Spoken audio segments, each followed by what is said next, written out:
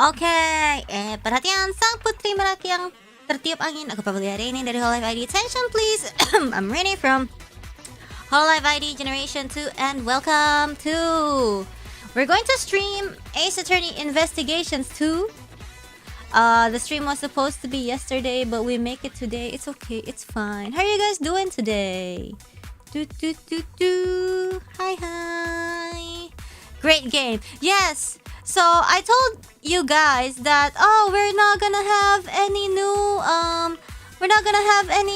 game stream until we finish Chromatic Future, and now that Chromatic Future is finally finished, we can start with new games. I also have a bunch of stuff I want to start. Pokemon Legends ZA being one of them. But yes. That will have to start next week actually. I watched Chromatic Future at home. Yay! How did you like it? Did you buy it already? Of course. I bought it like last week. I bought it last week. So I'm very excited. I haven't tried it on my device, but it should be fine, obviously. If it's not fine, then you know, it's not like restarting will... it's not like anything can fix it. The only thing that can fix it is... Okay, literally nothing. I don't know.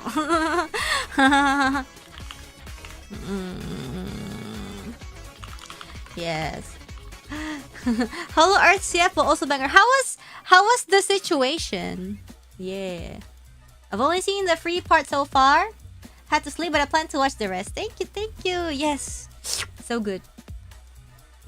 I thought Pokemon ZA will be early morning fasting stream. Fasting is still so far away, guys. It's still so far away.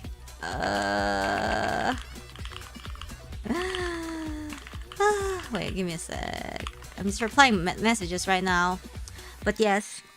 Supposedly, unless this game's playing with me, like TGAA, supposedly the first cases are usually pretty short. That's why I started a little bit later. But anyways, I'm free for the night, so we can just play until one finishes. Unless my brain gets tired.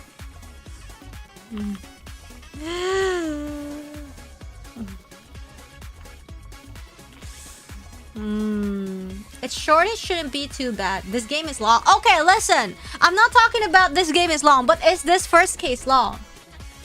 You know? I can hear everything better on HoloEarth. Of course, I guess.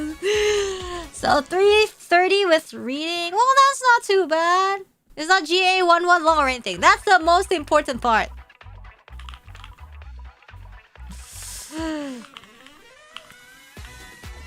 But yes. Ooh. Grr. Maybe a little longer than a standard first case? Maybe. It could be. I mean, that's not too bad. It was like 4 hours. It's like, okay, I think it's fine. Yes. Turn on the original soundtrack for the first case. At least the first case is longer than AA1's first case, but it's still short. Okay. I don't know. A lot of people want me to turn on the original soundtrack, so I might...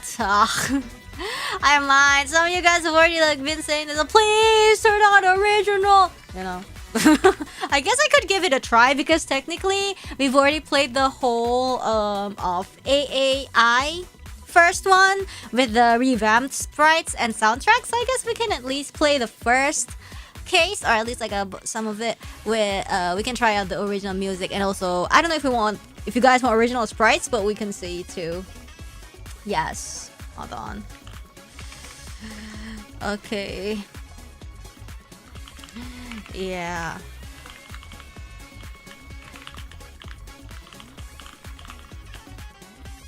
I like the remixes in AA1. I think it's like mostly because AA it's kind of like, in the original they used this intro instrument, but in AA in the revamp they used a different instrument. So it's kind of like, you know.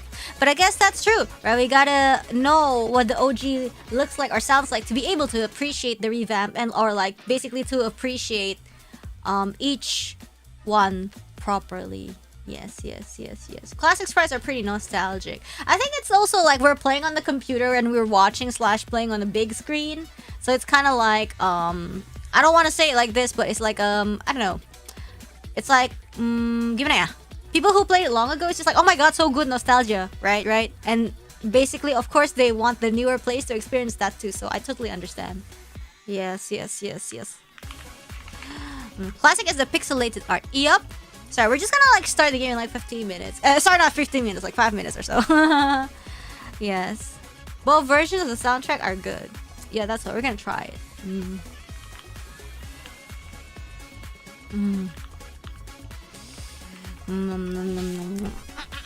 As a person who exclusively played the fan version, I think the new spreads better. If you're familiar with the OG, you probably have the fan localization next to mine, and it gets jarring sometimes. I have never played the fan localization, but I guess so, yeah, because like they don't really have what you call it. It's not like a real Japanese name or something like that. It's like they always do puns and stuff like that, right?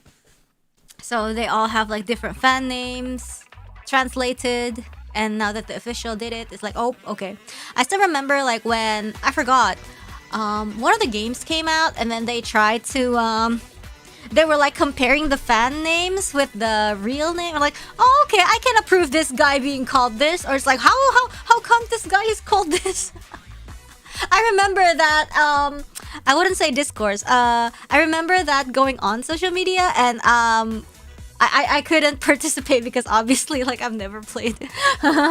Any examples? I don't remember. I don't remember what they said, but like, yeah, it's just different localization. OG AA fans remember Dolores Willow. Who's that, bro? Yes. Ya gitu. Kak Reine, Game of the Year buat Kak Reine tahun ini apa? Aku suka sekali Silent Hill F, guys. Yes. The DS version never got translated, so this is the only A I never played. And we're gonna play. Yes. Dahlia's fan name. Oh, Dahlia's fan name before Trials and Tribulations was translated. Oh, did you know they added new difficulty to SHF? Oh my god. Is it like super easy difficulty or what? Story mode? Super story. They also used Herlock Sholmes, probably for legal reasons. I guess so, maybe. You like Silent Hill F because of Silent Hill or because of Ryukishi? Both. Why can't it be both? I take a look at it because of the writing, but then I fell in love with the atmosphere and the writing and the topic they bring up in the game. Yes. Yes.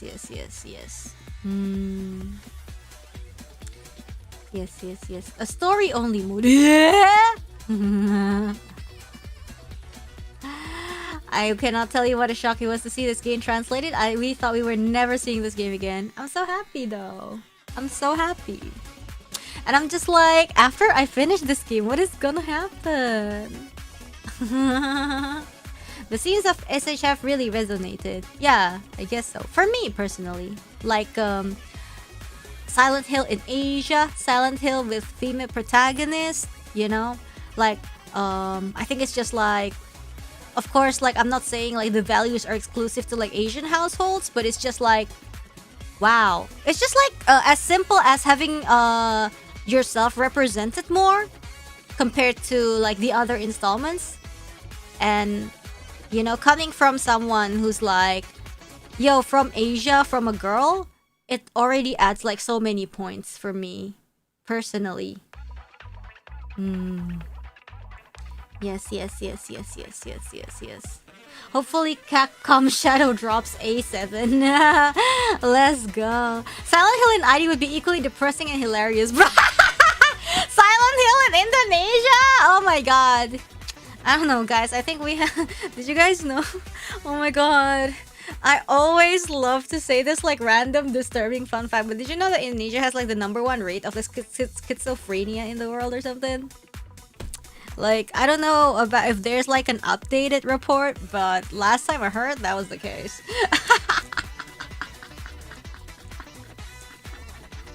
That would be so fun. No? Now you do. Yes, that is an unfun fact. Don't need a Silent Hill game. You guys are living that. That's so crazy, bro. Maybe they could like do a little twist on it. What about brain tumors? I don't know. I have not checked that fact yet. SHID and you visit an abandoned village on a small island. That's like, okay, that is literally, I think it's a very common theme in like horror. So you know, if they gotta make Silent Hill ID, they better make it a little bit more I don't know, unique. The other trope in Silent Hill ID would have to be undrinkable tap water. No, but they already had poisonous water in Silent Hill F. Dang.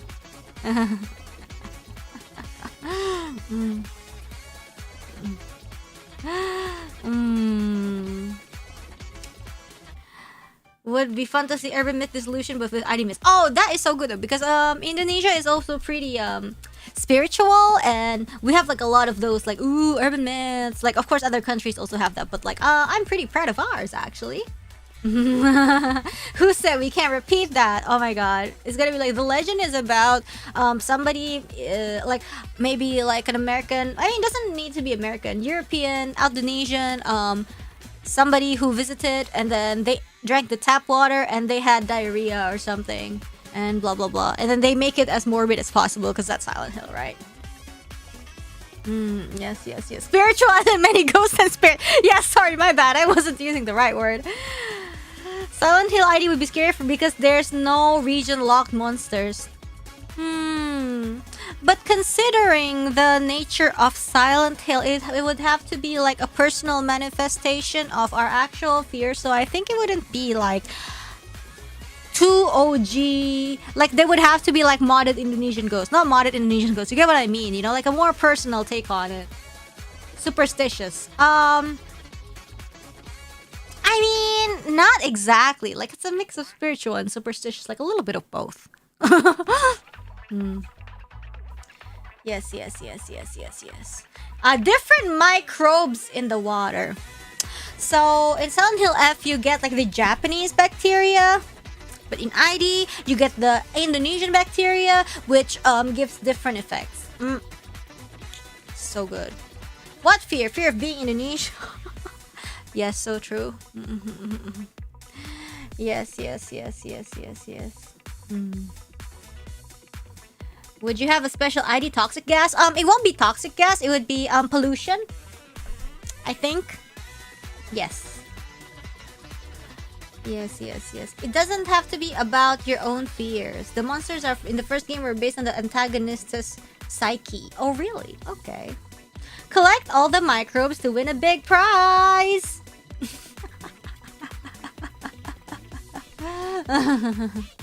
ID bacteria plus JP bacteria toxic Yuri Ikuzo. Wait guys, give me a second. I'm going to go idle meeting and then we're gonna start playing the game. Okay. The horrid gas is just microplastics. That's so insane. Yellow.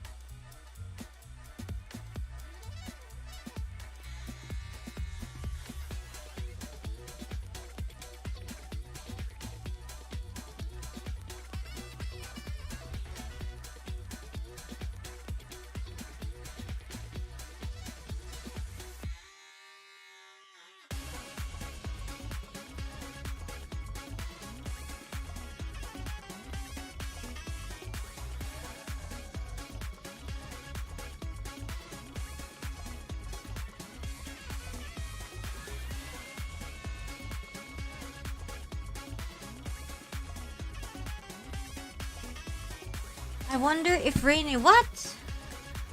Already played Pamali? I think so, at least like the first one, or am I hallucinating? I don't know. Yeah. Welcome back. Thank you. I'm just gonna boot up the game first. Wait.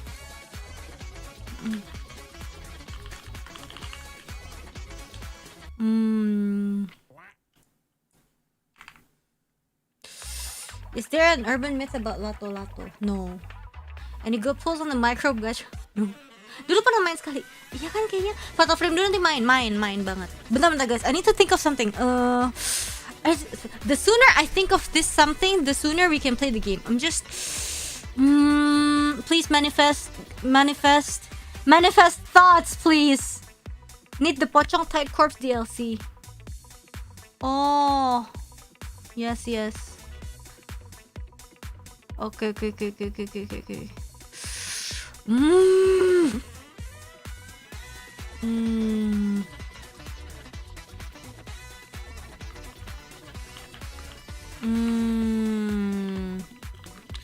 What are you pondering about? I'm pondering about how I should phrase something. I'm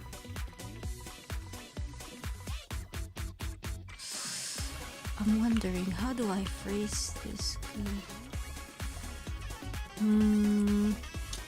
The orb.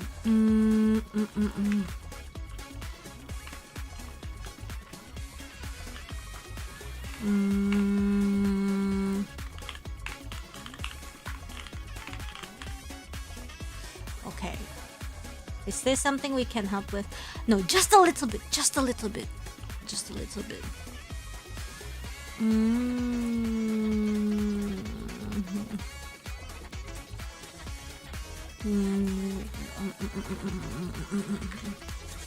Are you interested in the new version of Steins Gate? Just announced. I haven't read the announcement actually. I was like an anime only Steins Gate watcher.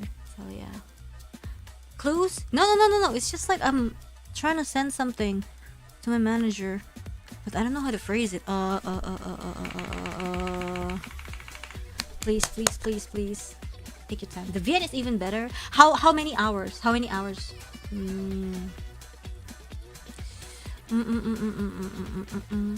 Deciding on what language to use. No. Mane-chan business. It's like I'm writing something pretty long, but I don't know if I'm wording this correctly. VN is long if you want to go for different endings.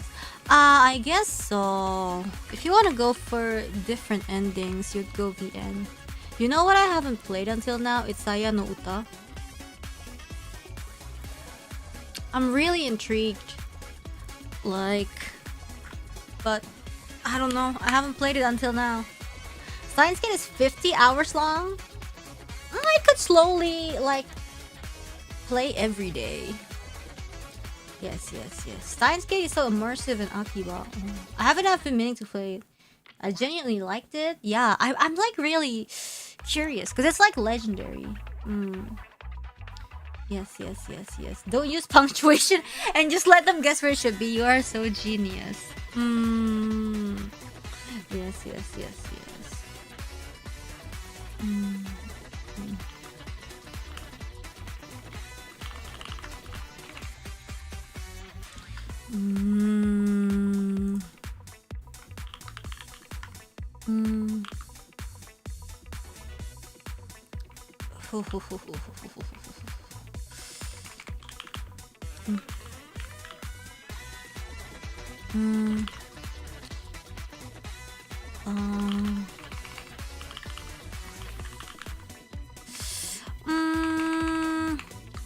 Okay, I know.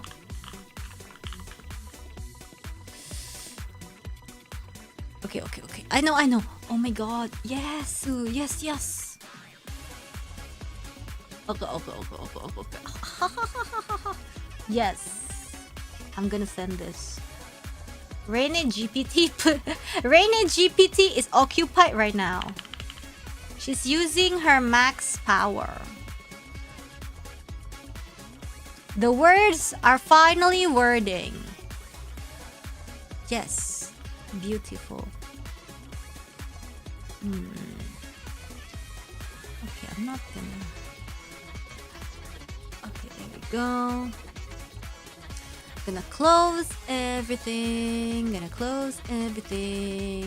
And then gonna close Photoshop, and we can finally start playing. Thank you so much for your patience. Thanks for waiting. Play Hades 2, of course. I'm gonna play Hades 2. Ace Attorney Investigations Collection. Yay, aren't you guys happy? Just in time, 25 minutes. How do I build Hishiake Bono that wins Virgo Cup? You pray while you build. No, not you pray when you build, but you pray while you get matchmaking. You pray while you get matchmaking, okay? Okay, there we go. Oh my god.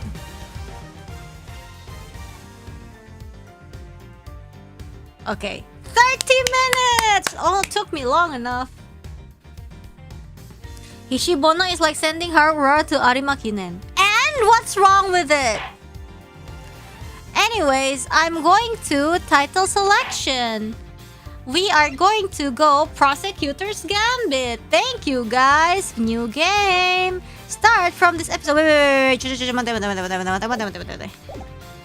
Options. Art style is anjing kremet-kremet gayanya. Audio. Soundtrack is original. Yes. Art style HD or... Yeah, guys, so pixelated, guys. Ya udah, but we try, guys. Is this already changed? Yes, original pixel art. Okay. Okay, guys. We go. Title selection. Crunchy munchy pixels. If we want to switch, we could give it a try.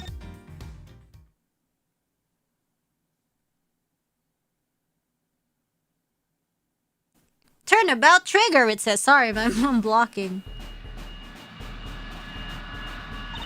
Here he comes! The presidential plane descends from the western skies, bringing a message, is making its final approach, and lands right on Gourd Lake! Oh, Gourd Lake mentioned? Yo. You don't have the arranged tracks? Yes, I do, but some, just listen to that crowd. Welcome, Zengfa. Welcome, Mr. President. And now, sir, your audience awaits.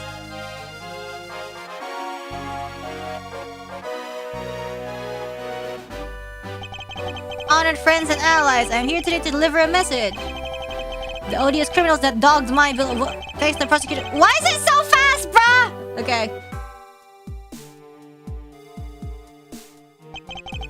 We have our most heartfelt gratitude. However, friends, do not forget. The battle against evil rages on. Here today, I make you this solemn promise.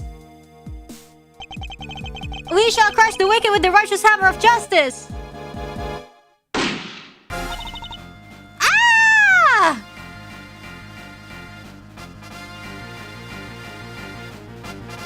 Uh-oh, what's going on? Call the prosecutor's office. Got Miles Edgeworth here right away. If anyone can solve this, he can. Oh, nice music though.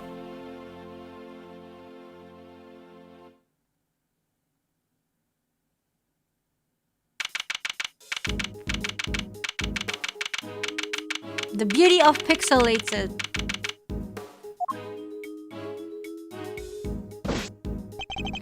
The news must be halfway around the world already.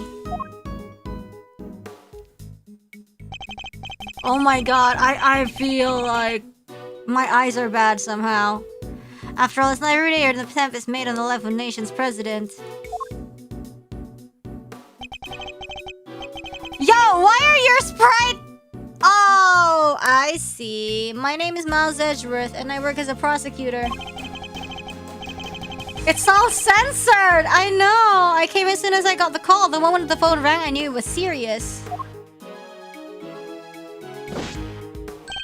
Mr. Edgeworth!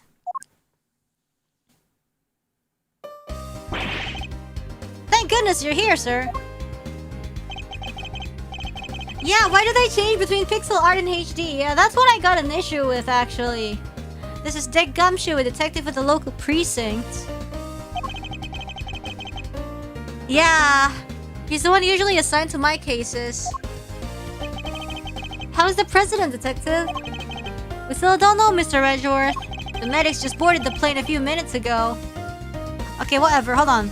You know what, guys, I'm gonna give this a chance, and then, like, after the dialogue, I'm gonna switch back. At least, like, the graphics, because, like, I'm gonna be honest, like, if they had made this also pixels, it probably would have been fine. But it's just like a combo of, like, HD and pixels, so it makes my eye hurt, low-key. Yeah, and the background's just, like, upscaled. I don't know. I see. I hope he's alright. Then I suppose you better show me the scene of the crime instead. Right away, sir. Instead of feeling the old school vibes. Oh my god, actually, you know what? Bruh, gameplay audio file, back to title, actually.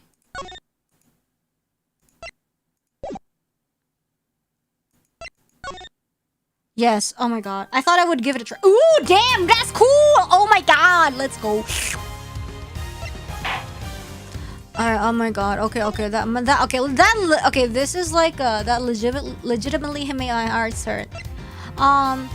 What about soundtrack? You want to switch it back?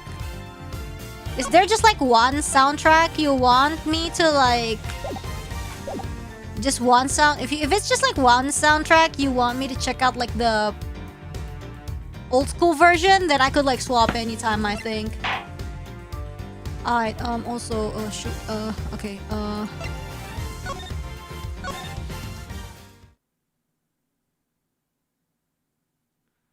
Sorry. Okay, let's look.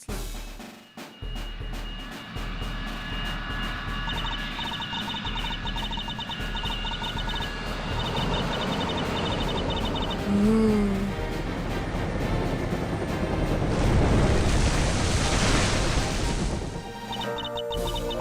Oh my god, the HD.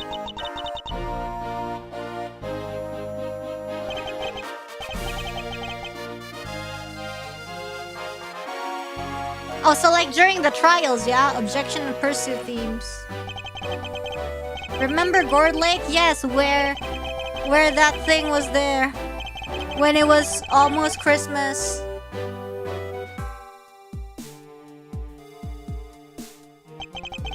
You have our most heartfelt gratitude. However, friends, do not forget. The battle against evil rages on. Why do you hate the president so much you had to shoot him twice? My bad.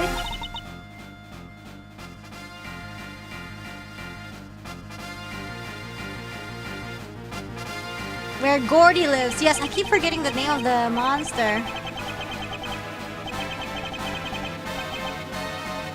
Double tap.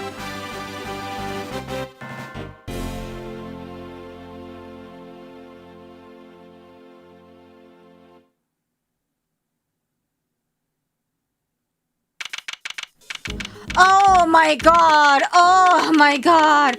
Oh, thank you. Oh my god.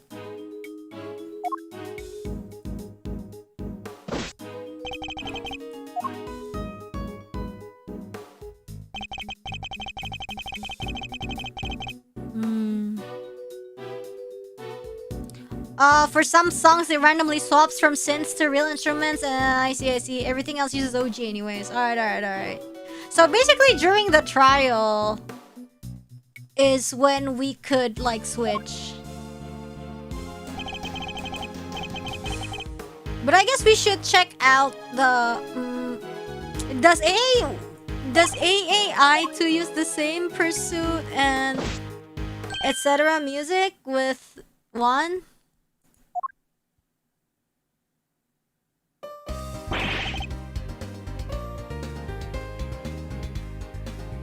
The background is the same too? No, it's not the same.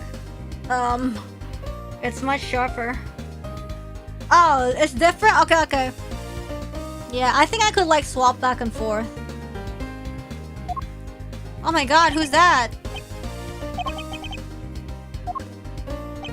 How is the president? We still don't know, Mr. Edgeworth. I hope he doesn't die. The medics just boarded the plane a few minutes ago. Yes. Okay. I hope he's alright. Then I suppose you better show me the scene of the crime instead. Right ahead.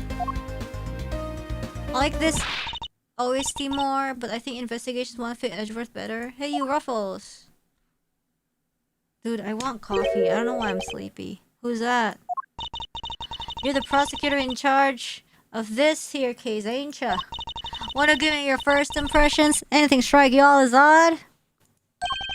No comment. Detective Gumshoe with me. Come on now, Mr. Prosecutor. Don't be like that. Mr. Edgeworth, wait for me. Ngantuk banget aku. I don't know why I'm so sleepy. I think my eye was like strained from earlier. It's just like, you know, when you get motion sick, you just need like 5 minutes to get motion sick, and then it's like, oop. I'll need the facts of this case in as much detail as you can give me.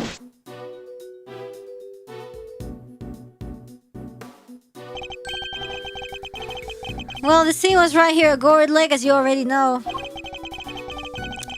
A bunch of people were gathered to welcome the president of Zhengfa. He's so buff. Di Jun Wang, yes, I read about his visit. It's been all over the news for days now.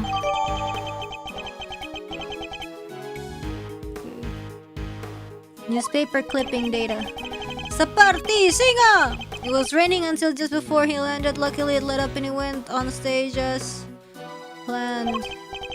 And then smack dab in the middle of the speech. Kocak! A gun goes off and everybody runs for cover, terrified for their lives. Apparently. Cover corp? Hololive? Apparently? Truth is, I only showed up myself. I don't know a whole lot more than you do, sir. You were summoned on short notice as well. Sure was. Right in the middle of my day off. I was at the office taking advantage of the peace and quiet to prepare for my next case.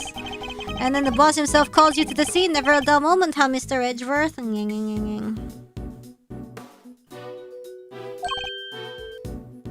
The boss? Yeah, Chief Prosecutor was right here in the park. Saw the whole thing. First chance he got, he yelled at the top of his lungs. Get me Edgeworth right away! He's the only man for the job! Something like that. I see. Oh, they cordoned the perimeter of the park off as soon as it happened. You'll be happy to know. So our would-be assassin is still here somewhere? Good.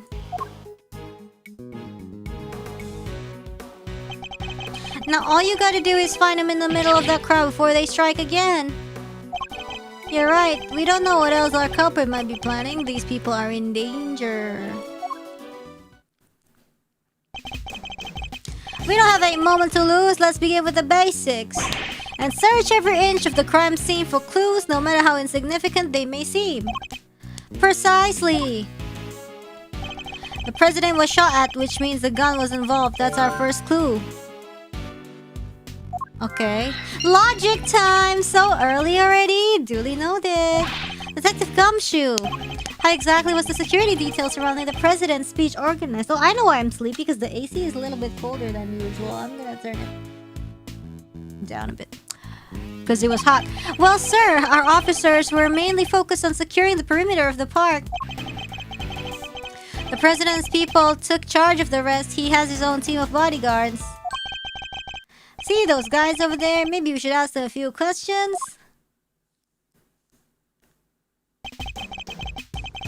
If I want to talk with them, I'll need to walk over and press space. Oh my god, are we going to space? Oh my god, I forgot how to play this game. Sir, the president's bodyguards are over there. So they are. I should walk up to the bodyguards and press... Yellow. Can I help you? You're one of the president's bodyguards, correct?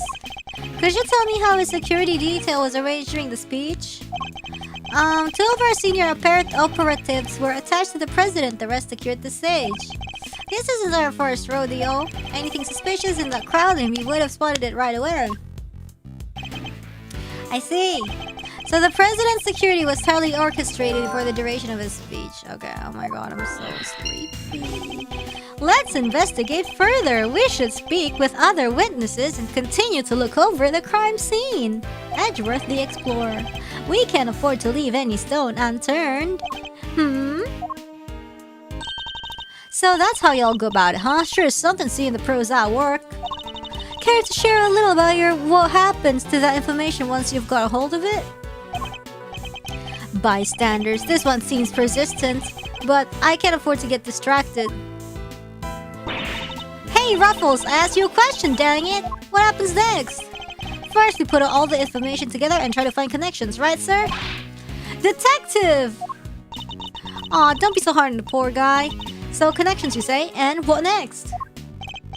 Well, I guess you'd say we connect the dots. Connect one piece of information to another. Oh, logic tutorial. It's Mr. Edgeworth's forte. He's a logic master. He's a logic master! Would you... Look at that. Oh, logic master.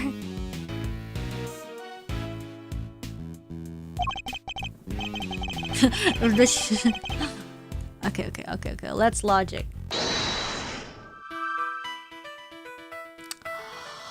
Okay, so security was tight, but he was still shot at, and then security was on the watch, so it means you suspicioso.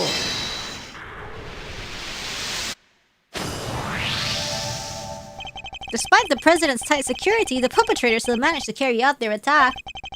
Completely undetected by a contingent of highly trained bodyguards, no less. Is it an inside job? No, mean feet. The feet are so kind. None of them are mean. This would have taken some serious planning.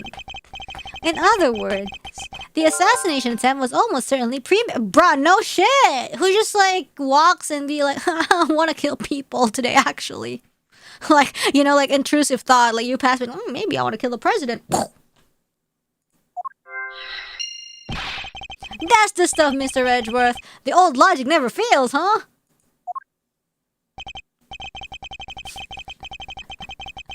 This is just like... Wow! In real life, like what Gumshoe says could like most likely be, considered sarcasm. Oh, your logic's at it again, sir. Oh, so good. Oh, you're a master of logic. Gee. Impeccable brain power. Oh my god. Anyways, indeed, all we need to do is find the right clues and make the right connections between them. Make the wrong connections, however, and we die! Which means I must make well-reasoned connections if I intend to draw a logical conclusion. Okay, what do we do now? Let's get this investigation started. Time to examine anything that looks suspicious. To examine things, I simply need to walk up to them and press space. And if I wish to speak with a detective, I should use T. Sorry, what should I do now? Oh, hey. Have you found anything of note, officer? No, sir, not a thing. No fingerprints, no footprints, nothing. That is to say, none that stand out, sir. Not after everybody touched and walked over everything. Oh my god, okay. Detective Gumshoe, do you sound pleased about having no evidence to catalog? I'll speak to his commanding officer about it, sir. Salary review is coming up soon and all. The game is afoot!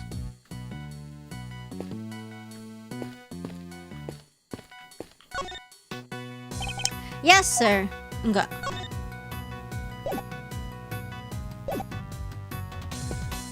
Music kinda nice. What is the officer here taking pictures of, detective? The wicked will be crushed beneath the righteous hammer of justice. Looks like he's reading off of those papers here, Mr. Edgeworth. Pro speech says number 3. Speak slowly and confidently to win your audience around. Hey, this is good stuff. Better get a shot of this one, too. Instead of focusing on that speech, how about you focus on your work instead, officer? Hey, Ruffles, how's the investigation coming along? Anything y'all want to share? No. Here we go again. I'm not in the habit of sharing the details of confidential investigations with strangers. Dang, you sure are one tough cookie. But I ain't about to head back to Chief Lotta empty-handed. Don't I know that name? What? This is Lotta's anak buah? This is Lotta's fruit child? Lotta's subordinate? Don't I know that name from somewhere? No, must be my imagination. Lotta has moved up the career ladder, it seems. Yo. Is the president okay? We're not at liberty to share that information with local law enforcement. What did you just say to him? You let us on that plane, pal, or you might just regret it. Sorry, can't let you do that. No one respects the badge anymore. I suppose this is something of an international incident. All the more reason to find the killer as soon as we possibly can. Ooh, last case of AAI1 was like international. I mean, supposed to be. And now we're at case 1. Right off the bat, it's an international incident. That's crazy. Okay. Anyways, I think I might want to plug in my controller. Because it's just more comfortable to do so if we need a lot of exploring. Shoot, so many cables. Which cable is the proper one for my controller? Shoot. Hold on. The never-ending extraterrestrial.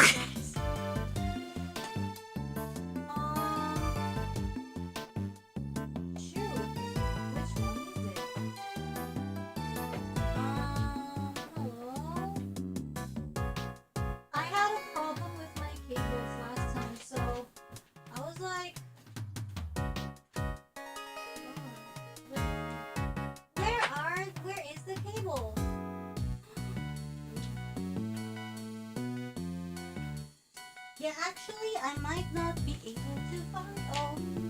Can I find? Where is it? Oh, actually, yes. Here we go. Wireless controllers are a blessing. Yeah, but I don't know. Sometimes I put my stuff like far away, and then it activates whenever I don't want it to activate. Unless like it has like a little toggle to like easily activate and deactivate. Okay, sorry. Okay, there we go. Okay, so the president had a nasty surprise while he was giving his speech. Yeah, sometimes something is sitting on my controller and my computer just goes berserk. Yes, exactly. That's why I always like, you know, I plug in and then like I unplug as soon as I'm done. Yes. Same thing happened to me when I was a kid, right in the middle of a public speaking contest. Someone has an activation button? Well, I guess not the dual shock. There I was yammering away when all of a sudden, earthquake. Almost jumped out of my skin. That sounds terrifying. Even the word earthquake makes me queasy. You were listening, Mr. Edgeworth. I thought you were ignoring my little aside. Like always. Okay, No! What? Steel Samurai! RIP! I was just as proud as you, sir, but there's no mistaking it. It's the Steel Samurai. The Steel Samurai Warrior of New Old Tokyo. It's a popular TV show. Old, young, it doesn't matter. It really has something for everyone. Beats me why they had a Steel Samurai balloon at the welcome party for foreign president. It's a little odd, although now that I think about it, what better hero to represent our nation? I must scour the scene and inspect anything that catches my attention. Frick, what? Oh, look at that bullet hole. It's the flag of Sengfa. The key motive is a blazing red phoenix. Hey, go! What's this? Something the matter, sir? You don't see it, detective? There's something unusual about this flag. Compare it with the one on the other side of the stage, if you will. Oh, that's a beauty right there. Can we just say like, oh look, there's a bullet hole. Just look at the flag fluffing in the wind. It's immaculate. Exactly, which is how a flag should look. And yet here we see quite a different picture. One thing in particular stands out, don't you think? Right, of course. Come on, spill the beans. You can lead a horse to water. Seriously?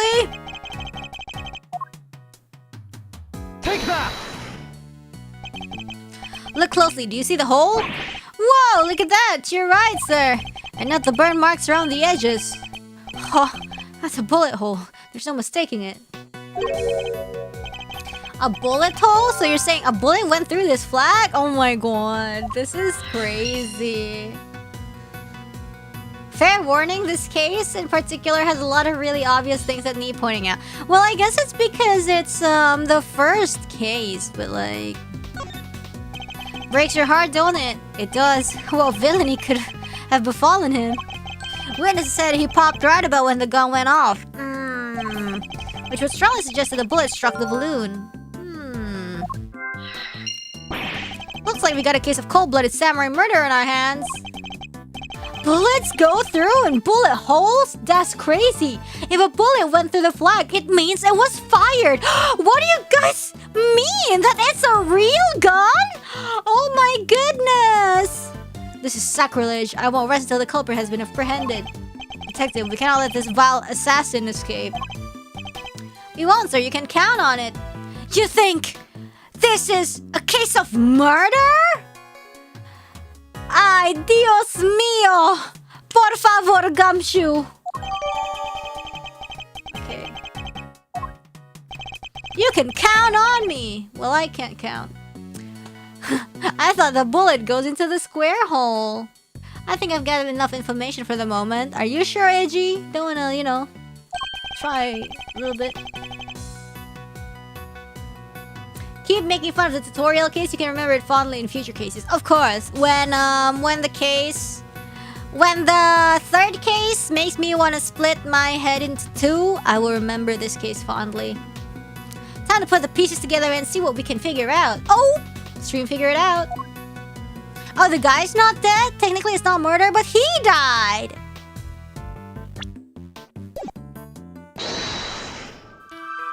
Crime in my Ace Attorney? Okay, whatever. I don't care. Is this real? Is this correct? I think. There is a bullet hole in the flag, and it seems highly likely the balloon was popped by a bullet, so... which means 2 shots were fired. Right, sir? Oh my god! Possibly even 3. The president was shot at as well, remember? There were 2 gunshots? Just like almost Christmas? How many gunshots were there actually in the Christmas case? I forgot. Equally, the hole in the flag and the hole in the balloon could have been made by the same bullet. What we need to know is how many gunshots there were. It's complete. But it wasn't Christmas. Alright, on with the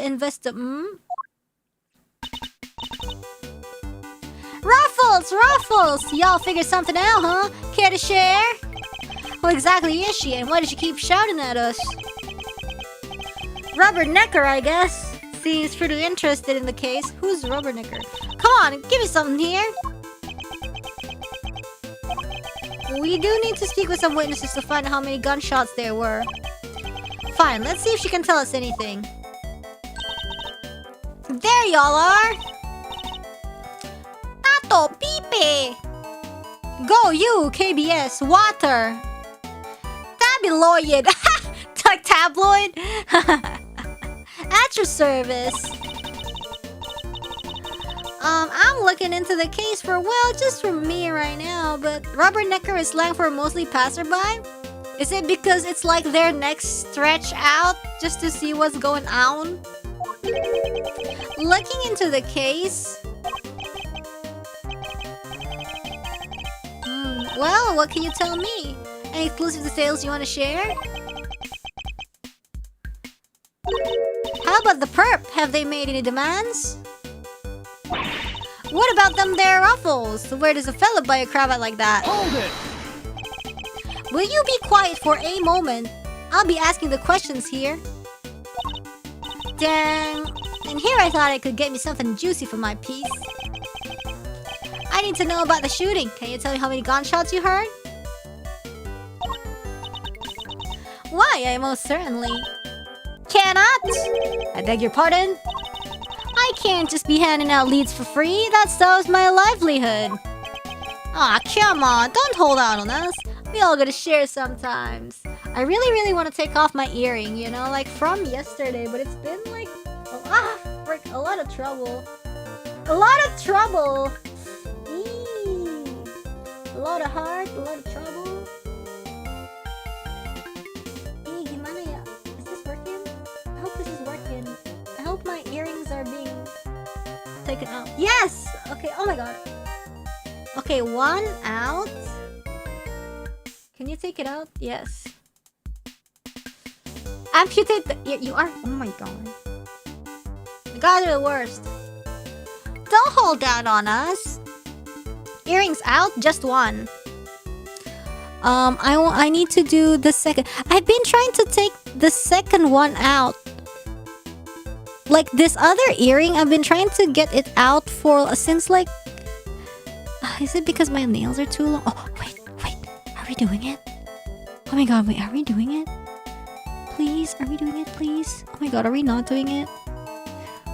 Please, oh my god, please, oh my god, yes! Oh my god, yes!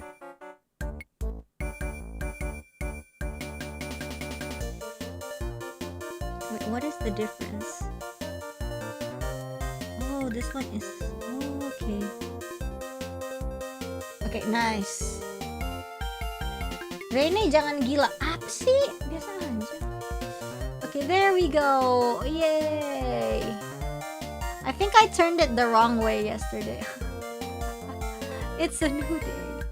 Don't hold out enough. We gotta share sometimes. Yeah, okay. Me? Hold out on you?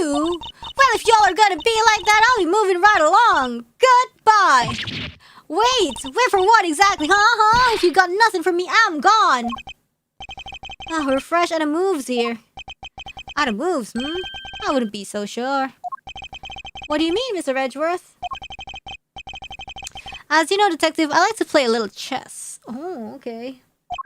And what does one do in chess when an opponent adopts a defensive position? You flip the table. Okay. Why? The board offers any number of options, but some are more effective than others. Sorry, sir, but this is all going way over my head. Okay. No matter how impenetrable an opponent's defense may seem, it can always be overcome.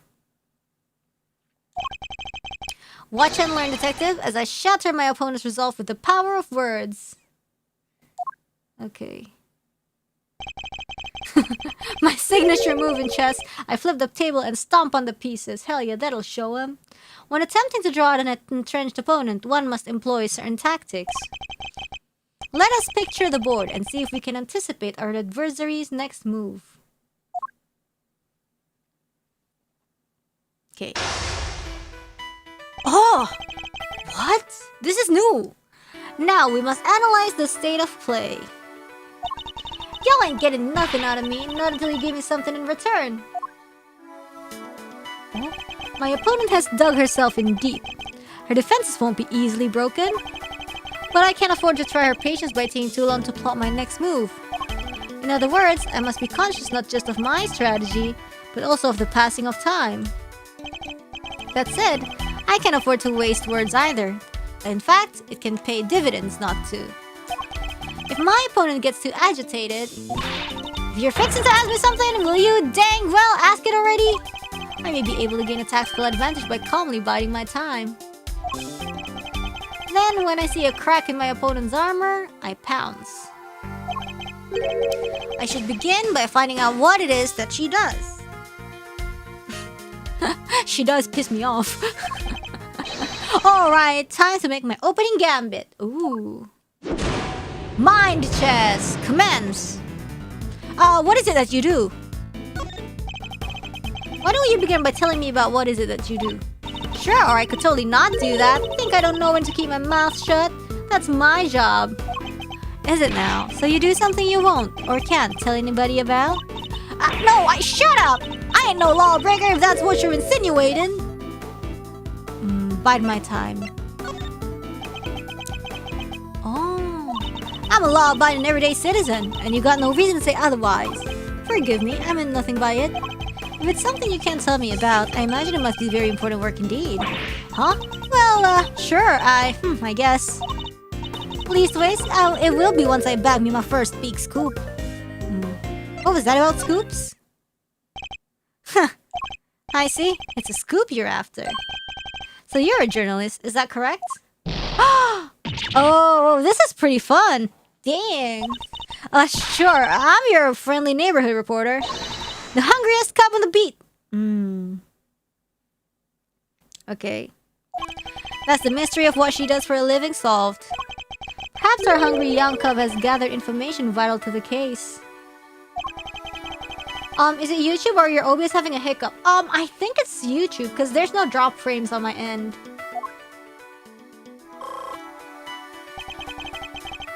With the opening moves concluded, the mid-game approaches. What else does she have to tell us? Were you at the scene of the crime? At the time of the incident, were you present at the scene of the crime? Come on now, Ruffles. You ain't gonna give little old Tabby something first. No, then I ain't giving to you nothing in there. You think I'm a sucker? Think again. Oh. Bide my time? Come on, this is my career we're talking about here. You gotta give me something. Sadly, the more you know, the more you might find yourself in danger. I ain't scared. I'm a pro. It takes more than the sound of a little gunfire to faze me. You heard gunfire, didn't you? You may be a pro as you put it, but I'd say you're still a little wet behind the ears. You say you heard gunfire, which proves you were here at the time of the crime. Therefore, you must have seen something. Double dang. Fine, I was here. I saw it. Came to report on the big speech. Wound up reporting on the shooting. And you won't get no more out of me than that. I'm done with your tricks, Ruffles. Oh, if she came to report on the event, she must have made a record of some kind. A record I would very much like to get my hands on. That is quite the place to which to take the conversation next. Okay. Okay, so let's try this. You're a reporter, which means you must have been making a record of some kind. You got more questions? You gotta give me something first. That's the deal. Okay, I'm not in the habit of making deals. Can't help you. Time to deploy my clue. So this? Why is it in orange? No self-respecting reporter would leave the house without a means of putting things on the record. So tell me, Miss Lloyd, where's yours? Of course I made a record. I told you, I'm a pro. Dang, you wore my shoes are running around on this one. Which is why I'm not about to just hand it over to the first person who asks me. I'm not just anyone, young lady. I'm the prosecutor in charge of this case. Don't you young lady me, you ain't getting it. No matter how many times you ask.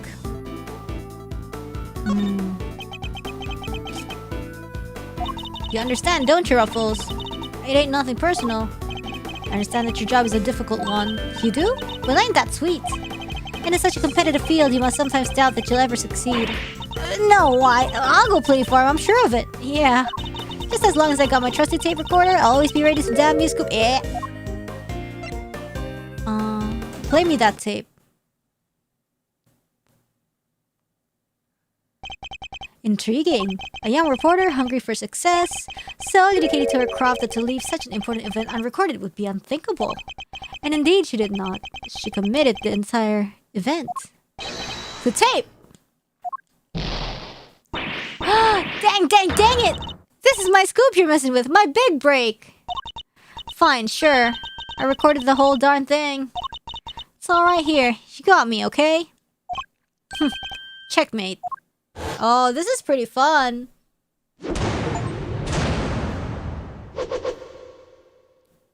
I got an achievement for, I guess, succeeding it. You're something else, Ruffles. I was trying to be all strong and silent, but you had me singing like a canary. Never mind that. Now play us the tape. They should finally tell us how many shots were fired.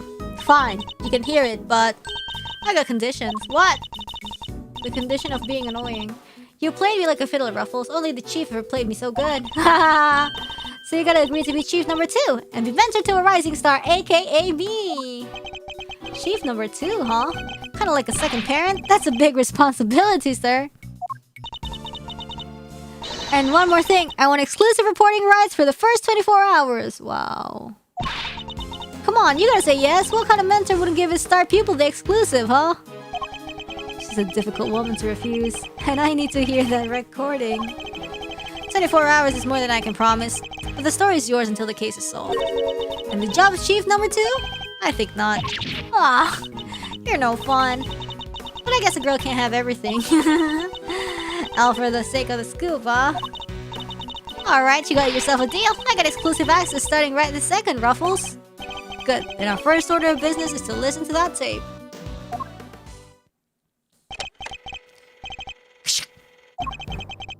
Honored friends and allies, I am here today to deliver a message. The odious criminals that dogged my beloved nation are no more. The President's speech. The President passionately addresses the assembled crowd, as if trying to shake off the reports of his declining popularity by sheer force of will. Then there's me! Can't beat a little live commentary to set the scene. The meeting is scheduled for just after the speech, correct? Seems pretty pleased to be able to put the whole Yatagarasu. Wait, what? Yatagarasu? As well as he should be. This is a great day for all of us. Whose voices are these? Oh, there was these two old guys standing right in front of me. They're whispering away to each other the whole darn time. I know their voices from somewhere. Wait, the part where the gun goes off is right after this. The President thrusts his fist into the air as the excitement reaches fever pitch. The battle against evil rages on here today. I will make you this solemn promise. You shall crush the wicked with the righteous hammer of justice.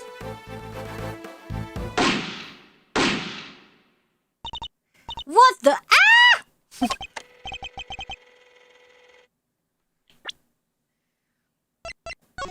I'm so sad. 2 gunshots can be clearly heard. So one is for the flag and one more for the steel samurai. So 2 shots were fired. Yep, and that tells us something. Something very important indeed. It allows us to deduce the trajectory of one of our bullets. Of the 2 shots fired, one hit the President. Haha, that's too bad. Which means the other must have passed through both the flag and the balloon in that order. Which, as you can see, allows us to deduce the position of our shooter. The only possible place from which a bullet could have been fired through the flag and into the balloon is... It's mine!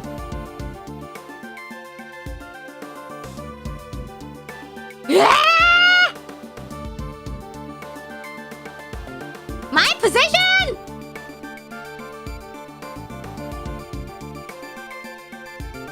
Wait, so like, is it like here? Like aim for my head? Or what? Are we the shooter? Or is it here? No, it can't be here. Is this like... Okay, maybe like here? Are we correct? Okay, I'm sorry. Aiming for my head. Take that! Oh shit! Am I wrong? Oh, same angle where you go through both X's? Hold on, let me see. One moment, Okay, I'm innocent this time. Whew.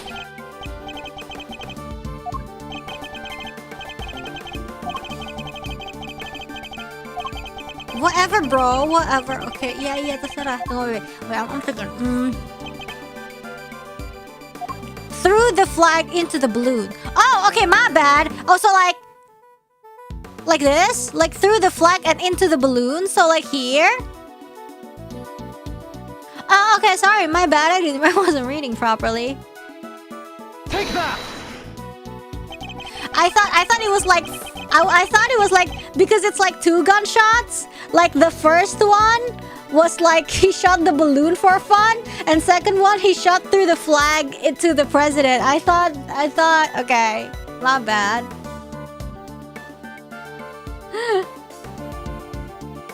It's like shot the balloon for fun. but like otherwise, like why would he shoot the President and that means he also shot the balloon for fun, but like in one go.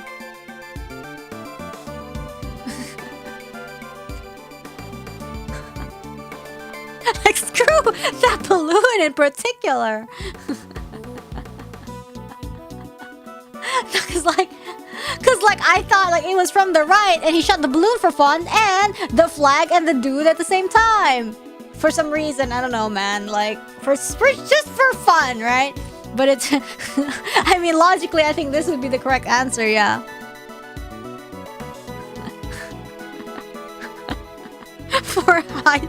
For style points.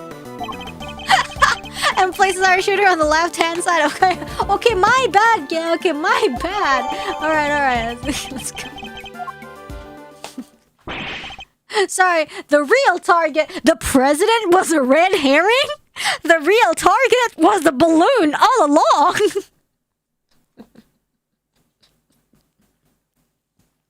Okay, you're a genius, Mr. Edgeworth. Detective Gumshoe, I'll need to examine the left side of the spectator area. Roger that, sir. So you need me to clear all these people out of the way, I guess. I do, and what evidence remains to be found may already be deteriorating. So I'll need you to be quick about it. Yes, sir. Chief! Hey, I'm talking to you, Chief. I suppose you mean me, Miss Lloyd? I surely do. You gotta let me help out. This stuff's my forte. I'm the best crowd herder you ever did see. Oh, she got good CC. I'll prod, pummel, and push him wherever you like. Hey, okay. A very kind offer, but I think a less hands-on approach might be preferable. Okay. Also about this chief business, I am nobody's chief. Whatever you say, Mr. Edgeworth, sir. Your wish is my command. I somehow doubt that.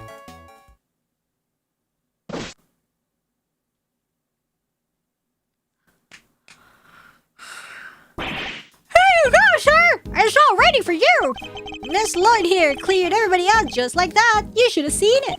Oh my god, is that Winston Payne? Oh, you ain't seen nothing. The chief, my other chief that is, she sends him running twice as quick. She sounds like quite a formidable character. Perhaps I should go easier on the poor girl. Thank you, but you really shouldn't have. All that running around. Your clothes are covered in mud. Allow me to pay for that cleaning. It's the least I can do. Huh? You mean my jacket? Oh, don't you be worrying your pretty little head about that. It's reversible. All you gotta do is switch it around and alakazam! Nowhere dirt. Okay. On the outside, perhaps. But you still have something of a problem with the inside.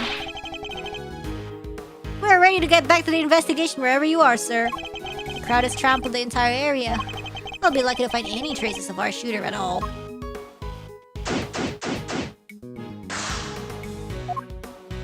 Yellow. Well, this is quite the situation, wouldn't you say, Mr. Edgeworth? Huh? Who is he again? It's Payne, Mr. Edgeworth. Winston Payne. We work together at the prosecutor's office. He's a prosecutor? What brings you here today, Mr. Payne? What indeed? Why, only the invitation of the chief prosecutor himself. His voice. I recognized it from the tape recording. Was he one of the men who was standing in front of Miss Lloyd? And where's the chief prosecutor? He had to leave, I'm afraid. He's a busy man. They let him, and only him, out through the cordon. So he had me summoned on short notice and then left before I even showed up? Rude. Okay. Yummy. Yay. I can't go to the right side. I'm gonna go talk to the flag. Oh, I can't. Whatever. The television truck appears to be stuck in the mud. Okay. Reminds me of the time I pushed your car out of that ditch, sir. Then you just drove away and left me there. Gotta admit, it felt kinda lonely. Did I do that? I think I might have. You came back though, Mr. Edgeworth. Only left me there in the mud for maybe 15 minutes? I knew you'd never forget about me, sir. Wow, the bars in hell. Well, of course I wouldn't. Barring those 15 minutes. Anyways. You even get a pick through the trash yourself? A prosecutor's life ain't easy, huh? Detective Gump. Right away, sir. The faithful detective scrabbles through the garbage as the prosecutor looks on, his hand unblemished. Let's see now. Come to Papa, little treasures. Is he enjoying himself? Bingo! A popsicle stick. Gotta love the jokes they put on these. Detective! Sorry, sir. Relevant evidence. Relevant evidence. Huh? think we got something. Pippi! Good work, detective. Let's take a closer look, shall we? By examining a piece of evidence from all angles, we can uncover hidden details. We sure can. Just tell me which way you want it, sir. You can rotate the item with the right stick if you want. I can move it closer or further away too. Yeah.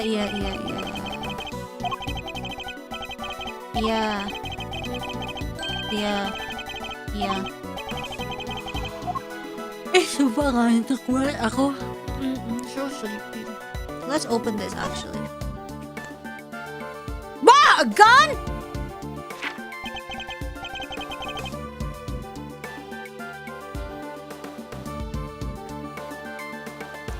Let's cover for lakeside now. Eyes on this area. The ripper position in light of Knight's injury. Knight immediately escort President to plane in case of emergency. What are we looking at here? Presidential security plan. It's a diagram of the president's security arrangements. It shows how the president's bodyguards were positioned. Even has his people's names on it. Rook and Knight. So his bodyguards are natives of Singfa. Wait, is that like their real name? I don't think so. I'm here to use some private security firm. But why not employ people from his own country? I know why not. Y'all want to hear a little tabloid exclusive? You really know something? Sure I do. I was over at their embassy not so long back. Hey Siri, shut up! Oh my god! Okay. Sniffing out a story. Well, I'm there. One of my sources tells me that the president's got more enemies and you got hairs in your head. Huh. Including a bunch of bigwigs in the National Police Force. Interesting, so he's unable to trust his own domestic law enforcement. I wonder if one of these enemies could have been behind the attempt on his life. But what was it doing dumped there in that bag? You raise an interesting point. It's a document relating to a matter of national security. It would surely be highly classified. Hey, there's something else in here. Is a gun? My. What's a gun doing in there? Sir, this bag, it's got to belong to the... Yes, it could well have been disposed of by our would-be assassin. A revolver. It would have taken a lot of nerve to dump it here and amid all the chaos. Could this be the work of a professional? That would explain the security plan too. Oh, yo! Wyatt got that scope-looking thing. Sorry, I don't know about guns. I can't be the shooter. I think we need to take a very close look at our latest find. How many bullets? This part is called the grip. I've had a few guns in my time, though. They've never felt quite right in my hand. This one is no exception. No, I was gonna... Oh, 2 guns per shot. I'm sorry, 2 bullets per shot. Yep. 2 spent bullets in the cylinder, matching the 2 gunshots heard on the recording. That proves it. This must be the weapon that was used. Oh, what's this? This is a laser sight. Oh, it's a laser sight. It can be lined up with the target to make aiming a bit easier.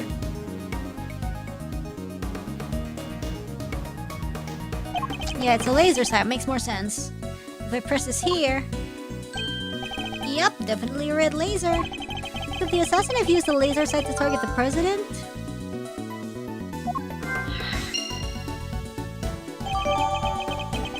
Revolver data jotted down in my organizer. That bag was a real find, huh? Just goes to show, a bag in the hand is worth 2 in the trash. Huh? Is that right? Nice work, detective. Now, there's something else I'd like to ask of you if you don't mind. I need you to take the bag and the gun to forensics and see if they can find any prints. On it, sir! A good set of fingerprints could really help this investigation along. Got the results for you, sir! That was quick! You bet it was. Told the detective it was a ultra super high priority. But they came up empty. Eh? And they checked everywhere? Inside and outside, top to bottom, sir. They even took the bullets out of the gun and dusted them. I should have known it wouldn't be that easy. Okay. Who do we talk to? Yay. Let's talk to her. You say you attended today's ceremony in order to gather material for an article of some kind. You bet I did. It ain't the kind of thing that happens every day. Okay, wait. And when did the ceremony begin? Right after the rain stopped, we got lucky. It was raining all morning before that. Anyhow, the president's plane touched down right around 1:45. And the speech started at 2 on the nose. What about the shooting?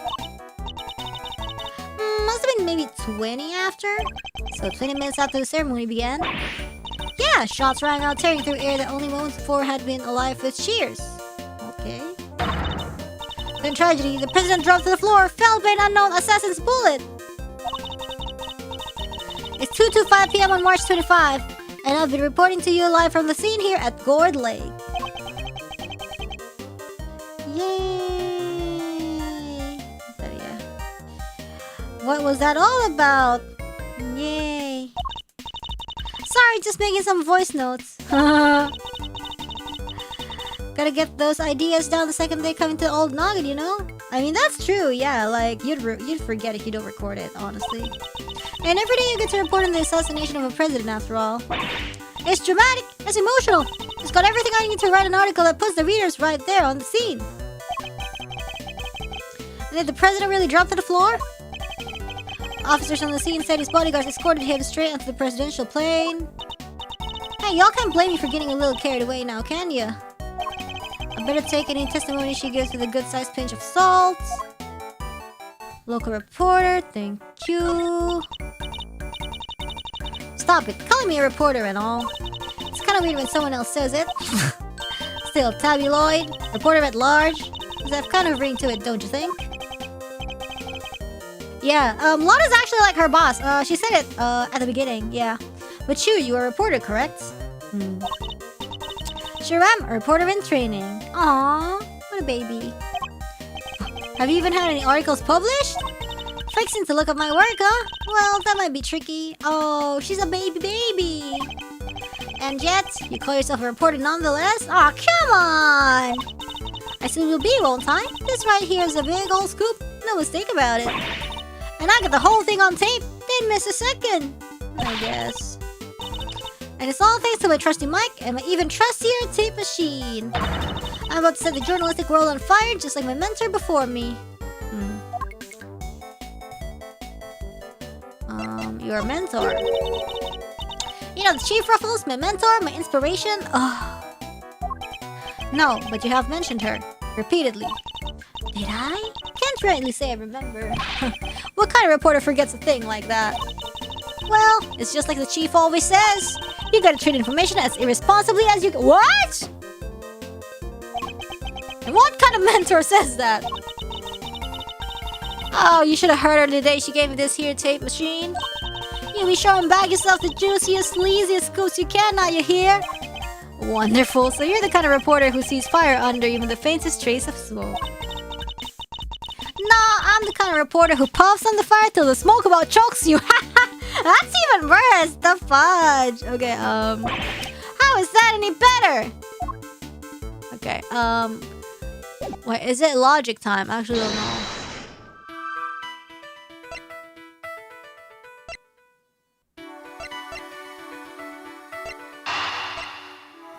Literally, I don't know.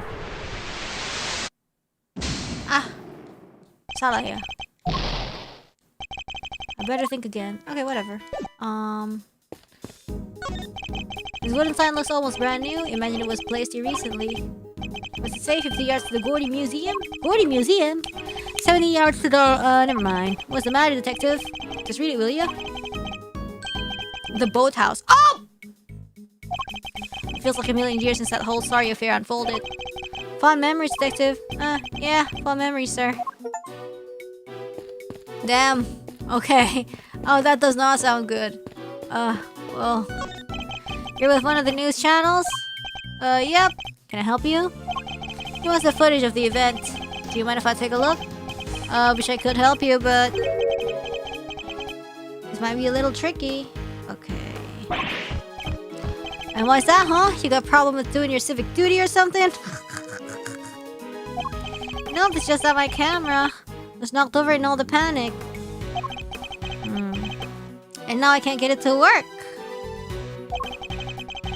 The footage would have helped immensely. Oh, it's just our luck. Ha ha ha! What the? You look like you need a little help, Mr. Edgeworth. I know that voice. Oh! Kay?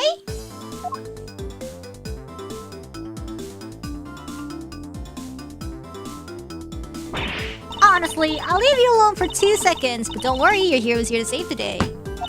That's right, the one, the only, Kay Faraday! Here, only you would give yourself a title like that. So you're not a great thief anymore?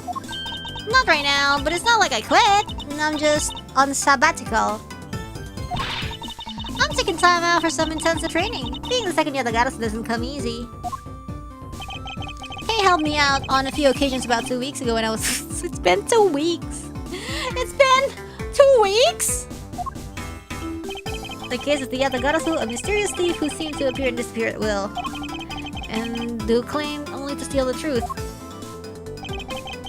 She called herself the second Yatagaru, the successor of to the so-called Great Thief. There's not a lock I can't open or a trap I can't escape. And when it comes to stealing, well, I'm still in training, but I'll get there soon enough. What are you doing here, Kay? What do you think I'm doing? I've been enjoying the festivities, of course. I suppose you didn't mention being fond of such things. And afterwards, I was thinking of dropping by your office to see you guys, but now I don't have to. Good to see you, kiddo. You're as bright and breezy as ever. Hey, Gummy, how you been? You're looking pretty full of beans yourself. So, Kay, are you really here to save the day? Yep, prepare for your jaw to hit the floor. Your best pal in the world here only went and took pictures of the whole shebang. Did you now? Then you'd better show them to me. Wow, your jaw didn't even drop an inch. What's a girl gonna do to impress you, huh? I know, right? Mr. Prosecutor here is about as much fun as a dang toothache. Won't even let me call him Chief. But forgetting my manners. Tabby Lloyd, ace reporter at your service. Nice to meet you, Tabby. You're right, he's no fun at all. This one time, You two can chat later. Okay, can I see those pictures? Ooh, fine. Here.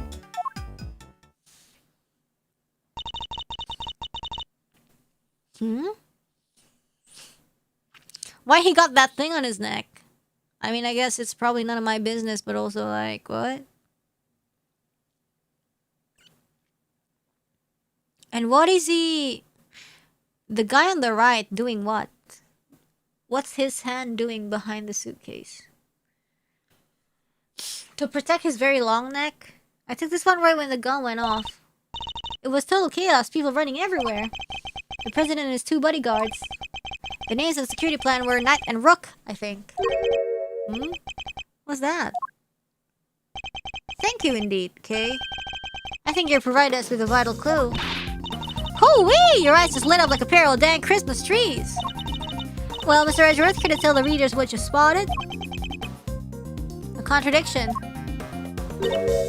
A what now? I don't see nothing strange. Allow me to show you. This picture shows the moment of the incident. Another piece of evidence shows something different. I need to highlight the point of contradiction. Wait, what?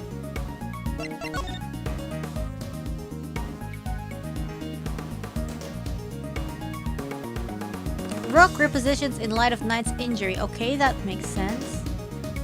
Knight to immediately escort President to plane in case of emergency. Less cover for lakeside. Eyes on this area.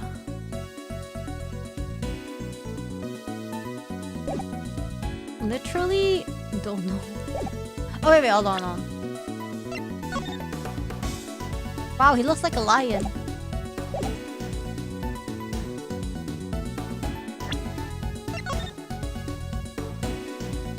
He has no eyebrows. He has no eyebrows.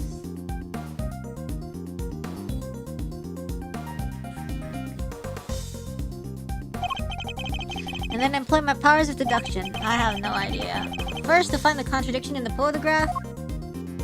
Hello? He has no totol. He has no dots in the... He has no dots on his face. What are your thoughts on the red dot? I'll simply press Y to make my deduction. Yeah? Now to present the evidence that proves the contradiction.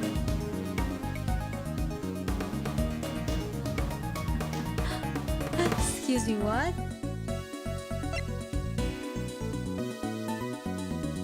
Like, why does it look like he's being aimed from the center? Is that what I'm supposed to be, like, concerned about?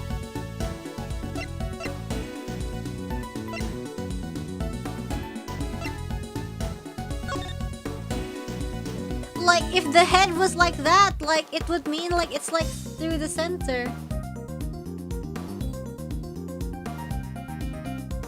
Remember what I said about really obvious things? Is it this? Because, oh my god, why is there no red dot on his face? Really? Is it the bullet trajectory or the fact that, oh my god, no dots? Oh my god, I'm so confused.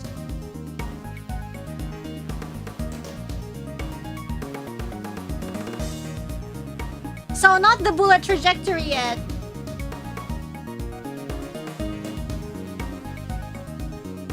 Eureka! Are you serious? Look closely at the picture of the president in this newspaper clipping if you would, Miss Lloyd. Now look at Kay's photograph. Compare the two carefully. What am I looking for here? Well, I'll be.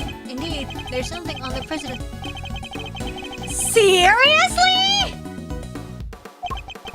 What is that? Some kind of birthmark?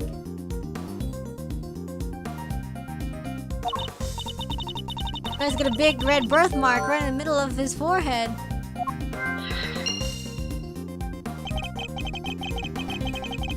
Highly doubt the birthmark just sprang up since the other picture was taken. If he had get bitten by a bug, then maybe. Yeah, that's it. That right there's a big old bug bite. And here I thought it was something important. The look on your face. You should know that the road to the truth is paved with just such seemingly trivial details. Ooh, again with the face. Alright, alright. Duly noted, Chief. Okay, cool.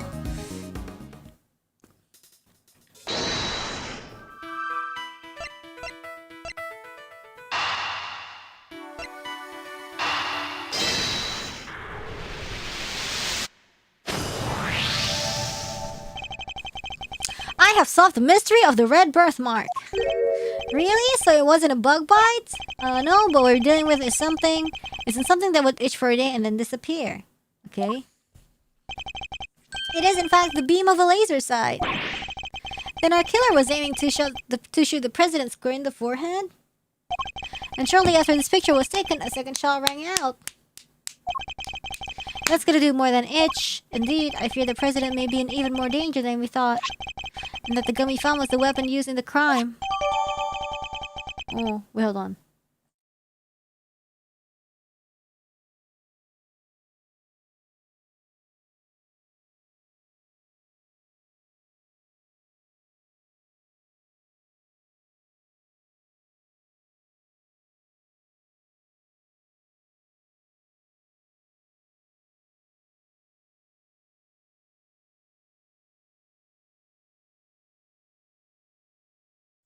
Okay, my bad. Ouch, my head hurts. Sorry, I was just like calling for medicine.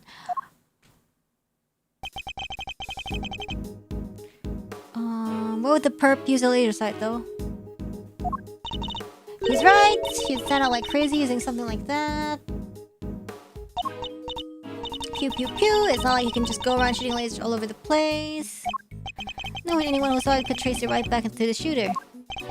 Seems like a pretty bad idea all around. Almost forgot. I took a couple more pictures. Maybe the later sight's in one of them. It's a long shot, but it's worth a look at least. My head hurts. Alright, okay, let's see those other pictures. Yes, sir! Right away, sir. Let's see. First up, here's one I took just before everything started going south.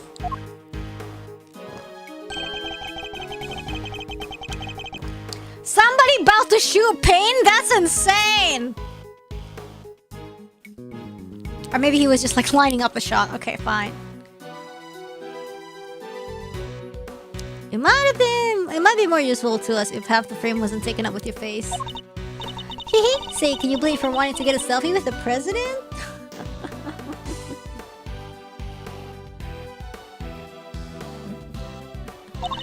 Lucky for you, this was right before the gun went off. This one I showed you before is from just after the first shot was fired. Huh? Okay, so he shot the toy first. Shot the toy to distract people and to like, so they turn to the balloon, and then while everybody was distracted by the balloon, he shoots the president. The second shot came just seconds after this. Then there's... Oh, that's the red guy. What's this? I can hardly see anything. I got knocked over when everyone started running right after that last picture. Guess I must have pressed the shutter by accident. Yeah. Not sure this one's gonna be much use, kid. Yeah, so the balloon wasn't the main target, apparently. And that's all of them.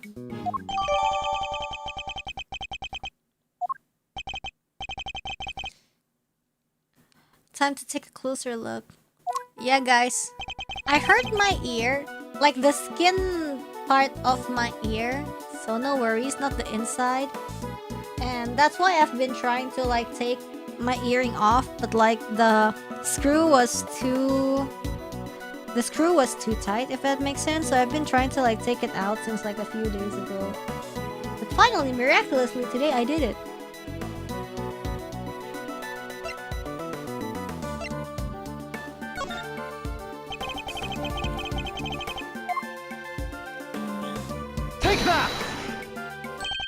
There, I see it. Yeah, like it was bleeding. What is it, sir? Look closely at the person with the red hood. Whoa, there it is. Indeed, there's our laser sight right there. So that's our perp. The one in the red hood must be... the shooter, yes. We found them, and all thanks to yours truly. Indeed, you led us right to the greatest treasure of all, Miss Great Thief. The truth. Someone in a red hoodie? That's crazy. You may have captured our would-be assassin in one of your other pictures too. Let's take another look. Okay, from after the shooting. Yes, he is here. Take that! Look, right there, a red jacket. That must be our suspect. Looks like they took advantage of the confusion to make their getaway. Yikes! Luckily, we can see exactly where they were headed. Yeah, and then like there's also like one more on my right ear. So it's like in each ear. Like it's like a different place. It was so uncomfortable. That's why I like took both off. Both earrings off. There's still one more earring. But whatever. Luckily we can see exactly where they were headed. I think I need to like maybe compress them with like what's an ACL? What's an ACL liquid, guys? What's it called in English? In like normal English? Luckily you can see exactly where they were headed. Saline solution? Is it saline solution? Yeah. Yeah. Ah, the samurai dog stand. Precisely, which means they escaped towards the right-hand side of the spectator area. Detective Gumshoe. Open it, sir. Consider it cleared. Good, I'm counting on you. Okay. Oh, that's kind of scary, actually. Yo, this picture kind of goes hard, actually. Yo, what? It looks like something from not Ace Attorney. Yo, this is like the guy under the bed. Remember, like our other game, UMDC? We have you now, Little Red Riding Hood. The entire park is cordoned off, and we know which way you went. Now it's simply a matter of hunting you down. Rainy's easily frightened? I don't know. I thought it was pretty scary. The man under the bed. Yes. Now let us continue our investigation. There's evidence here somewhere. All we have to do is find it. There's something about men in red hoodies? What? Oh my god, umbrella? Oh my god, Dango on the floor? What the hell?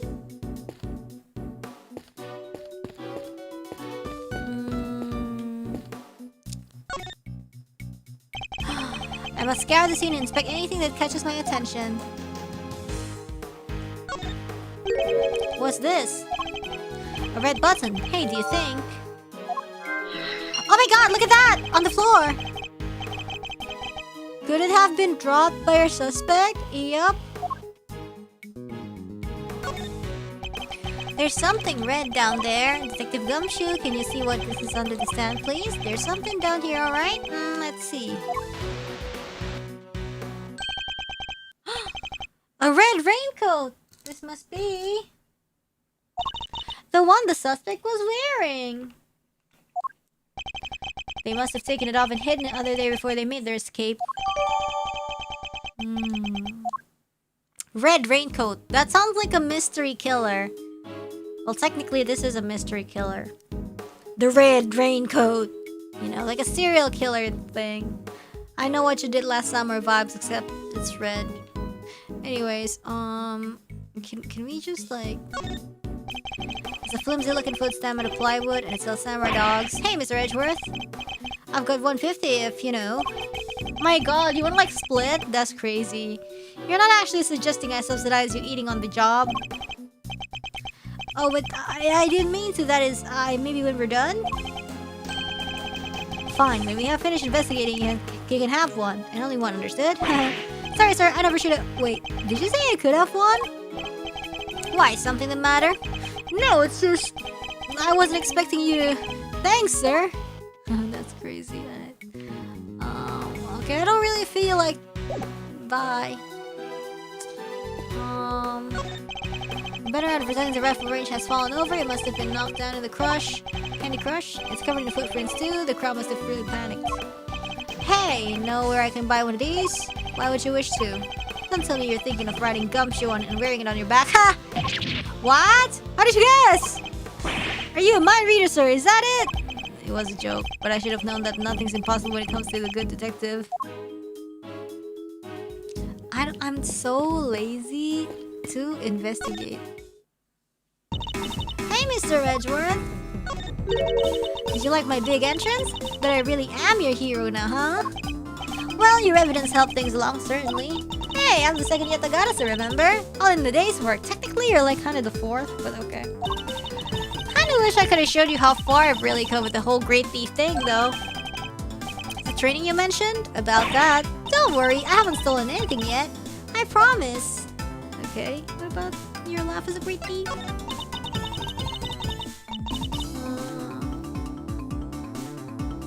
Okay, so the whole Great Thief thing is just on hold for now anyways. That's a relief, I suppose. Yeah, I wanted to get out there and start stealing back the truth like my dad. You know, like, I need something that stimulates my brain, like more of the mind chess game. Yes, I need to find some partners in crime. I hope she means that figuratively. Some partners in crime? Like she needs like 3, or she needs like... Yeah, she needs to have like 3 people in it. I can't be the only girl in the world looking to pull off the most daring heist ever attempted. Okay. True, but not many people are looking to pull off a career in larceny either, I wager. Any suggestions on who? Old Bag and Emma, probably? And about the Ink. Yep, no doubt about it. If you compare the pic I took to the newspaper clipping... And the red birthmark stands out like a sore thumb. That's a contradiction, alright. Indeed, though I very much doubt it's due to a birthmark suddenly appearing. Oh, that reminds me. Hold on. Me!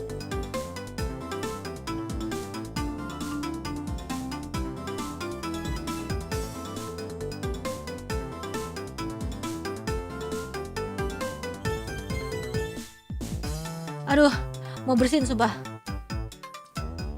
Okay. And like, apa namanya? And oh, that reminds me, I might have to steal that line of yours. I have mi sukses, guys.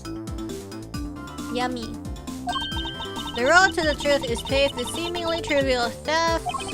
Funny, I don't remember that being the exact sequence of words I used. Well, you just rob a house when you can rearrange the furniture too. I guess so. You might call it rearranging, but I call it irretrievably corrupting.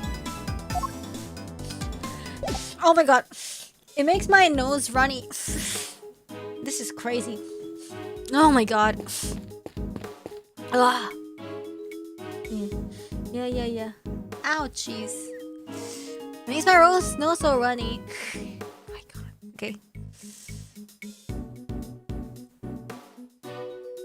I am putting an ACL on my ear.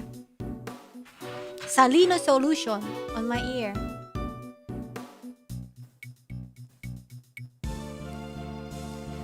Okay. Salt the ear. Yes. Hope it helps. I guess it does. A little bit. Hold on.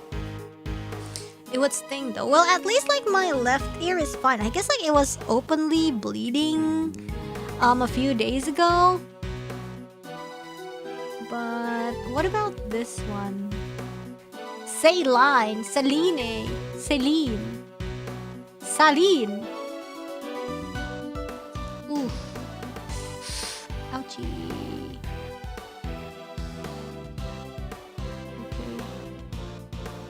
I think I'm good. Slow saline. Saline? Sasaline. Celine? Okay. Oh my god. Oh my goodness. This spiciness in my not in my ear. This spiciness. Yummy. I must scour the scene. Okay, anyways, let's. Is there something that we can? Okay, let's talk to her then. Already. New logic again? Wait. Okay, guys. This is ayam geprek flavored noodles. This is ayam geprek flavored noodles. If you know ayam geprek, it's probably it's one of the stuff I told you guys to eat when you guys go Indonesia. It's the head of steel samurai balloon, or rather the fan in the hand that's holding it. Did you inspect anything in the sand? No. Mr. Edgeworth, there's no dying message, sir. What would there be? The president isn't dead. Not from the president, from the steel samurai. Yo, welcome back to the royalty. Let me break this to you gently, detective. The steel samurai here is just a balloon, but you've said it yourself 1,000 times. Every piece of evidence is a tale to tell, which means that the steel samurai must have something to tell us who. Dare I delve into what else you've misconstrued? Okay, one swap. Oh my god. Pedas banget, guys.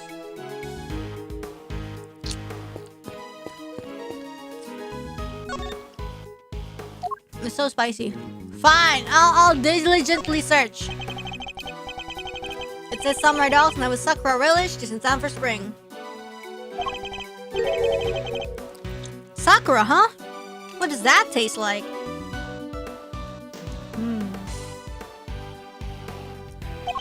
Well, Sakura is cherry blossom, so I guess maybe cherries?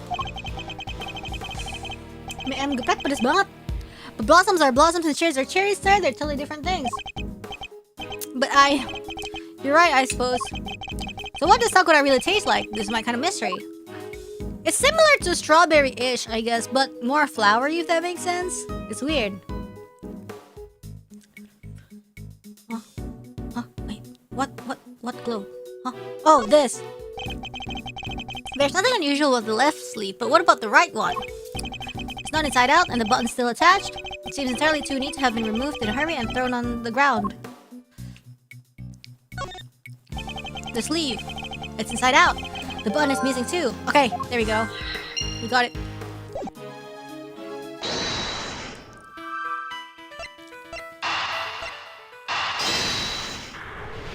One more swapan.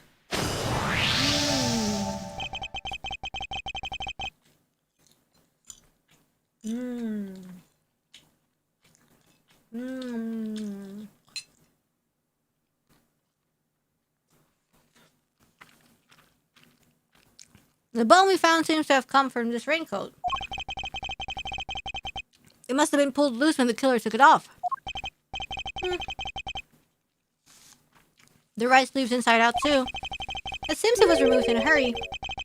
Fast enough to tear a button off, no less.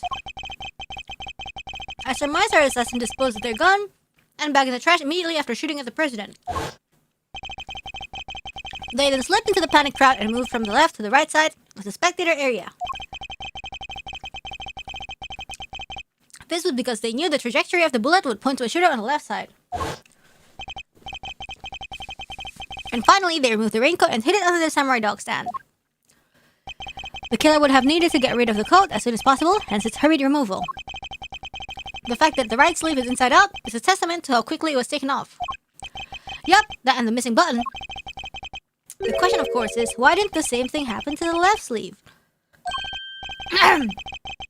Only the right sleeve is inside out. The killer is left-handed, and he shot with his left hand, and he had the gun in his hand when he was trying to take off whatever. And the button on the left sleeve is still securely attached. So, what does this mean, Mr. Edgeworth? If we're to answer that question, detective, we'll need to inspect the raincoat in more detail. I don't know. Oh, sorry, the right sleeve. Sorry, my bad. He's not left-handed, he's right-handed. So, does that mean if it's inside out, he only took off the left... He only took out, because like the hand on his... Okay. Yeah, because he wasn't wearing the left side.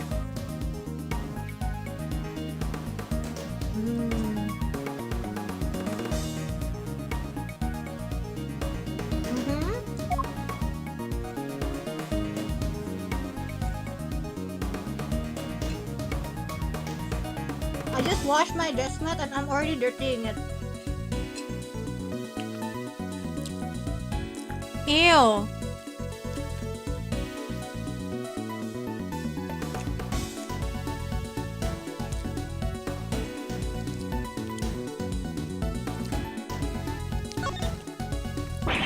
It's a bright red raincoat, sir. Red as red can be. The sight of it is getting me kind of fired up, I gotta say.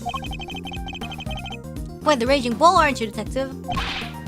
That's me, sir. I'm always ready to charge into action. Or to my defense.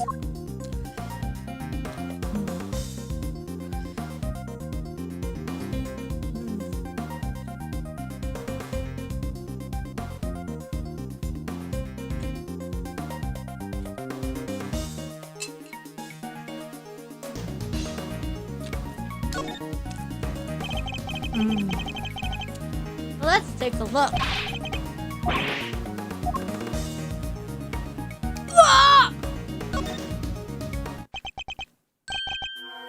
A bloodstain? The blood belongs to our would-be assassin? Someone injured on their left arm? It's simple. The right sleeve is inside out, suggesting that he wore that.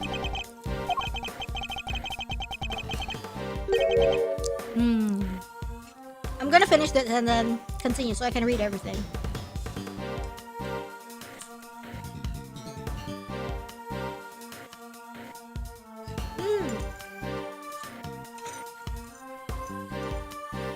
This is delicious.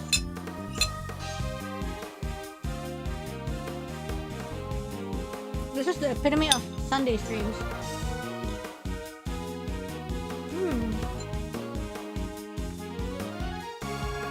I do have a cravat just like Miles. Yep.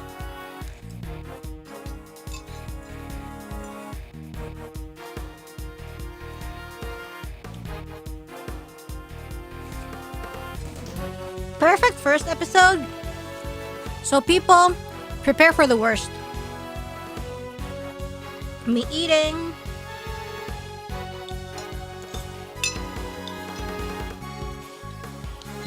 Me just going through everything very slowly.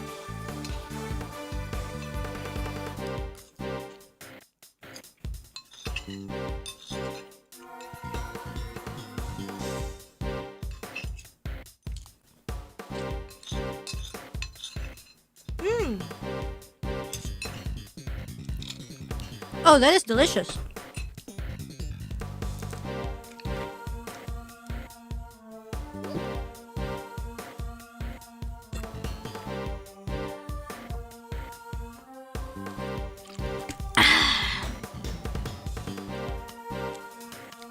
They know what they're getting into. I'm not saying it's gonna happen every stream, but when it happens, you're gonna be like, ah, okay. Classic rating.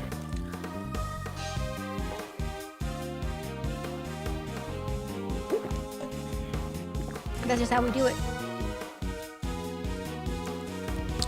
Anyways, the glove sleeve is just as we would expect it to be, therefore. He says therefore instead of ergo? Is this the mouse I know? The left arm was never in the sleeve in the first place. And so once we understand that, everything else falls into place. Now, detective, there is bloodstain on the left side lining on the raincoat because the suspect's arm was too injured to fit through the sleeve. Or at least we can say that there is a good probability that was the case. Let's see. Oh, you're right. We never really see the other arm. Yeah.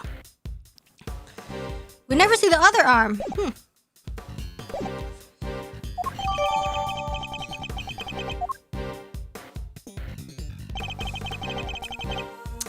Yeah, probably someone with like a broken, not broken, injured arm or something.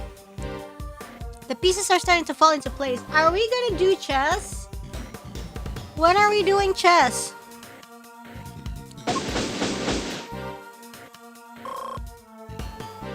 I need my mind chess. But at least I ate spicy enough, so I'm awake now.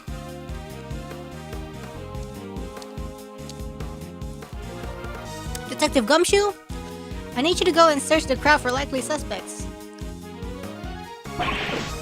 Yes, sirree. Suspicious characters with injured left arms coming right up. You're even smarter than you look, Ruffles. Huh? It's not even mean.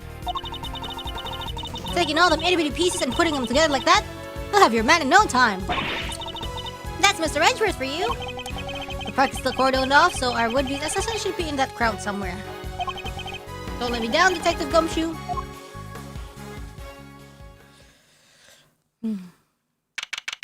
Okay, I'm fully awake now. The spice woke me up. Should have started eating sooner. Mr. Edgeworth, we found someone who fits the bill perfectly, sir. Wait, don't have the assassin, Gummy. Hold on, Kate. It's a little too soon to be jumping to conclusions. For the moment, they're a person of interest and nothing more. Understood? Okay, no jumping. But he's our shooter, sir. I'm sure of it. He's the guy who tried to take out the president. In broad daylight, surrounded by a crowd of witnesses. This is no ordinary assassin. Bring him over here, detective. Carefully. Yes, sir. Come on, boys. You're it, Mr. Edgeworth. Oh, damn. Okay. Oh, Huh? Isn't this Shelly?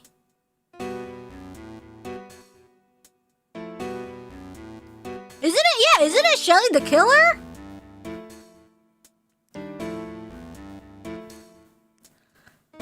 Look, he has like a shell.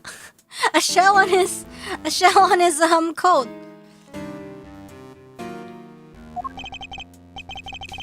No umbrella and a bandage on his left arm. Well, pal. Yo, pal, state your name already. Yeah, the conch shell. Doe. John Doe. Charmed, I'm sure. Huh!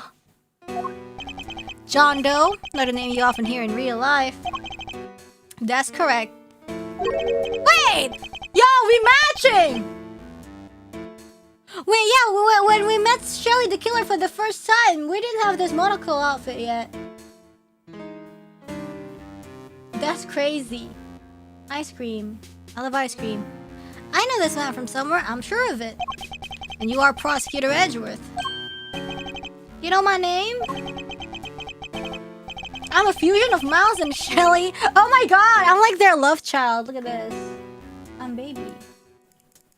Look at me. I'm baby.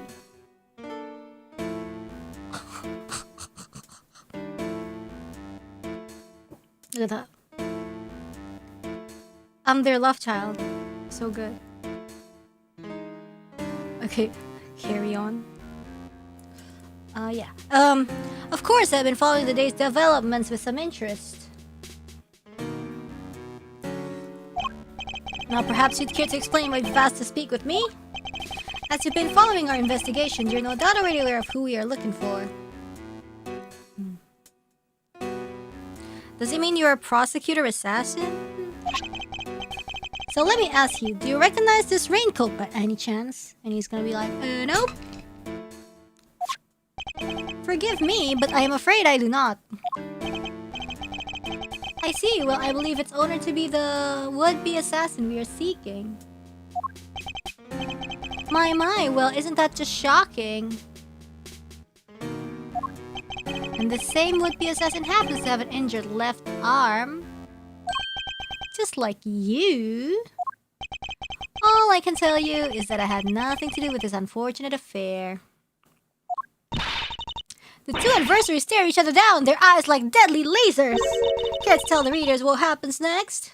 A showdown, that's what. A battle of wits. A battle of words.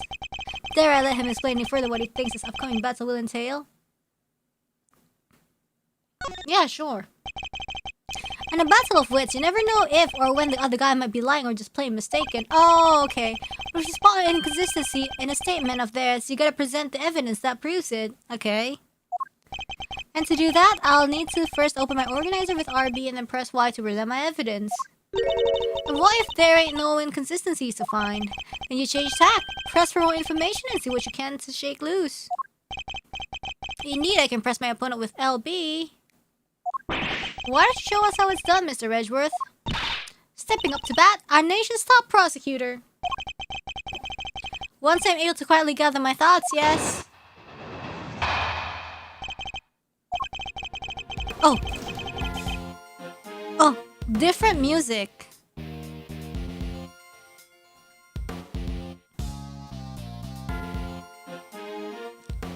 Oh.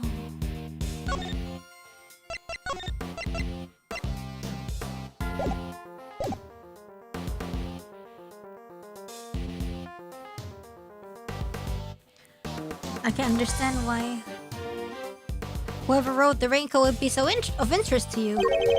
But you have no proof that this person is injured as you claim. My right arm may be injured, but I can still use my right. When it started raining, I simply opened my umbrella. No raincoat required.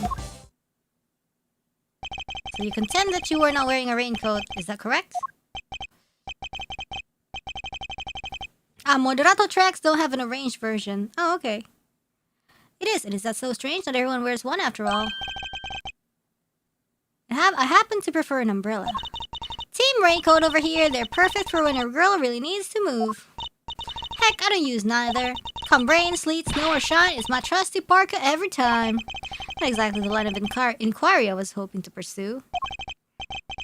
So you see, I'm not your would-be killer. And I'm not in the habit of making baseless accusations, Mr. Doe. Please, I'm just a simple ice cream Ah! Ah, no! Poor arm. Forgive me, my wound seems to have begun bleeding again in all the excitement. Aw, I kind of feel bad. The owner of the raincoat is definitely our assassin. And said owner also has an injured left arm. I'm on to you, Mr. Doe. It's only a matter of time.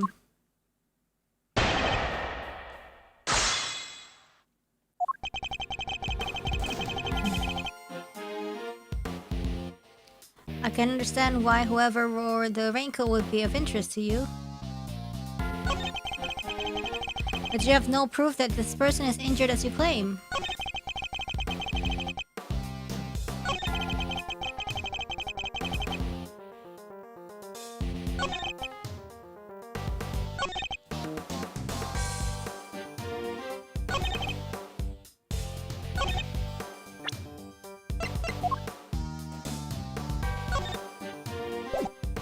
Objection!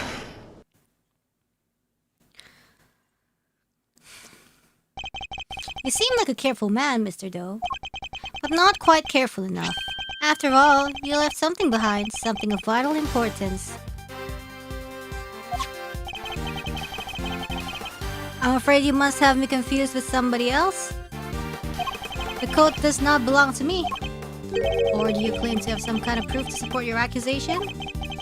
Your arm isn't troubling you too much, I hope. Your wound seems to be bleeding again. Oh no! I'll survive, although I can pretend it's not something of an inconvenience. I have my deepest sympathies, because if it wasn't bleeding quite so badly, you could have perhaps made a clean getaway. What exactly are you insinuating? As we have already established, whoever wore the raincoat is injured. And now I can prove that person was you, with this decisive piece of evidence. Oh no! Oh my god, the ice cream is sweating! You see, Mr. Doe, there's a small amount of blood on the inside of this raincoat. Blood that belongs to our assassin. No! Ice cream! Oh, that's so cute! Attempted murder of a foreign leader, causing a diplomatic incident? They'll throw the book at you.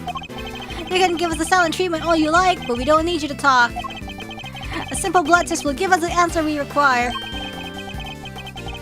All it takes is for us to compare the blood on your bandages with that on the coat, and that will be that. We have the evidence. Why don't you make it easier on all of us and come clean? Admit that you were the one who attempted to assassinate the president of Zhengfa. I'm not your assassin. You're stubborn, I'll give you that. But if this were a game of chess, you would already be in checkmate. Now do the honorable thing and admit defeat. He's like, hell no. He doesn't look like a man with no moves left to play. Very well, you have me. I'll admit it, I was wearing the raincoat. He confessed, say the word and I'll slap the cuffs on him right now. But I did not shoot at the president. What? Mr. Edgeworth, the only thing you have proven is that I was wearing a particular raincoat. And as far as I'm aware, that is not a crime.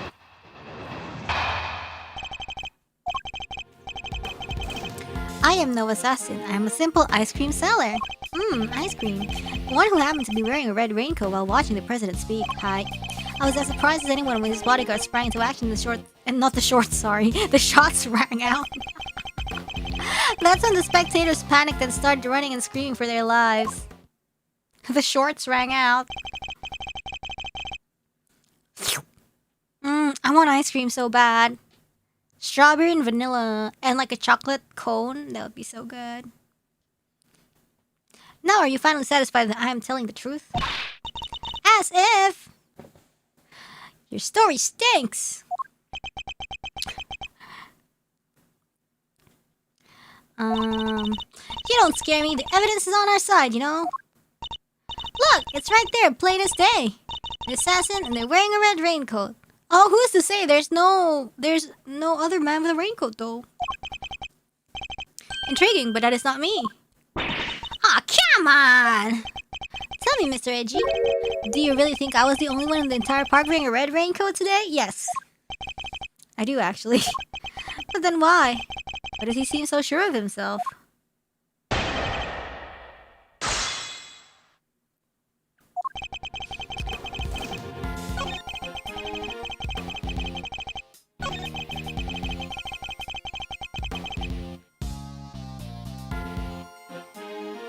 Hold it! So you saw the bodyguards move before you heard the gunshots? Yes, if I recall correctly, they moved first. At least the one on the left did. You're rather observant, Mr. Doe. I am blessed with keen eyes. The names of the bodyguards were written in the top left corner for the security plan. And the one on the left was... Rook.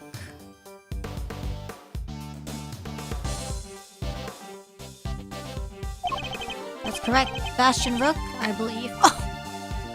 Yo, what? I expect he noticed the light from a laser sight. The man is no amateur. Mr. Doe knows a little too much about the business of being a bodyguard for my liking. I'd say our friend here is no amateur either. I'd like to append what you just said to your testimony, if you don't mind. As you wish.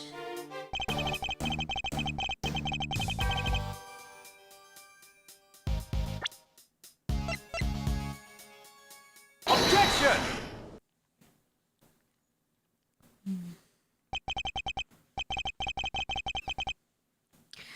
As I suspected, you are more than what you claim to be, Mr. Doe. But unfortunately, you are Dongo. You overestimate me, Mr. Edgeworth. Oh, then tell me how a simple ice cream seller knows one of the presidential bodyguard's names. What? You jest, surely? You are the one who spoke their names aloud. Rook and Knight, was it? Objection! We had to know those names thanks to the security plan. But look closely, only their surnames appear. Oh. Yeah, we all clearly heard you say the name Bastion Rook. Well, I don't know, man. If I knew the names of, like, secret celebrities or, like, bodyguards, I would just, like, flaunt them and people would be like, oh, how'd you know? And I'm like, classified. How did you come to possess such information? Information we ourselves didn't have. I don't know, guys. Sounds like skill issue. No! It's hot! The ice cream's melting! Seems pretty darn suspicious to me. Well, how did you know? Explain yourself. Yo, we were friends in college. Chill, bruh. It was merely a slip of the tongue. Another lie! He is the assassin, just like we said. I'm actually best. Oh no, the ice cream's angry! Come now, miss. It's a little too soon to be jumping to such conclusions. Yo, this is so cute. I love it. I didn't know their names, yes. And the reason for that is... Sorry, we're best buds in college. I know Mr. Rook. He and I are acquainted. Exactly, see? What? We have something of a connection.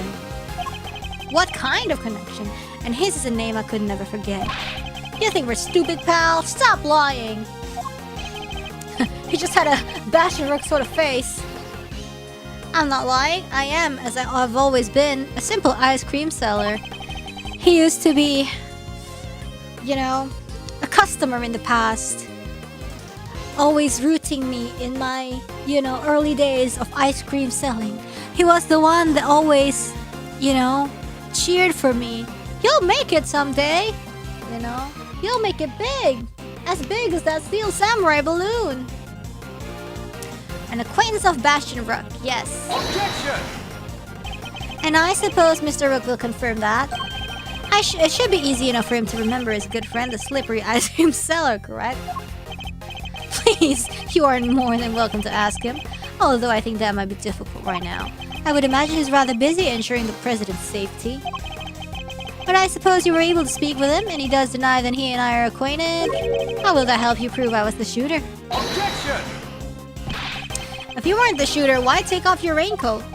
Because it was no longer raining. In fact, it had grown quite warm. Far better to let my wound breathe, no? Or would you rather I had let it fester? Is he actually going to worm his way out of this? Cute. What are you waiting for, Mr. Edgeworth? Beat the shit out of him!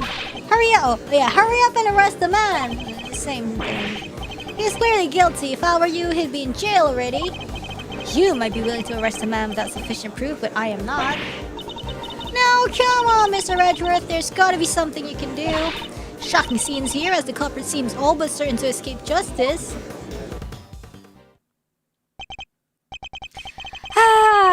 It seems the court of public opinion has spoken. Very well. As I will clearly be viewed with suspicion no matter what I say, I might as well share what I know. What do you know? What's his angle here? Angling and scheming. anjir! Hangit banget, anjir. I saw them. I saw another person with a red hood. Nothing beats a Jet 2 holiday, and right now you can save 50 pounds per person. What? Are you kidding? It's the person you captured in your photograph. I first noticed them just before the president's speech began. It was still raining then. Their outfit was the same color as my own, which is what drew my attention. As did the laser beam that was aimed directly at the president's head. Okay. He's claiming there was another red-hooded person? Preposterous! I knew that if anyone saw me dressed similarly to this individual, I could fall under suspicion myself. And so naturally, I removed my raincoat. Objection! So not only did you see the assassin, but they were wearing exactly the same thing as you? How very convenient. I had thought you might find it far-fetched, hence my not mentioning it until now. I know you law enforcement people are very skeptical types. You would never have believed me. Because you're being so suspicious and weird. Especially not if I had said that the shooter was standing right next to a certain prosecutor. Oh, Winston Payne? Well, I know you don't mean me. I wasn't even summoned until after the shooting. No, not you, Mr. Edgeworth. Your colleague over there. Huh? Me? Yes, the photograph will prove it, I am sure. You see, right there, in front of the person with the red hood. Every time, like, I have to read out person, I just say, like, person. That's 200 pounds off for a family of 4. That's me, yes, but what exactly are you saying? What's his endgame here? As I mentioned, I have been following your investigation with some interest, Mr. Edgeworth. And while pondering the details, I noticed something strange. Strange? What exactly? Come now, a man of your talent should be more than capable of spotting contradictions such as this. That's cultural appropriation? I'm sorry. But what about the 200 pounds off for a family of 4? Are you saying? It's like a family plan, you know? Like when you're like on... What is it? When you have like a Netflix plan. And it's like... one person who pays. It's like one person who pays and then one person who...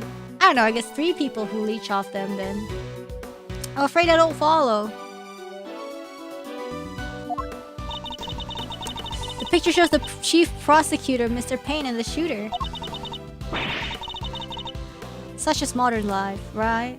But there's nothing weird about that, is there? Yeah, I'm actually using the same account for Netflix as my mother. So, yay, I don't even have to pay for Netflix. I used to have to pay for my own, but then, yeah. And then my mom has different subscriptions to like all these stuff. Like she even like has like Disney Plus or something. She does not even like watch at all. I don't even think she knows how to watch. And I'm just like, so I was like just casually like talking about like, okay, I want to like subscribe to that because there was like an anime that was only available there. And then she was like, oh, just use mine. And I was like, you have it? And I'm like, yeah, I do. I'm like, huh? I'm the freeloader. Exactly. I'm proud of it. Anyways, there's nothing weird about that, is there? Think carefully, the picture was taken right in the middle of the president's speech. What if the other piece of evidence you've gathered is inconsistent with what we see here? What? Sorry, what? Sorry, I was so busy talking about Disney Plus. Hold on. I used it once and then never again.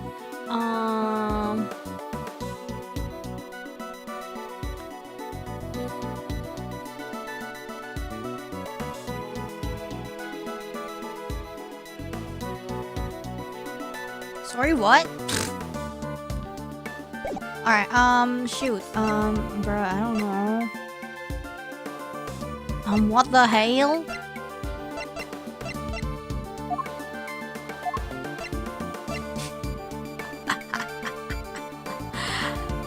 What? Excuse me, what?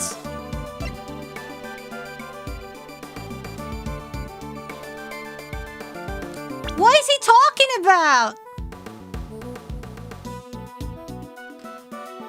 He's like he's talking about like freaking nothing. The shooter was standing right next to a certain prosecutor.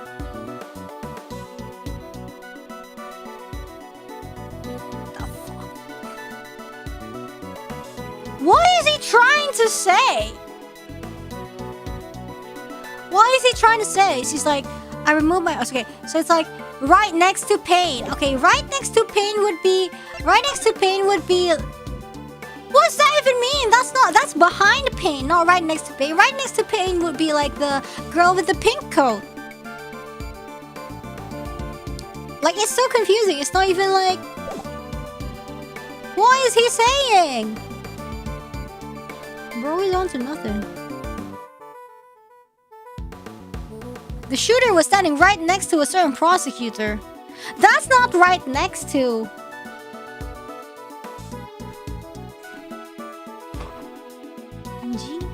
Behind can be next to, technically.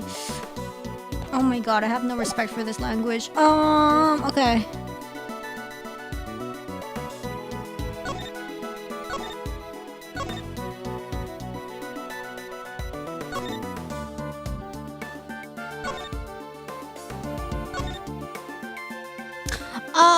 Is it because he's from the left, but he's from the left, but why is his thing in the middle? Bruh. Next to it doesn't really imply direction like left or right. Today I learned. Yeah, see, like no one would hear next to it and think behind. Like, beach, you could just say behind, bro. Like, it's like, oh, technically, like I don't give a shit about your technicalities. Okay, screw this.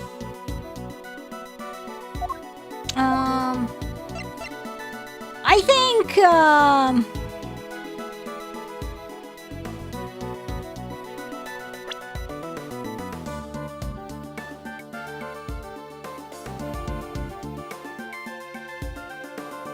Okay, let me... Okay. It was still raining then. Just before the president's speech began, it was still raining then. What drew my attention? As did the laser beam that was aimed directly at the president's head. But it wasn't raining when it was aimed directly at the president's head.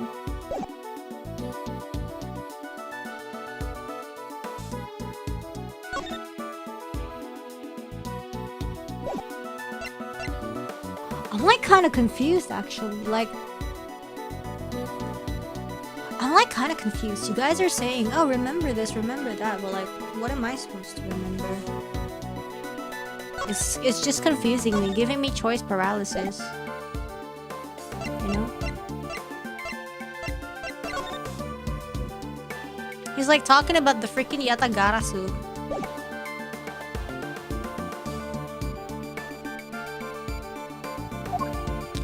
Like, I need to make sure I know what the game... I need to make sure I'm thinking like the game right now.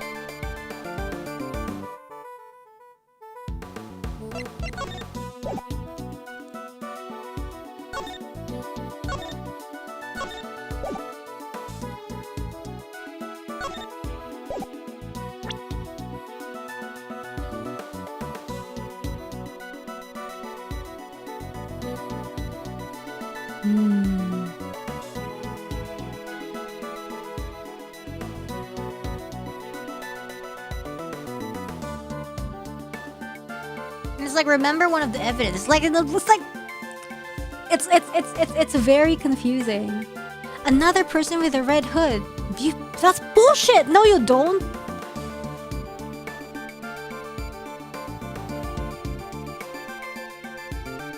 Okay.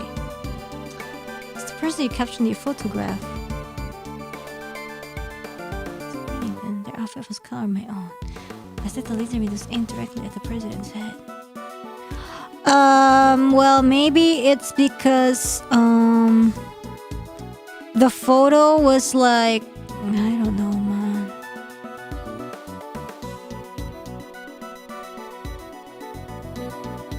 Okay.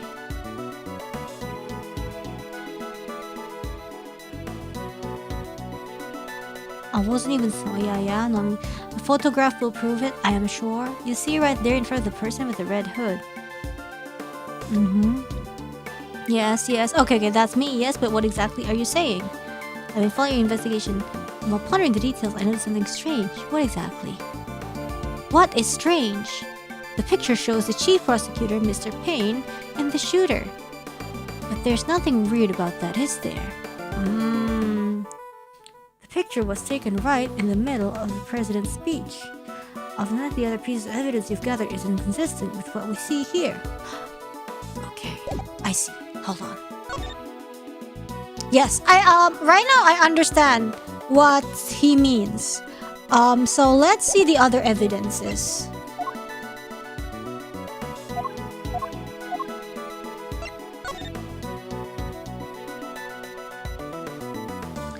It's inconsistent with the evidence.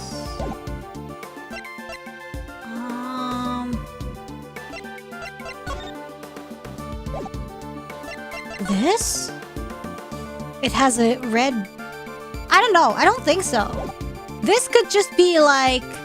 This could just be like another photo of his. Floating. Okay.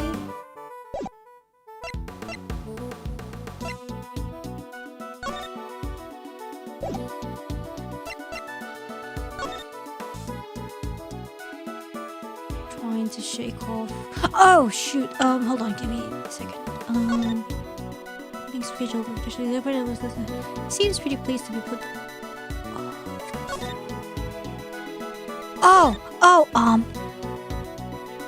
Yeah. And he's like, the meeting is scheduled for just another part of speech, correct? Yes. And he passionately addresses the assembled crowd of trying to shake off the reports. Yes. And then after this, the president thrusts his fist into the air as the examiner reaches fever pitch. And then after that, gunshot. And then, so, okay. This is true. He is like doing this.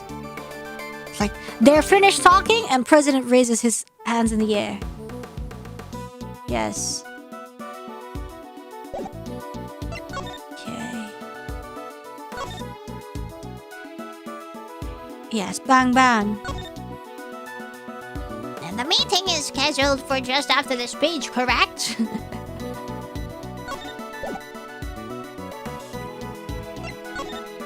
Okay.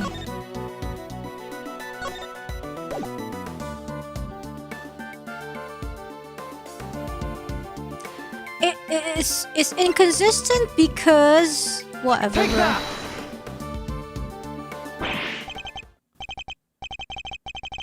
It's kind of like you have noticed that. Oh shoot. What's he going on about, Mr. Edgeworth?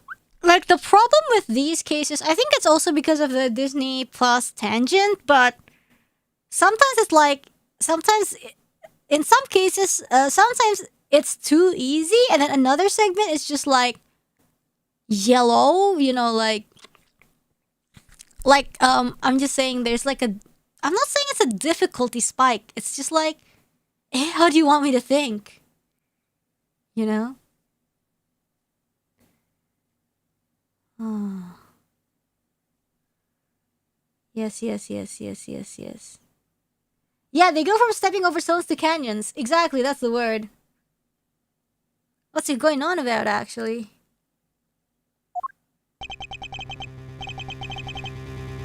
Someone's missing, someone who should be here.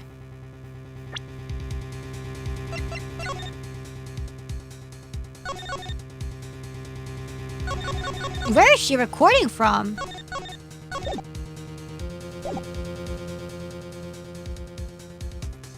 Oh, he's gonna make it his case, huh? But who? Who indeed? Is... Look at the inside of her coat! It's red!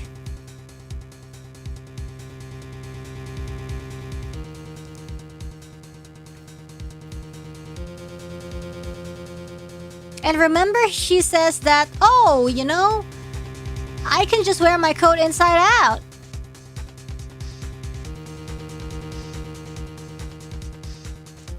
Yeah, that's what I'm saying. that! Huh? Miss Lloyd? How do you figure that? Mr. Payne's voice can clearly be heard on Miss Lloyd's tape. Considering that he was conducting a private conversation with the chief prosecutor. Oh, there was these two old guys standing right in front of me. They were whispering away to each other the whole darn time. She must have been very close indeed to capture it on tape. You're right!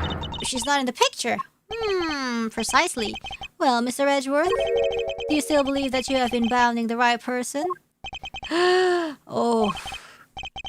Miss Lloyd, would you mind answering a few questions? Whoa, you're fixing to put me under the microscope now. Alright, sure, knock yourselves out. I ain't got nothing to hide.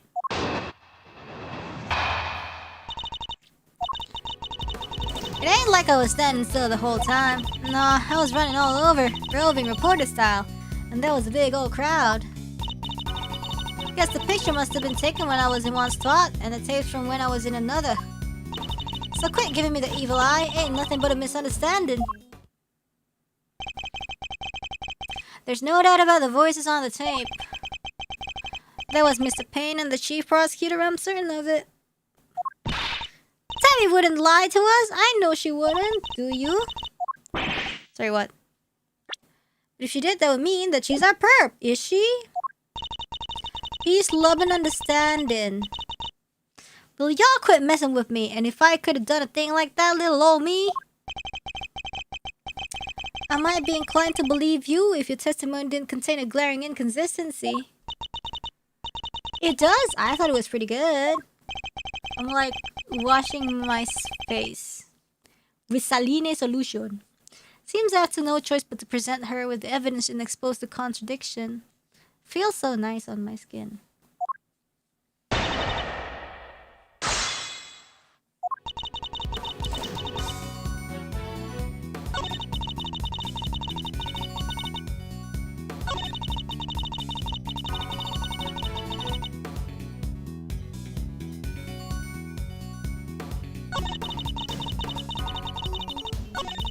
Hold it!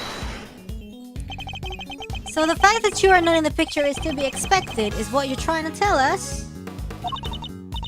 It surely is. I caught your pals, the prosecutors, on tape while I was in one part of the crowd. Hey, angin! Sorry. And then that picture was now while I was off someplace else. Look at it that way, it all makes perfect sense. Your assertion then is that the picture and your recording were taken at different points of the speech. That's really, BS, I guess. Yep, timing's everything. You learn that soon enough in this line of work. So if I can prove that the two things did happen at the same time, her entire defense will come tumbling down.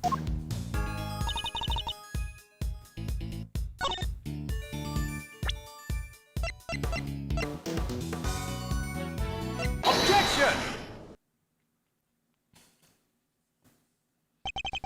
Miss Lloyd, it's imperative for a reporter not to lie, wouldn't you say?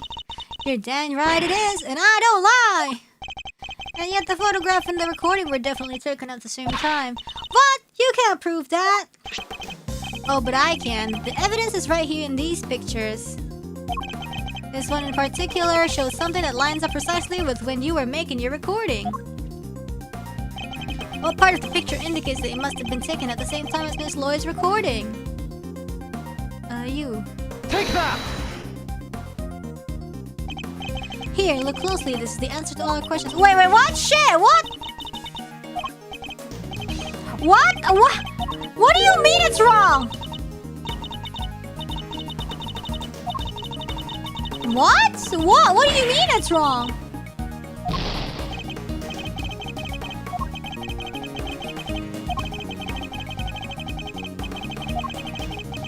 KMS.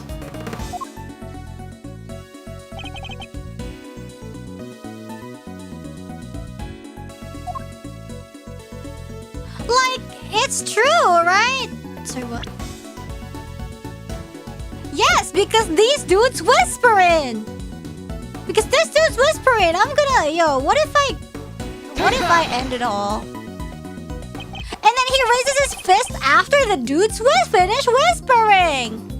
Freaking hell no.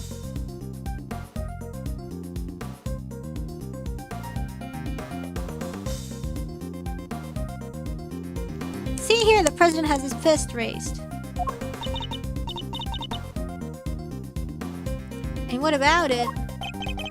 Would you be so kind as to play us the tape again? No, it ain't that simple. What if I were to tell you that you don't have a choice? You don't make it easy, do you, Ruffles? Remember, we are concerned with the moment the president raised his fist. The whispering can be anything, but the fist from the president is one time. Yeah, but like... I guess, like, it was the whispering during the fist raising? I get what it means, like, if it's wrong, but I just think, like, it shouldn't be wrong. They could have been whispering long before the shot rang out, but, like, that guy was raising his fist, too. But I guess maybe that's why the game wants the fist, whatever. The whispering isn't enough. I guess, whatever. Even though in the tape, there was only one whispering. I'm just, whatever, man. No criminal organization, no matter how big, is above the law. The president thrusts his fist. Yeah, whatever. Flashback. There. That's the moment right there. Correct, we now confirm when it occurred in the recording.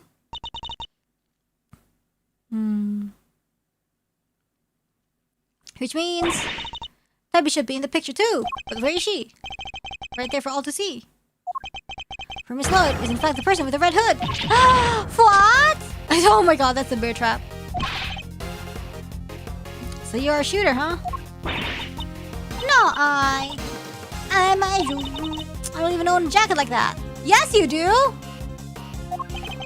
That's right. From everything we know, the owner of the red raincoat is John Doe. We have already proven that the raincoat belongs to John Doe. You, Mr. Lloyd... Oh, sorry, Miss Lloyd. Were wearing something else. Something that also happens to have a red hood. The reversible parka. So there were two people with red hoods all along? Yes. Indeed, Mr. Doe's last statement was true. Wait, but we only found one raincoat. Where's the other one? Our ice cream seller never mentioned a raincoat, only a red hood. So tell us about your jacket again, Miss Lloyd. Huh? This whole thing? Well, and the best thing about it, like I said, if you get mud and such on it, that's reversible, see? So you just turn it inside out and... Oh! Just as I thought. The inside of her hood, it's red! That's right, and when the incident occurred, that's the side of the hood that was visible. What's going on here? What were you really up to, huh, pal? Wait, I never even rolled that way around, Perhaps if you would allow us to examine it, we could confirm that for ourselves. And y'all are gonna confirm that how exactly? It was raining right up until the president's speech, correct? That much has been established already. And as you yourself said, heck, I don't use neither. Come rain, please, snow or shine is my trusty parka every time. If you haven't reversed your parka since the rain, then the inside should be dry. Wait a sec now. I got this big old backpack on, see? So I can take off my jacket, yeah. Maybe I could show y'all some other time? You think an excuse that week is gonna wash with Mr. Edgeworth? Aww. She looks so sad. Well, what are you waiting for? If you're innocent, take it off and show us. Strip, now! It wasn't me, I swear! I never shot the dang president. I could never. If that's true, Miss Lloyd, then your best option is to cooperate and tell us the truth. Is there a particular reason why you chose to wear a parka with red hood here today? I'm sorry, Ruffles. There's something I never told you. Something I couldn't. But I'll come clean, I promise. Just go easy on me now, you hear? What? What? Who said that? Hold your horses! It's a little soon for the endgame. What? Oh my god, you're knight.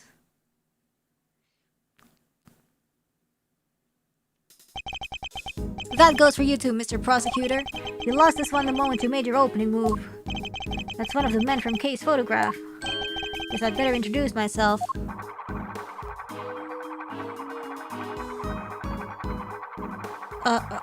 Okay. The name's Bronco Knight. I'm the president's personal bodyguard and second in command of his security detail. Sheesh! Point that thing someplace else, pal. What the heck is wrong with you? Sorry, can't help myself. It's just too much fun being this good. You're not a member of law enforcement, so how did you get a gun? This old girl's on loan from Zengfa, temporarily issued to us presidential bodyguards. Anyway, never mind that. I got two tidbits of news for you. You want the good or the bad first? Choice is yours. I am indifferent, whichever you prefer. Really? You're giving up the first move advantage just like that? Whatever, you're lost. I guess I'll push out the first pawn then. So you play a little chess, I take it. Nah, a fellow fan are you, Mr. Red Suit?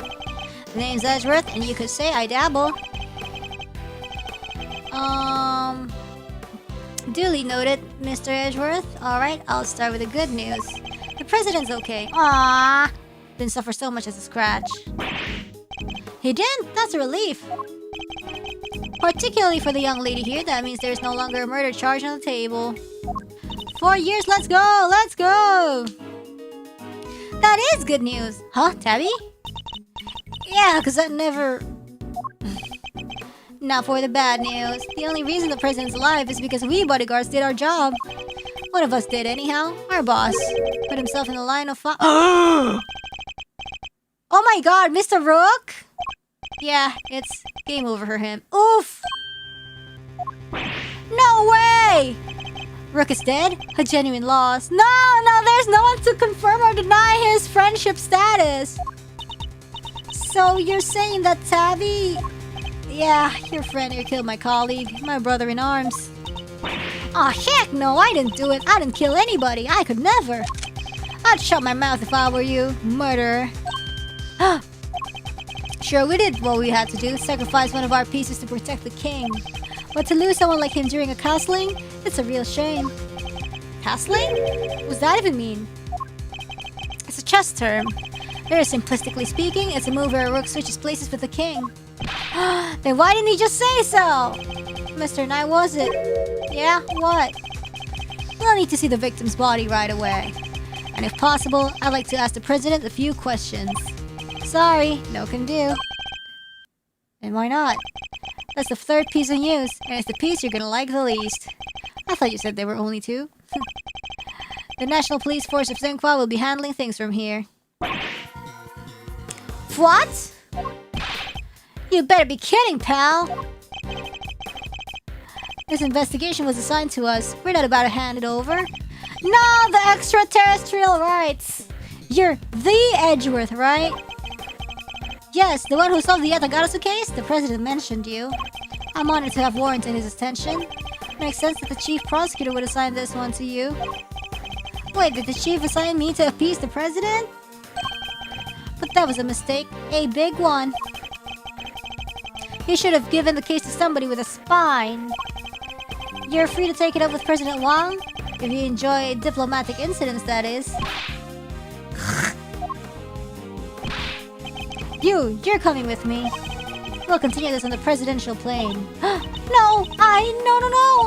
I never did nothing, I swear! We can do this the hard way if you like. But in Zengfa, justice is served one way or the other. Ruffles, come on, you gotta help me out here, please! Miss Lloyd. She was the one in the red hood. There's no denying that now. But I can't help feeling we still don't know the whole truth behind this case. I'm innocent, you gotta believe me! Can I really let this happen? Is this really how it ends? The look in her eyes, the crack in her voice as she begs me to help her. This is no act by a criminal. She's genuinely scared. And if I let him take her, we'll never know what really happened. No. Ah! What? Huh? What the? Get your filthy hands off of... Quiet now. Is that really any way to greet me? Oh, what? Your neck has barely begun to heal and you've already forgotten who I am. Oh, shit! I'm disappointed. It's you! Ah, so you do remember. What do you think you're doing, pal? Put the knife down and give it up! The ice cream looking different. You got some nerve pulling a stunt like this in front of a bunch of police officers. Don't even think about it. You don't stand a chance against this guy. Who are you really? Mr. Doe? Let's just say I'm no simple ice cream seller. That's what we've been saying! The guy's a pro, a hitman. His name's Shelly de Killer.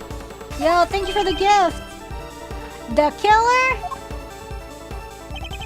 There's not a legal professional in the country who doesn't know that name.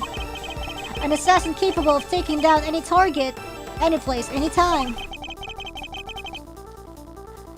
This isn't the first time our paths have crossed. It's been too long, Mr. Edgeworth. But of course, this is the first time we've met face to face. You're the assassin we've been looking for? Okay. In a sense, yes, a certain someone did indeed hire me to carry out a contract. Yay. And that contract did indeed specify that I was to assassinate President Wang. I swear I've seen his picture in one of my old files before, but... how could I have been so careless? My bandage proved useful for bringing a knife into the park undetected. Oh! But I miscalculated in certain other regards. You didn't bring a gun? Now shall we play a little game, Mr. Knight? I know how fond you are of such diversions. The stakes must be high in order for it to be fun, of course. Shall we wager, say, your life? Yeah, he doesn't need a gun. My cat is sleeping outside. What do you want from me? I would like for you to allow Mr. Edgeworth to remain in charge of the case. He what? What are you up to, the killer? I would simply like our mutual friend to see things through to their conclusion. Huh? But why? Master Rook was a man of great skill, one with whom I feel a certain connection. It is only right that the truth behind his death be brought to light. With Mr. Rook's departure, the case is now yours to investigate. Is it not, Mr. Knight? I'm simply asking you to transfer that authority to Mr. Edgeworth. It's not something worth losing your life over, surely. You're just using the investigation as an excuse to get close to the president. What? Spicy? Reine, stop gender bending. Bruh, I'm sorry! Dude, I kept saying this. I said this in Simplok before, like saying his on her and, you know, and also saying Mr. and Miss wrongly when I read stuff in Ace Attorney. I'm sorry, man. Am I really? I suppose it's true that in order for the investigation to proceed, we will need to enter the presidential plane. You think I'm gonna let you near him? I'm his chief bodyguard. Are you in here? I thought you were only second command. No, like the silly thing is, Mr., Mrs. and everything is not gender neutral in ID. But the thing is, it's just like you, one letter off. Mr. and Miss is just one letter off. And usually like, I read wrong.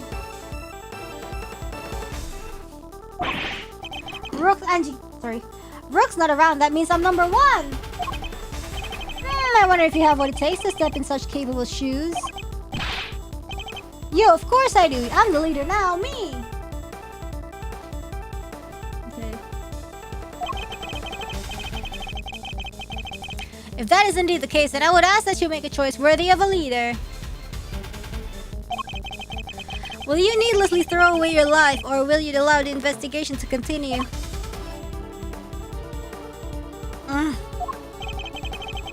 Is he really doing this to gain access to the president? You don't even need to? What is he plotting?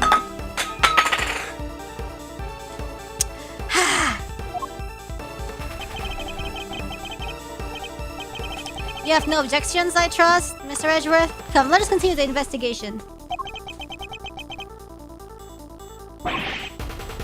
What do we do, sir? It would seem we have little choice but to do as we're told. That said, listen, detective, and listen well. I'll buy you some time as I investigate. Meanwhile, you gather the other officers. Have them surround the plane and make absolutely certain that there is no way he can escape. Yes, sir, you got it! Okay.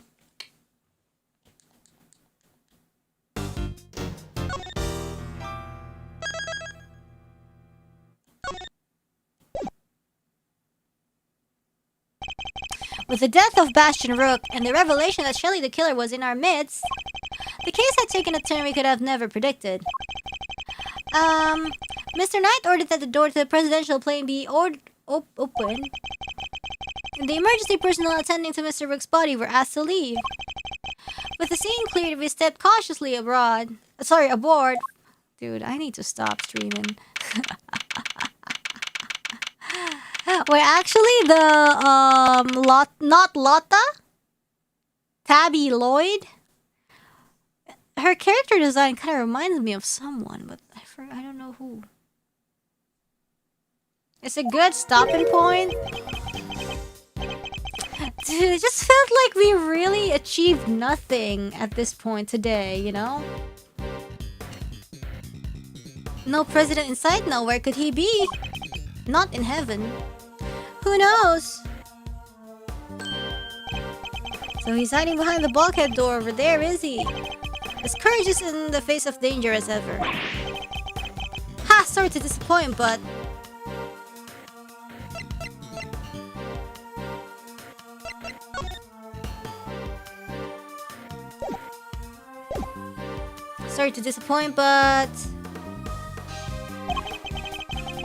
Did you seriously expect him to be standing here waiting to meet his assassin? As we already established, my interest lies only in the successful conclusion of this investigation. Now, Mr. Rashworth, if you would be so kind as to examine the body. Alright, my only option right now is to play along. The rest is up to you, Detective Gumshoe. So the attempted assassination of the president has become the murder of a bodyguard. You look like you could use a little help there, Mr. Edgeworth. Not that I need it, but yes, that's what I thought. Then there's nothing else for it. Kay Faraday, great thief extraordinaire, we'll just have to take it from here. Oh really? You mean you're going to solve the case for me? Nope. I thought not. But I will provide vital assistance. Now let's get to scouring this crime scene from top to bottom.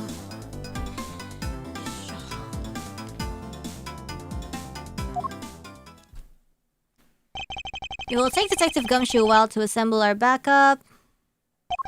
So I'll need to draw this part of the investigation out for as long as possible.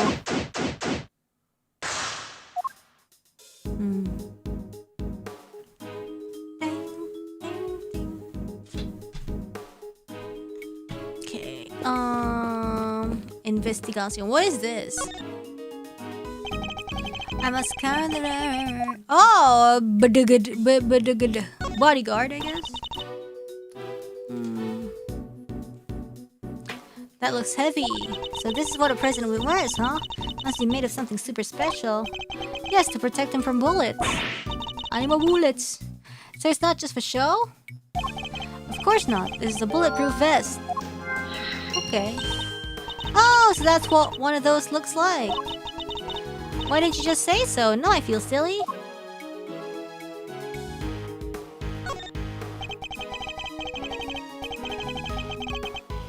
These personal safety alarms are very colorful. Looks like they got a lot of use as well. I like the president. He seems like a thoughtful guy. Buying these for his kids, maybe his wife too. What is that, actually? Why would they all be here if that was the case? No, these are for his own personal use. Objection, Your Honor. It's simply not possible for one person to use this many personal alarms. Why, you ask? Because he's human and therefore possesses only 2 hands. 2 hands and 2 feet.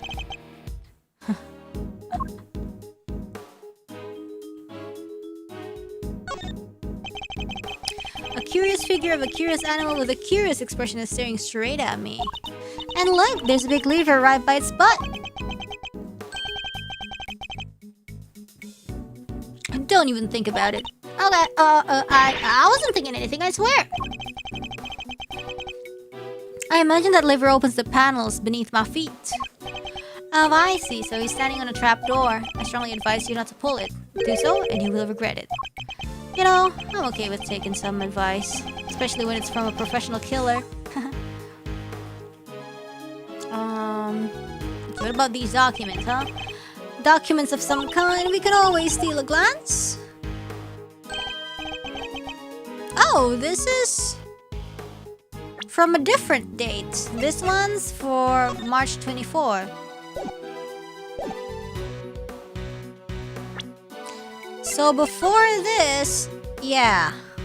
So with this, Knight has no neck injury. Yes. And then there's the little baby pawns. Sorry, man. What?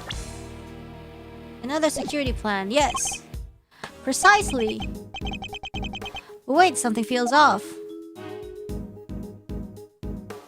What's amphibious assault? What's that even mean? What? Sorry, what?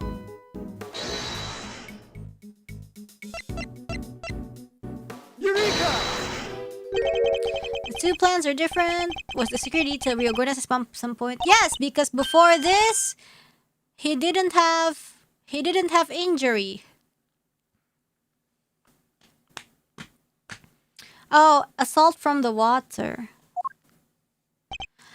Yeah, we made some last minute changes yesterday. President's orders. Why the urgency? Because of what happened the day before. The killer here tried to take him down.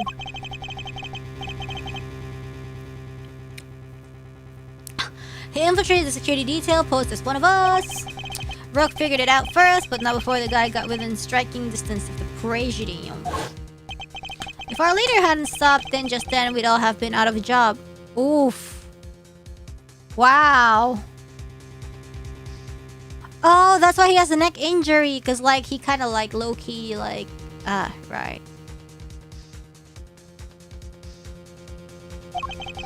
But he made it, and our friend here wound up with a seriously twisted arm. Rock put a bullet in it for a good measure, too.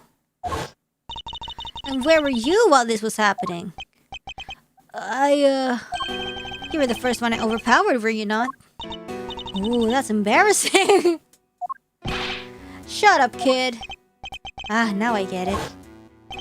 Your neck has barely begun to heal, and you've already forgotten who I am. I'm disappointed. It's you. Busted up my neck so bad, I can't even look to my right.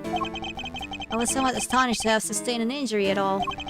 A testament to Mr. Rook's skill, he was truly a master of his craft. Unlike a certain other someone I could mention. I'm just as good as he ever was. You were a pawn to his queen, my young friend. What the heck do you know? So that's why you remembered Mr. Rook's name? You admired his skills as a bodyguard? Indeed. While I was serving on the team, I learned the names of all the operatives. But his in particular stayed with me. It joined a very short list of people who have ever successfully wounded me. Oh, so that's the connection he was talking about. And that's why we changed up the security plan. Because he can't look to the right. Had to be sure there weren't any more assassins in the ranks. The president didn't want anybody on stage he didn't trust, and he only trusts two people. Me and Rook. Ah, that makes sense. How does that explain your change of position? Oh yeah, he switched over to the right-hand side. I told you I can't turn my neck to the right. I could only cover the president's left side. So I wound up moving to the right side of the stage.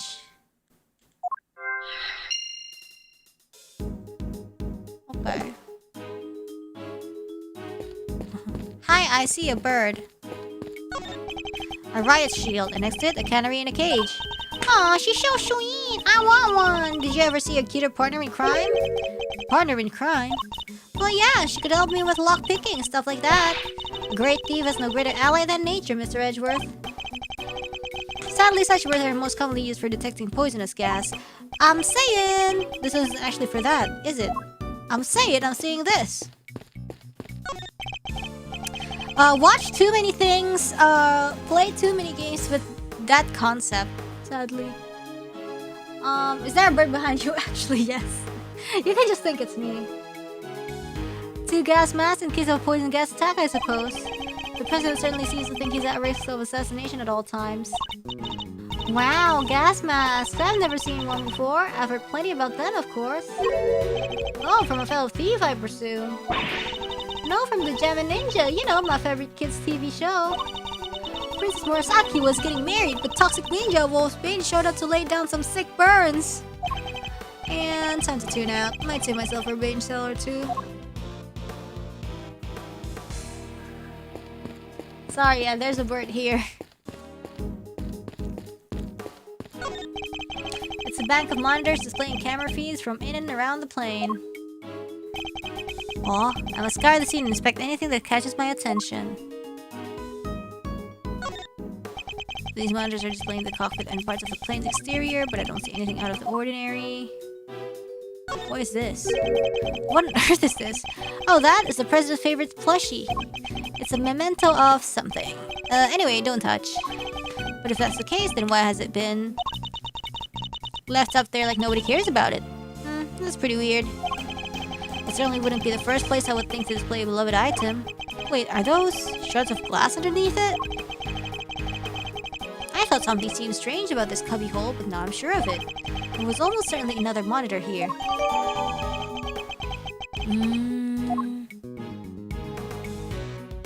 Okay, whatever. This monitor is displaying a feed of this very room. They didn't go cheap when they bought these, huh? Very high res.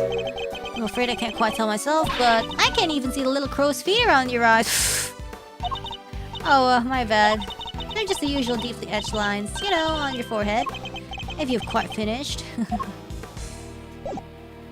Okay, what about this? Someone has left an inflatable boat and an oar here. Probably so it's ready to go at any time. Wait, but there's only one oar. You can still row with one oar, you know? Huh? Okay. What is this? I didn't do it. I'm a reporter. I bag scoops, not souls. But then why lie about your jacket and the laser sight? There was... I know y'all would think it was fishy. Is that really all it was? Please, you gotta believe me. I could never do something like this. I'd like to tell you everything will be alright, but just try not to worry too much. If you really are innocent, I'll prove it. One way or another. Thanks, Chief. I believe in you. How many times did I tell you? I'm not your chief. Oh, sorry, Ruffles. So you forgot you were chief number 2. That's not what I meant. Okay, let's do a little logic.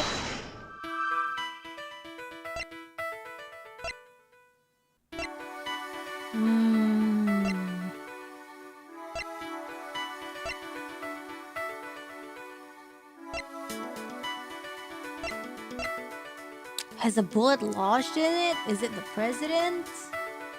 It's the bodyguards. I don't know. Bullshit. No? Okay, whatever. There's no logical connection.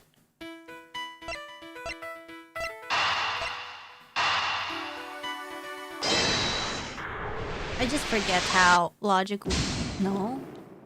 I thought it could be like, Eureka! That's the same bullet that was used.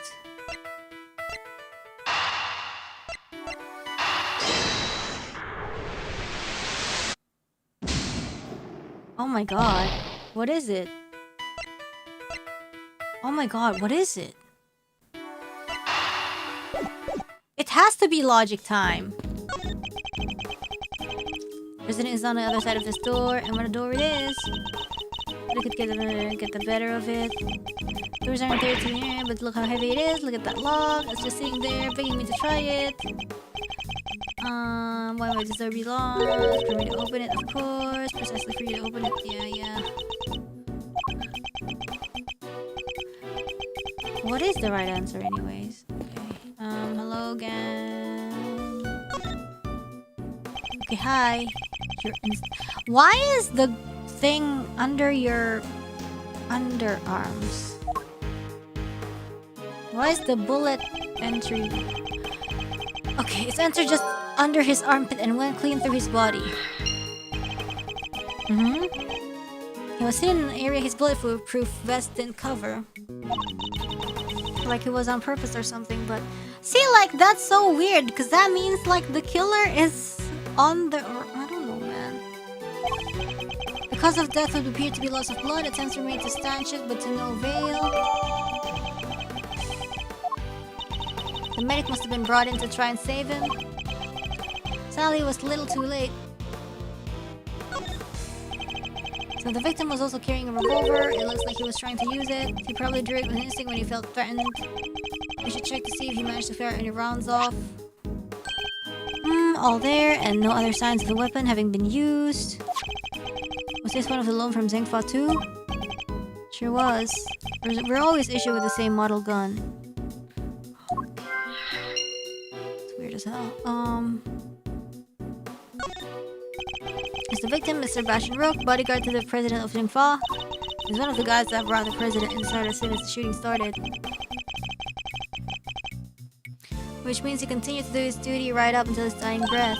At least he'll get posthumously promoted. Okay, it's better to know when to say nothing at all than to end up with your foot in your mouth. What do you mean? I mean, bodyguards don't even operate on the same rank promotion system as the police in the first place. It's a bulletproof attaché case. Bodyguards use them to shield their clients from gunfire. For some in case photograph too. Looks like Rook and Knight each had one. Okay. Oh hey, that's the photo I snatched. You can hardly steal a photo at a public event, Kay. But I'm snatching up a moment in time with every picture I take, you know? I think it's snatch is your new favorite word. Maybe. Okay.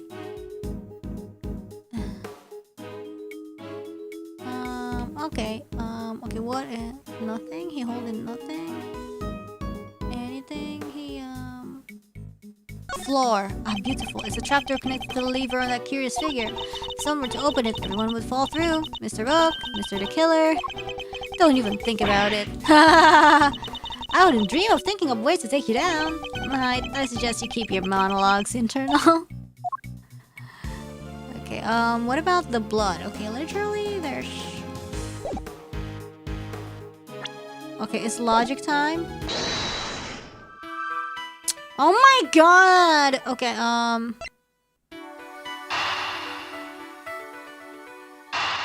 please, can we please have it correct? Killing myself, bro, in Minecraft.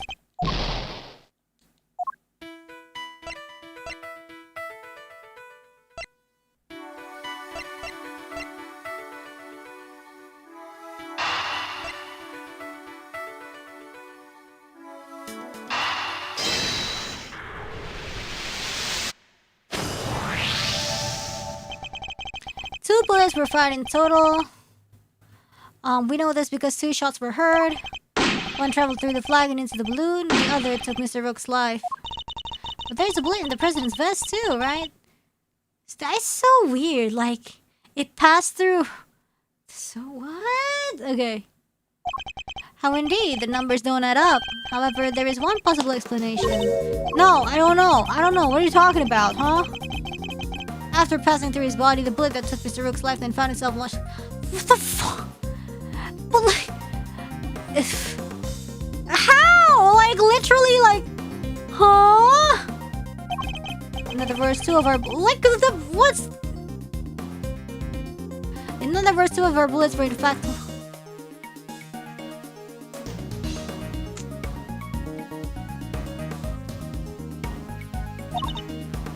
No way!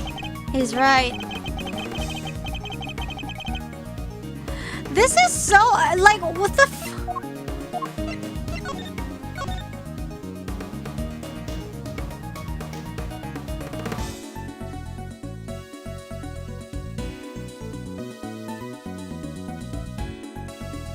Like, how did he get freaking shot?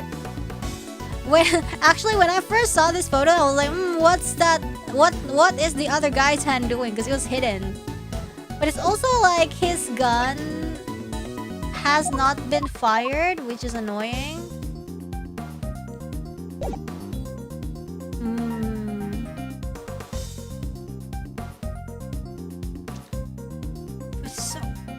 How? Oh my god! So stupid. This is too stupid of a conclusion. It can't be right. Knight shot Rook. I kind of suspected, but it's like with which gun? Because like the gun we found at the trash.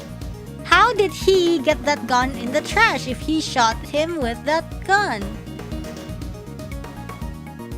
Yeah, like he got shot in the armpit and the bullet ended up in...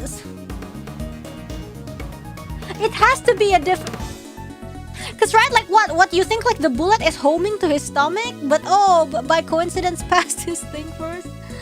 It's so stupid, bruh. Like, yellow. He's right. If the president hadn't been wearing that vest, things could have been a lot worse. And he wasn't injured at all by the impact. No, oh my god. Even when obstrued by a vest, a villain can inflict serious damage. Yeah. Sure, I've known guys who get broken bones that way. But the president's okay. He's made of strong stuff. It's okay, guys. It's been like a few weeks, you know, with no ace attorney. We're trying to like baby steps, you know. It's like riding a bike. It's like riding a bike. We're slowly retrieving the muscle memory back, or the brain memory. Sounds like he didn't even need a vest. Let's not get carried away here. I want that bullet's ballistic markings analyzed. Remind me what those are. Guns leave a unique pattern of grooves on every bullet they fire. Oh my god. First serious and then groove? This is my reference. By examining these grooves, we can use them to identify which gun it came from. Think of them as fingerprints of a sword. You can tell all that from a bullet? Then what are we waiting for? Analyze away! Might be easier said than done, bruh. That bullet hit solid armor. The impact will have completely flattened it. Oh my god, I will flatten your face. You'll be lucky if there's anything left for forensics to find. What? But I was all set for some analyzing. Bulletproof vest data jotted down in my organizer. Okay. Oh my god. Okay, whatever. Where's the right side of the cage?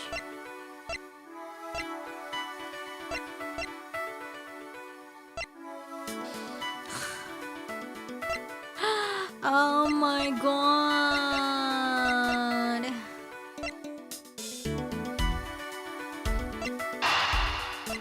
Connect the two guns? Yeah, sure. These are all Zengfa guns.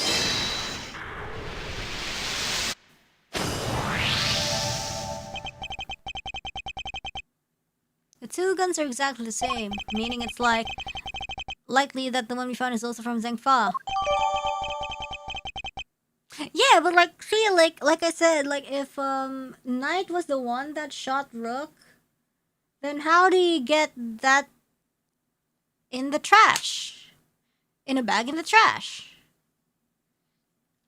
That's what we are still thinking about. The bodyguards all got their guns from the Zengfa authorities, right? Yep. Are they like super rare or anything? Knight hold one. No. I mean, like, sorry. Did I get the names mixed up? I mean, like, if yellow guy shot a glasses guy, but the murder weapon was found all the way in the trash can. But, you know, so it has to be there's 3 guns? Right? Because I guess he was holding a gun when we met him. 4 guns? 5 guns? Man, who can say? No, I don't believe so. This model isn't exactly easy to come by in this country, but it's certainly not impossible either.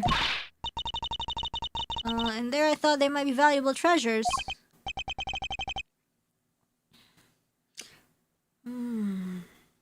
It's something of a shame. Whoa, I just mentioned treasures and you actually responded for once. I only mean to point out that if the guns were rare, it would be much easier to trace them, which would have made them treasures of the evidence variety, I suppose. Ha! See, everything is a treasure hunt one way or another, including this investigation. Okay, you could say that. Alright then, it's treasure hunting time. On with the investigation. He certainly seems a lot more enthusiastic all of a sudden. That's quite enough. That's quite enough investigating for now.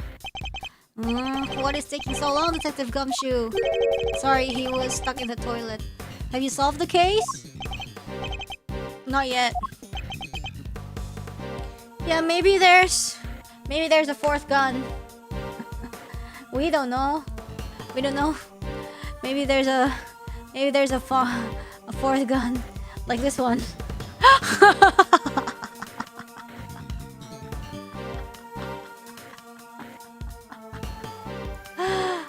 Oh my god. It goes straight through his neck. I'm sorry guys. I killed him.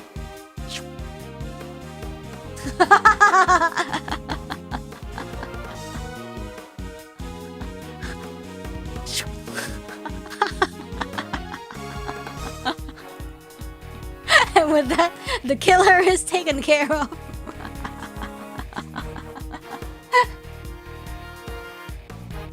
Okay. Anyways. Is that so? Double tap. Then perhaps interviewing another key witness might help you to do so. Another witness? Who? You don't mean the most important witness of all, the man on the other side of that door. Leo, we're gonna make the president testify? Crazy. It's kind of like a laparoscopy. Like, you know, like, sorry, we're just looking like the camera, like, shaking. Okay. See if we could find something weird in his neck. Let's see. You know.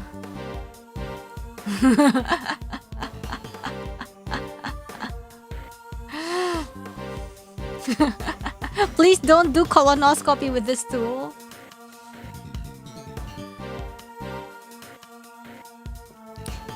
The most important witness of all, the man on the other side of that door. Yeah.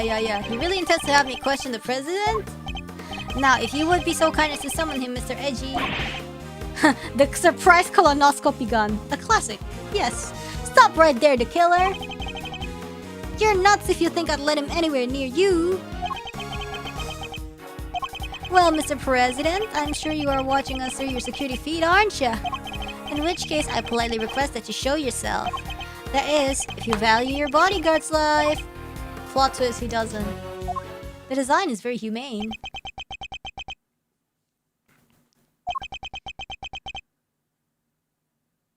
Huh? What the hell? Ooh, my ear. Well, I guess like the injury has been... It's recovering. So there's this like... You know, like when you're like recovering and there's like a little, maybe like, not scabs, but like, I guess scabs, like around it kind of. Felt weird. I thought like, didn't I take off my earrings? Okay. It's drying. Is he even there? Well then, if nothing else, we now know what kind of a man you really are. Mr. President, stop! You can't do this. Let's still just calm down, alright? Already a scab? Yeah, because this was from like a few days ago. Come on, detective. Where the blazes are you? Oh. Ah! The lights! What's happening? Listen well, Mr. Edgeworth. I would advise you to stay very still. It seems I will not be granted my audience with the president after all. Even with Mr. Knight's life as my bargaining chip. No, stop! Okay, you won't get away with this, the killer. I have seen enough, and now I know the truth. Where are you? Where did you go?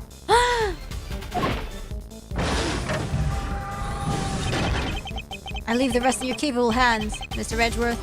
What? Are you gonna leave just like that? He's so cool. Worth. Mr. Edgeworth! Detective Gumshoe? Why is he aura farming like that? Like... Those sound effects, there sounds like lots of surprise colonoscopy in the dark. That's crazy. Sir, Mr. Edgeworth, sir.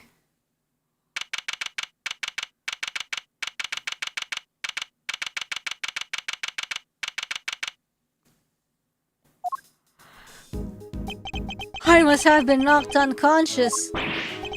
Sir, you're okay. Are you alright, Mr. Edgeworth? Never mind me. He didn't hurt you, did he, Kay? No, I'm fine. Only just woke up myself. My head will be sore for a while, but that's about it, so you can stop worrying. Detective, did you manage to stop the killer? Well, see, Miss Lloyd came running out of the plane and, she told us he'd flown the coop. Okay. We were too late. I'm sorry, sir. Bodyguard over there told us something too. Seems there's an inflatable boat missing from by the window. The killer must have stolen it and rowed himself across the lake. What about the cordon around the park? I called everybody back in to stake out the plane, including the guy stationed across the water. No, so he's completely slipped through our fingers? Not the best look for the department, but yeah. Hey, Edgeworth. Mr. Knight, you're alive. Yeah, no thanks to that murder. Oh, that reminds me. I found this lying on the ground next to you, Mr. Edgeworth. A calling card marked with a seashell? Guess he wanted to leave a message. Oh, nice. The killer usually leaves these next to the bodies of his victims, but you're not dead, sir. But I could have been. Maybe that's the message. I can't stop thinking about his parting words. I have seen enough, and now I know the truth. I leave the rest in your capable hands, Mr. Edgeworth. Damn! Aura farmed. And now I know the truth. The truth about what? Roger that. All clear out here, sir. Over. What's going on? That was the president. He's coming out. Now? Oh my god. Mr. Lion. So he's the president of Singfa, Mr. Di Junwang. And you are? It's an honor to meet you, Mr. President. My name is Miles Edgeworth. The honor is all mine, Mr. Edgeworth. I am Di Junwang. Your efforts on behalf of Singfa have not gone unnoticed. You averted something out of a crisis. Skinny fit suit. You must be referring to the Yatagarasu case.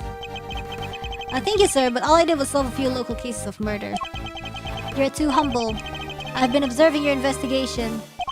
You're an impressive operator, Mr. Edgeworth, even if the killer did get away. That's very kind of you to say, so he was watching through his security feed. Sadly, I must inform you that this is as far as your investigation goes. Eh? What do you mean? Hear me, foolish prosecutor, for I shall say this only once. Knight has apprised me of the state of affairs, and from this point forward, the case will be handled by Singfa's police force, the finest in the world. Even with the killer out of the picture, they're still looking to get me thrown off the case? What do you think you're doing, pal? Nobody talks to Mr. Edgeworth like that. If it hadn't been for him, the killer would have... Detective, forgive him, Mr. President, but I must confess to being somewhat confused. I fail to see how or why this case falls within Singfa's jurisdiction. You fail to see? Enough, puny prosecutor. You seek explanations from a head of state? I say no, 1,000 times no. I will not explain myself to you. Now hand over the evidence you have gathered and remove yourselves from this plane. What? I'd do as he says if I were you, Edgeworth. This can't really be the end of the line, can it? What? Case evidence. Really? We're on. What? We have nothing now? Why? Why let us come so far only to pull the case out from under us? Now, you may leave. Knight, detain the suspects. Yes, sir, right away. To make an attempt on my life, to murder one of my faithful servants, the effrontery, the villainy. I didn't murder anybody, 'cause I... Shut your mouth, Miss Journalist. Hi. Answer me this, in a world already lousy with lies, with deception, with sin and iniquity. Can we stand by and suffer yet another crime to go unpunished? I say no, 1,000 times no. There can be no forgiveness. There can be no surrender. Why, you ask me, then I will tell you. He's hiding something. I'm certain of it. And if I leave now, we'll never know the truth. Mr. Edgeworth, sir. Mr. Edgeworth, there's gotta be something we can do.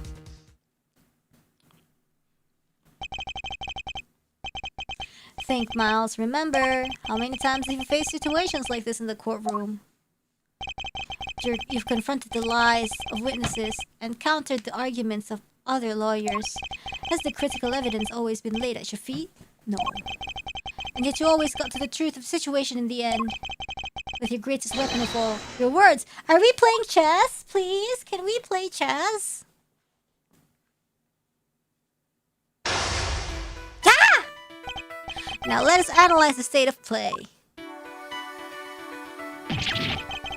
Be gone, puny prosecutor, or do you dare defy the direct order of a president? He's not going to listen. He clearly means to drown out any objection by means of pure rhetorical force. When an opponent is on the offensive, the best thing I can do is bide my time and wait for an opening. As he said himself, he's a head of state. Ever sees a politician, he won't open himself to attack easily. I can't let him bully me into submission. You're what? I have to stay calm and alert. If I can read his movements and expressions correctly, I may be able to find my moment. My first aim should be to find out why he is insisting on Zhengfa taking over the case. The board is set. Time to make my opening gambit. Oof.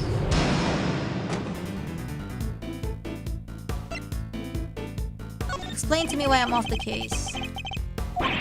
Imbecile, cease your insolent jabbering. I need not explain myself to you. My reasons are my own, and they are none of your concern. If I want to take this any further, I'll need a clue of some kind. Let me try another tackle for now. Oh, okay, so who? Please, about the case. Did I give you permission to speak? No. Bide my time. As leader of Zhengfa, I have no time for your insolent backchat. I was simply hoping to confirm one basic fact. You say that the investigation will not be assigned to your national police force? I do know. Enough of your pointless questions.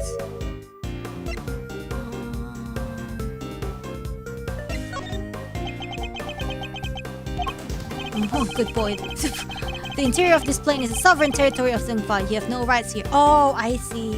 Is that so? Could it be that our current location is insignificant somehow? You should keep that in mind. It could be a useful clue.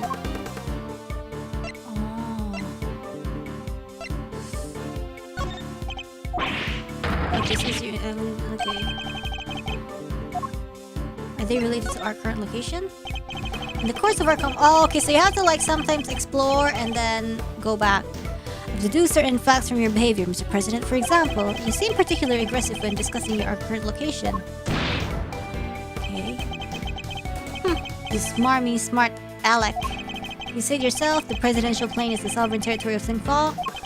And from that, we can infer that you believe the rules of extraterritoriality apply inside here. Is that correct? Enough! Seize your objectionable witting.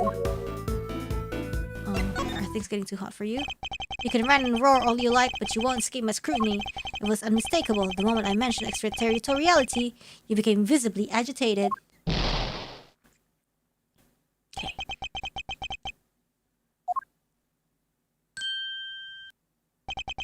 You think you're clever, don't you? Yeah, he's debating an actual president. It's kind of insane. He literally has no respect for this country, bro. Okay, let me answer your little question. It's true, extraterritoriality applies. Your laws mean nothing here. And why does that matter, you ask? It matters because it means you are powerless. You have neither influence nor authority here. Interesting. So the extraterritoriality issue does have something to do with all of this. Huh. So maybe, like, if we can prove that this law does not apply in this case, we're all good. This next move will surely decide the victor. Maybe the president, but nobody is untouchable. I just have to find the right angle of attack. Surely you see that you have overplayed your hand. Nobody asked for your opinion. You need only obey me, nothing else. You dare tell me how to govern, how to lead? You dare contradict me? On the matter of Miss Lloyd's guilt? Yes, I do. No! She is guilty! She's the culprit! There is nothing left to debate. I still have plenty to say. You must have realized by now that a massive corner you've talked yourself into. Oh, okay, it's wrong. Oh, okay, so if it's wrong, it doesn't swing. Ah, I see.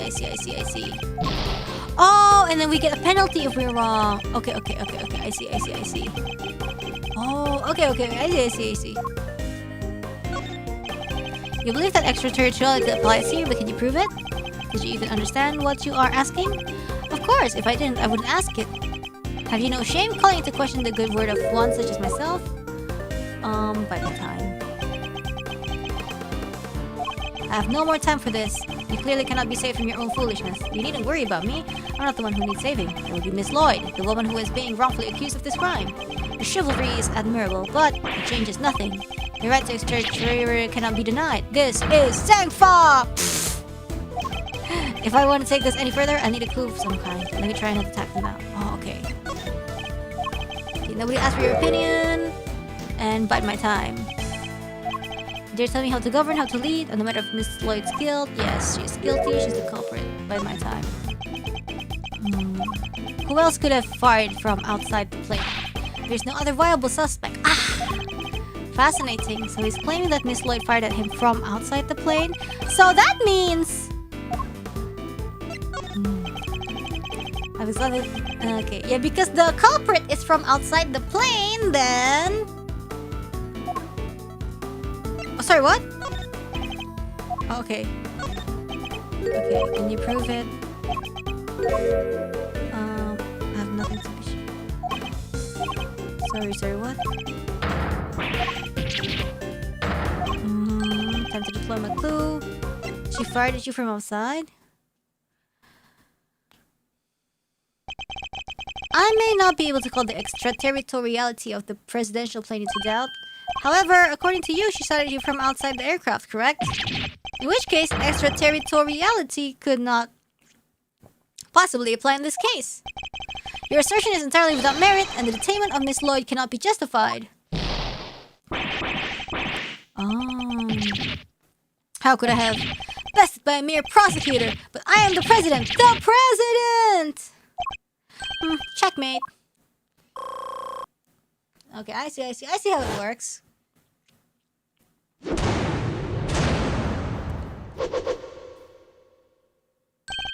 I trust you won't mind if we continue our investigation now, Mr. President.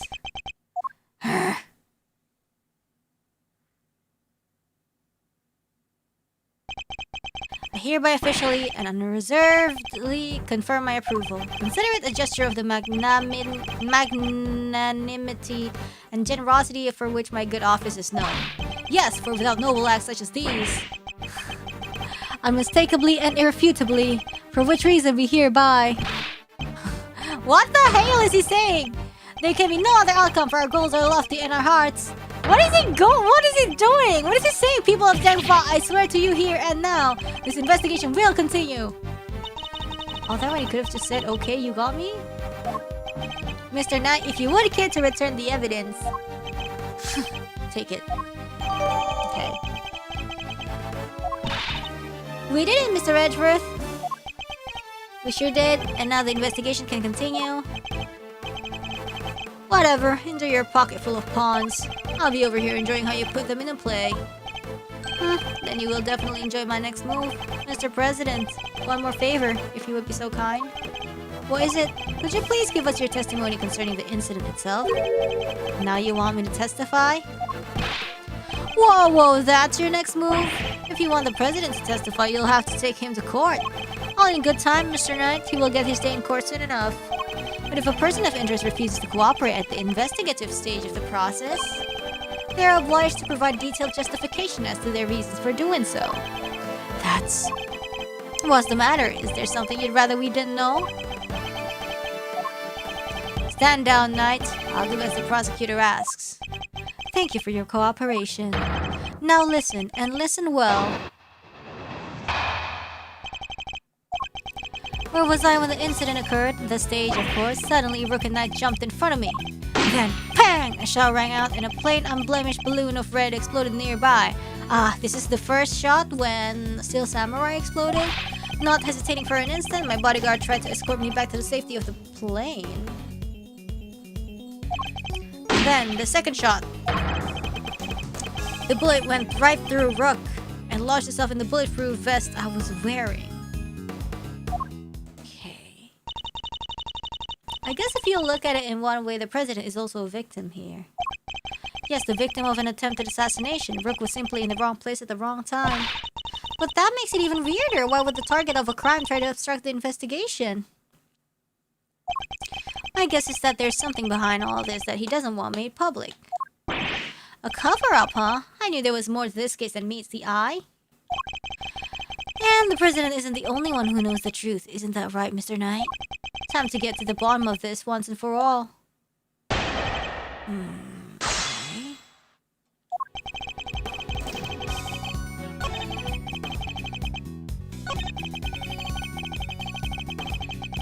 Uh-huh. Uh-huh. Uh-huh. Salah pinch. Hold it! Do you know where that second bullet went? Is this how you treat a foreign dignitary? Or do you really think such needling questions necessary? Of course! What's he so upset about? Must you insist on going over the same details again and again? Even my patience has its limits. You know full well where it went. Okay. Hold it! If I may ask, what was the victim like in that moment? He was a man amongst men, a real hero. The mere impact of the bullet took my breath away, and yet he had the strength to grab me and rush me back inside the presidential plane. So you and the victim entered the plane together, is that correct? Yes, he offered his noble protection, and I gladly accepted it. All was as it should be. It sounds nice and all, but he's freaking dead. He's the president, detective. It's basically in his job description to do so. Nothing he's saying seems too off base. Guys, the victim here wouldn't make much sense for him to lie to us, you know? Because we gotta assume he's telling the... Nope, one of the things he said is clearly wrong. Think back to the scene of the crime. Did we miss something? Alright, let me see the evidence again.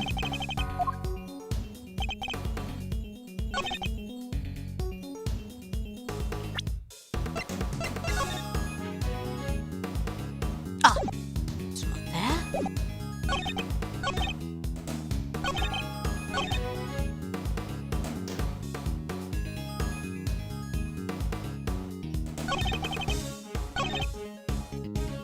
Hold it!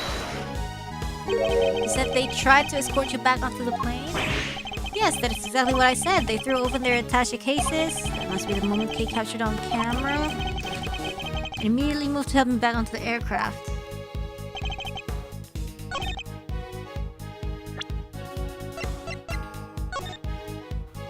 If it went through Rock.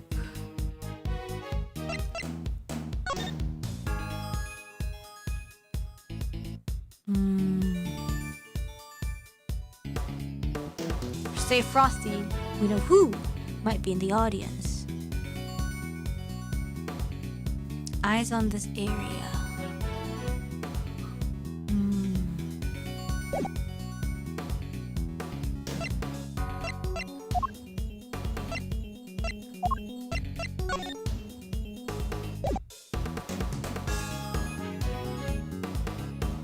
Right of the lakeside stage.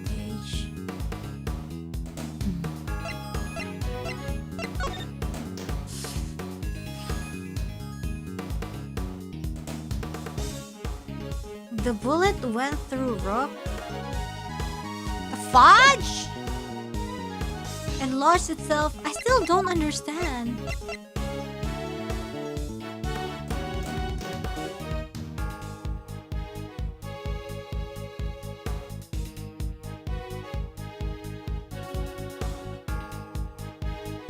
Huh?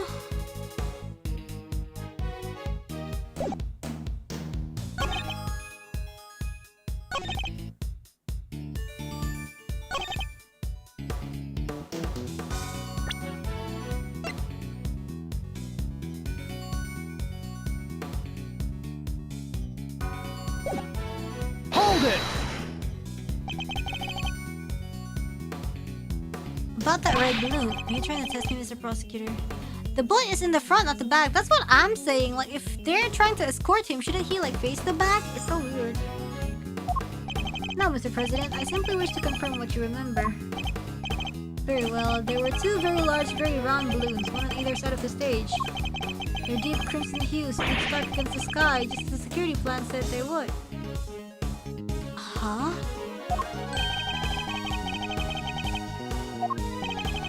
Reckon I left to my ages before the balloon exploded?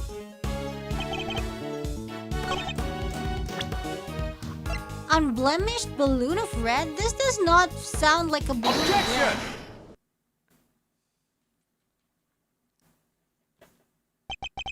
Say it was a plain red balloon that burst, but I strongly beg to differ. Take a look at this. I think you'd agree that it's hardly plain, wouldn't you? No! What? Who is that? Mr. President, meet the Steel Samurai. I would have hoped you might recognize him.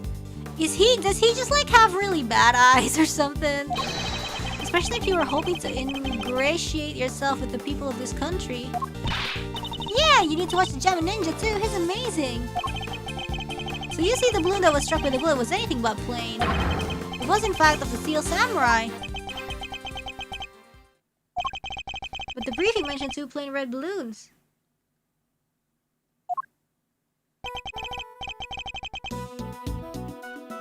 And there they are, right on the security plan.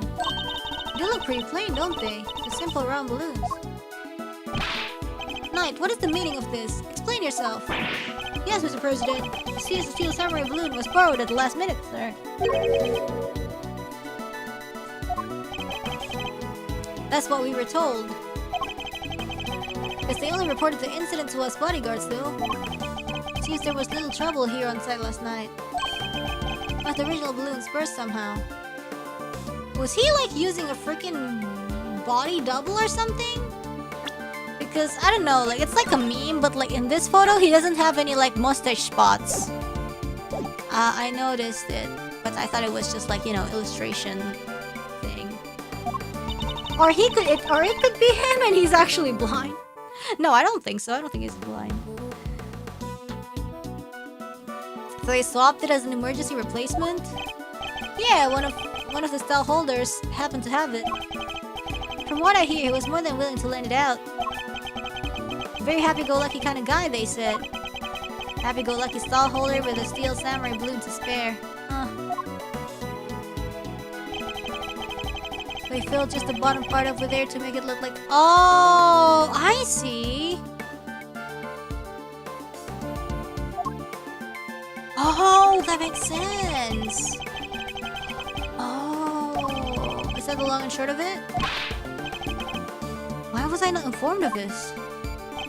Sorry, sir, we didn't think it was a pressing issue. And indeed, you saw it no different, correct? Yes, I suppose so. Could you really have mistaken the Steel Samurai's pants for a plain red balloon? Still, Mr. President, I struggle to see how you wouldn't have noticed something different about the balloon. Of course! Was that outburst for? Now remember, I could barely see the balloon. Huh? That's right, the wind was blowing... Yes, the flags to the sides of the stage were flapping incessantly and blocking my view. Is that so? Yes, those two flags. They were being blown back towards me. There would have been a strong wind blowing right around the time of the incident.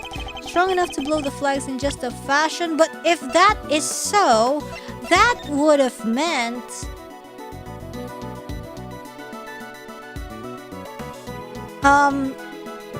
the shooter was from... Huh?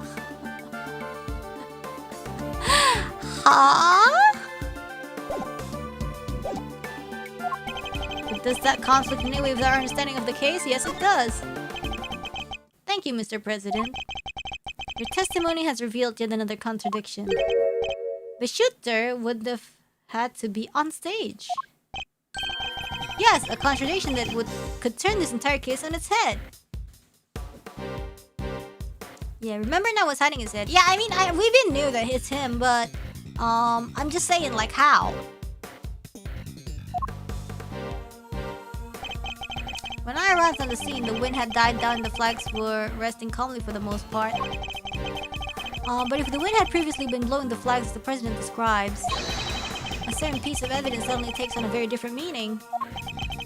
Which piece of evidence contradicts the state? Yeah, the stated conditions is this one. Take that! Earlier we deduced that the bullet that struck the steel samurai balloon and the bullet that passed through the flag were one and the same.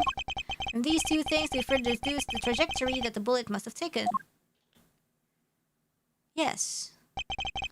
And we concluded that our shooter must have fired from the left side of the spectator area. If the flags were blowing against the president, this perhaps our conclusion becomes quite different. Anjing, lukan, sumpah, anjing. See, oh my god! Remember what I said at the beginning of the stream! And they penalized me for that! Mr. Edgeworth, that would mean... Yes, I know, we may not yet understand the reason why, but it can only... Yeah.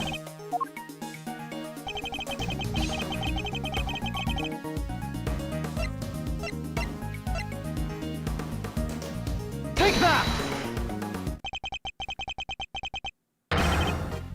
The person who fired that shot was none other than you, Mr. Knight. What? The path from the loom back to the red flag leads directly to the spot where you were standing. Tuh kan, guys? Kanan, guys. Not left.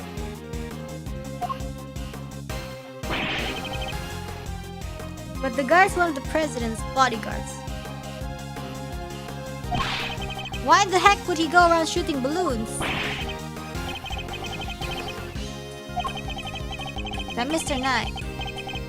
It's kind of like, the reasoning was like all wrong at all, but it's like the, sorry what? The, whatever that gets the answer. I don't know the English. I don't English. That Mr. Knight, a man who has saved my life countless times by a would-be assassin? Seriously, Edgeworth, we've put up with a lot from you, but this? President Wang's bodyguards are the pieces put on the board to protect the king. Wrong method, right answer. Yes. I'll handle this, Knight. Yes, English very, very difficult. My brain hasn't been like Englishing well today. Mr. Edgeworth, the wind was indeed blowing quite fiercely around the time of my speech. But the wind can pick up and die anyway in an instant, can it not? Therefore, I need proof. Proof that it was blowing hard enough to lift the flags during the crucial moment. The first shot was fired right around the time the president raised his fist. I have a piece of evidence that shows just that. Perhaps it can also show us what was happening with the flag then too. Sorry, what? What are you saying?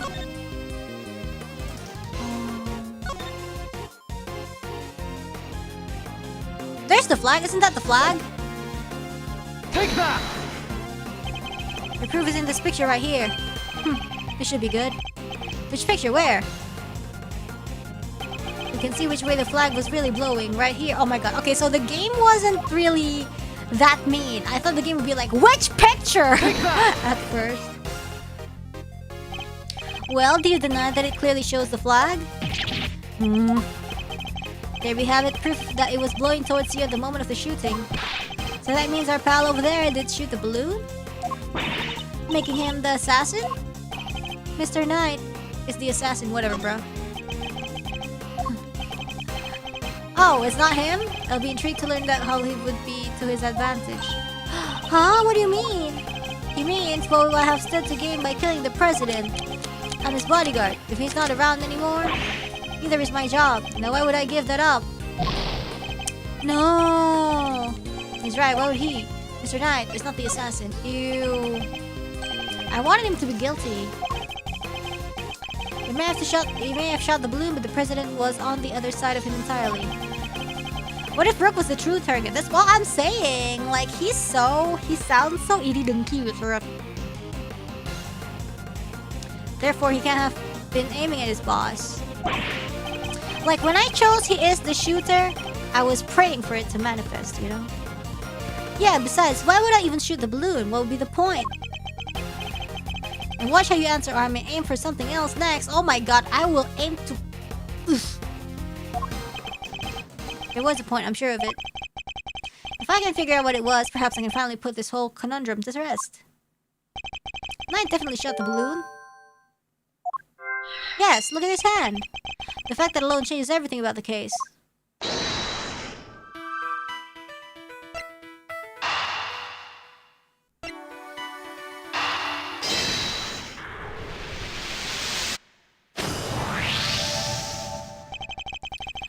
Why did not design position change? I told you I can turn my neck to the right. Could only cover the president's left side.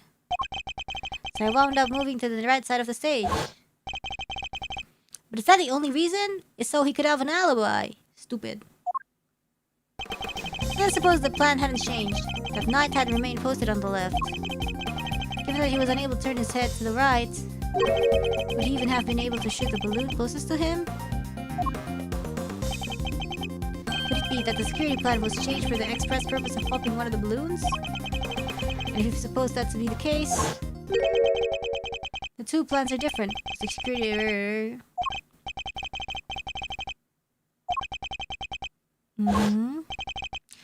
The president was the one who ordered the change. So Knight could pop the balloon.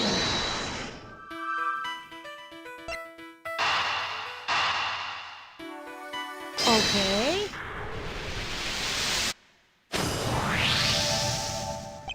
It's, if I'm reading things right, the president knew in advance about the balloon shooting, which means he must have had foreknowledge he would be in someone's crosshairs today as well. If that's true, then everything else that's been bothering me falls neatly into place.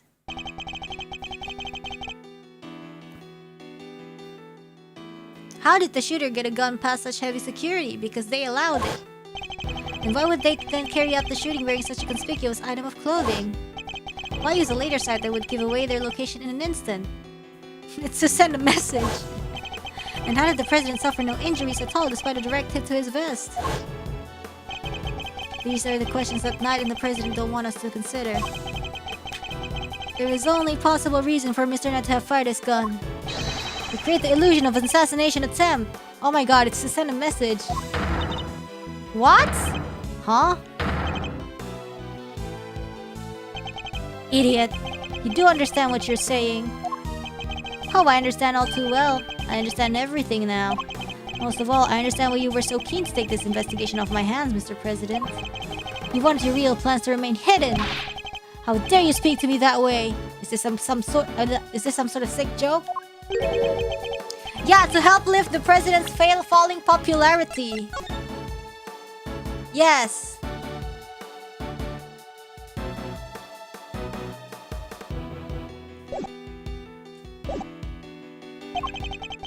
It's simply the truth, as revealed by the careful application of logic and reasoning, nothing more. The first shot was fired by Mr. Knight with the specific intention of hitting that balloon. The sound of gunfire and the bursting of the balloon were guaranteed to cause a panic. And then he fired again. He did? He fired 2 bullets, both of which were aimed at the balloon. As for why he did so, it's because the second shot was designed to create the impression that the president had been hit. So then what's the deal with the one in the vest? It's fake. Ah, yes. Like, you think it would fit that body? So Mr. Heroic President didn't take a bullet after all. That's not true. I was shot, I tell you. We'll be able to verify that for ourselves once we take a closer look at the bullet. At the very least, we can expect to find traces of Mr. Rook's blood on it, correct? But like, what about a hole in his outfit then? Objection! I thought I made myself clear. The trajectory points to only one possible shooter, Mr. Knight. Then where does Tabby fit into all this? She was simply one part of their plan. In order to place the suspicion elsewhere, they set about creating a fake assassin, the highly suspicious person with the red hood. I have yet to ascertain exactly how complicit Miss Lloyd was in the whole scheme. but I can say with some confidence that none of the shots were fired by her. I suspect her only job was to point a laser sight at the president. Oh! That's right! Then I was... tasked with turning your jacket inside out the moment the crowd flew into a panic, yes. Thus making the mysterious red-hooded shooter disappear in the blink of an eye. Then when the gun and security plan were later found in the trash can, it would have all appeared to have been the work of an assassin so skilled they could vanish in thin air. Oh, and then like she was like, wait, I didn't hear about this. Like, why are you like trying to put this blame on me? I thought, you know, my job was done. Why would she agree to that? I don't know. Maybe the money was good. If you were if they paid her like freaking like 200 juta or something, that's like $10,000. No, that's like, yeah, $10,000? She would have probably said yes. But then the case would have gone cold. But she's about to get arrested. Yeah, that's why, like, wait, I didn't hear about this. Like, you know. Exactly what our friends here were hoping for. Makes sense now why they wanted you off the case. Indeed, because the entire affair was a cheap ruse perpetrated by the president himself. Like, you know, it's like something like pretty like shady, but like we'll pay you good money as long as you do this, and it's like it sounds like a win-win. She gets a scoop, she gets this extra money. Oh no! He's so saggy now. No, the president, shill mask has well and truly slipped. Admit it, the entire assassination was a lie, wasn't it? Like, us talking like this while there's like an actual dead man on the floor is crazy. If that stupid chief prosecutor hadn't insisted on assigning you... how could I let this happen? Objection! That's enough, Edgeworth. Mr. Knight! Sorry, but I'm speaking with the president right now. Yeah, well, I'm doing my job as a knight and protecting my king.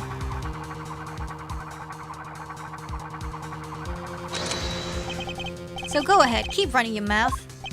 Perhaps it would be better if we stuck to threatening each other with words. He wouldn't, would he? Nah, I don't need this thing to shut you up. Alright, my move. Question. You claim I fired my gun from on stage. How do you figure I did that in front of a crowd of thousands? An excellent point. Time for my counter move, I suppose. You had a certain something that allowed you to conceal your actions. A certain something, huh? Mighty specific. What did Knight use to hide his actions from the crowd? It's the attaché case. This. Take that! Yeah. Take a look at Kay's photograph. Your right hand is completely obscured by the case. Yeah, we actually noticed that. At the very moment this picture was taken, you were firing your gun. And in such a way that you wouldn't be detected. Objection! You don't like to let the facts get in the way of a good theory, do you, Edgeworth? Shame you don't seem to have noticed. Notice what? That theories are all you have. Conjectures, nothing more. The flag was billowing in the wind at precisely the right moment. I had my gun with my attached case. We changed the security plan because I couldn't turn my head. It's all just speculation, circumstantial evidence at best. You can't prove any of it. Okay. If you at least had the bullet that burst the balloon, you might have a scrap of credibility. Imagine, you could have run forensics to see if it matched my gun. But no, that bullet is at the bottom of the lake. You gotta go dredge it up. Yeah! Try me! I hate to say it, but he's right. I don't have anything concrete. Let's just make shit up until he confesses. I thought not. Maybe now you can shut your mouth.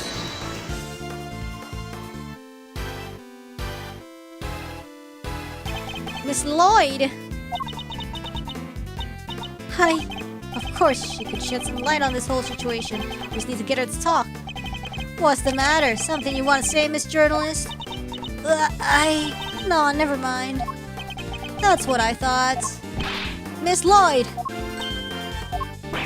I need you to be brave. If you don't speak up, the truth will be lost forever. You're a journalist after all, are you not? Dang it, I can't stay quiet any longer. Hey, you understand what you're doing, right? I think carefully before opening that mouth of yours. I was so focused on bagging me a scoop, I forgot the most important thing of all. Real journalists don't lie. Ain't no dang scoop if it ain't the truth. I'm sorry, Mr. Edgeworth. I should have showed you this before. What is it? Oh, it's a laser pointer I used on the president. But that's all I done. I never shot nobody. You stupid. I thought I told you. You squeal and you go down as an accomplice.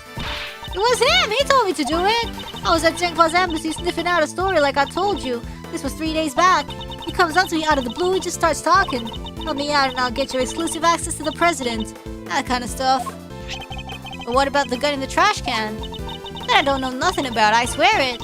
All he told me was to wear a jacket with a red hood and to point that their pointer at the president. I never thought for a minute it would blow up in my face so bad. I'm sorry. Truly I am. Thank you, Miss Lloyd. I'd like you to testify to that effect when this goes to trial. It ought to go a long way towards proving that the assassination was a sham. What's wrong with you people? Don't any of you know what's good for you? My sympathies, Miss Knight. Sorry, Mr. Knight. Have you successfully removed me from this case as you'd intended? Perhaps then you could have kept your pawn quiet. So let me get this straight. You told Tabby, if you let slip about our fake assassination plot, we'll have you convicted for murder? Or something like that. Of all the dirty. I said no such thing. Why you force-femming him? Bro, my bad. Give it up, Knight. It's time we came clean. It's our only choice.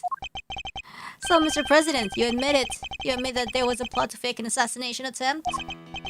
I do. I'm sorry. Why? Why do something like that? My popularity has been on the wane back home. I thought surviving an attempt of my life might give me the boost I needed. I know what we did was wrong, so yes, it was all lies, all of it. Aww. But like, okay, if Rook actually died, hello? And the bullet in the vest? It was planted ahead of time. I wasn't hit by anything today. But who killed Rook? Historically, that has worked. I guess, yeah. Bulletproof vest data updated in my organizer. But then, what was up with the killer? Our plan got out somehow. And then he just appeared, hell-bent on turning our fake assassination into a real one. Oh my god! The killer's just like in it for the love of the game. He'd hoped to get in close enough as the fake assassin to finish the job. There is one thing I don't understand though. Oh, and what would that be? Why did Rook have to die? If the whole thing was fake, how did he wind up getting killed for real? That's true. Exactly, that's what we've been like, you know, we've been like talking about like that dead man's like in the middle of the room. It's crazy. And therein lies the real question. He was a fine bodyguard, the best in fact. Well, see, I'm still like, you know, even the killer was praising Rook. Maybe Knight got jealous. I want to be the president's only one. He may not have been a native of Zhengfa, but he was someone I could fully trust. Mr. Rook must have been really something to gain the trust of someone who'd hide from his own shadow. Sounds like he was as trustworthy to the president as I am to you, huh, sir? I believe that's for me to say, detective, not you. Mr. Rook must have known about the plan too then, correct? Maybe he wanted to rebel. Maybe he was like, nah, man! I'm a man of honesty. Whatever, bruh. He wasn't aware of any specific details, so not really. I tried to involve him, but he refused. Yeah! Yeah. He's like, I don't want no part in this. And you would have done well to listen to him. This is a tragedy. The life of a good man has been wasted. Yeah, he's like, he's just so pissed. He's always so pissed. Like, you know, like even when like Shelly de Killer was telling, oh my god, Rook is so good. Like he was like glazing Rook, and he's like, oh my god, what's so good about him? I'm just as good as him, you know. What's going into him? It was just another piece of the board, there to protect you, nothing more. Mr. Knight, how could you? Who was it that actually went along with your plan, huh, Mr. President? While that pious coward backed down when you needed him to step up the most. I value your support too, of course, but... Look, I'm your chief bodyguard now. That's all that matters. And now that spineless fool Rook is gone, things are gonna change around here. Thanks to me, genius strategist, grandmaster, rightful leader of this team. We are all well aware of your ambitions, Knights. But doesn't this seem a little imprudent to you? Why? My plan this time was perfect. As they always are, and as they always will be. That's quite a statement. Especially considering that your perfect plan was an abject failure. Yeah, no thanks to you. That buffoon Rook. And how exactly was it Mr. Rook's fault? If he hadn't died, the killer would have never come after me. And I wouldn't have had to let you on this plane. Please, Mr. Knight, you mustn't talk like that. Fine, the guy died protecting you, Mr. President. I'm sure that's just what he always wanted. Did he die protecting the President? Wait, I thought the whole assassination thing was fake? Aw, come on, do I have to say everything twice? We planned a fake assassination, but somebody else came along and tried to make it real. But the killer only brought a knife! 2 shots were fired, remember? Like you said, Edgeworth, one of them was the bullet I shot through that balloon. But the second? That wasn't me. Huh? What the freak? Oh really? Then who did fire it? The real assassin, but not the killer. His plan was to come after the president with a knife. Okay? No, the most likely suspect here is the piece cowering quietly in the corner. Tabby again? Our lily white queen over there. Huh? Ouch! Beer trap. Miss Lloyd? Again with this? I'm not your danged assassin. But is that really true? I for one don't believe it. The gun in the trash can? It can only belong to you. Is this taking like 4 hours just because I was like so slow at the beginning? As soon as I shot that balloon, I rushed over to help Rook escort the president back onto the plane. I left Rook here in this room while I secured the president in the safe room. I was like, you know, Disney Plus. And eating. When I came back out, Rook was lying there on the ground. Miss Journalist must have shot Rook while we were escorting the president off stage. That single killer shot was fired by the gun you found in the trash can. And next to English. No, like for real, that wasn't my fault. So you don't actually know when the victim was struck by the bullet, do you? The knight doesn't protect the Rook, Edgeworth. Shut the freak up! He protects the king! Oh my god, I'm gonna like actually, you know that fast food... I was just gonna go to it. You know that fast food place, Four Fingers? The logo on his chest looks like it. Wait, let me actually look at it. Let me actually look up the logo. Let me actually... Four Fingers crispy chicken images. See? Oh my god! See Four Fingers crispy chicken. You look it up. Oh my god. It looks like his freaking hand.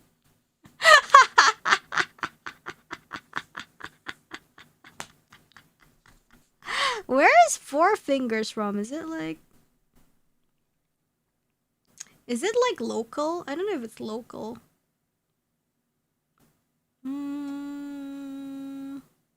Whatever, man. So basically there's like a place called Four Fingers, but yeah, the logo looks exactly like it, but with just 4 fingers. It started in Singapore. Ah, okay, then it's Singapore. So yeah, anyways, that's what I wanted to say. He protects the king. You want to translate? He means that his only concern was protecting the president. Lose the king and you lose the game. Isn't that the first rule of chess?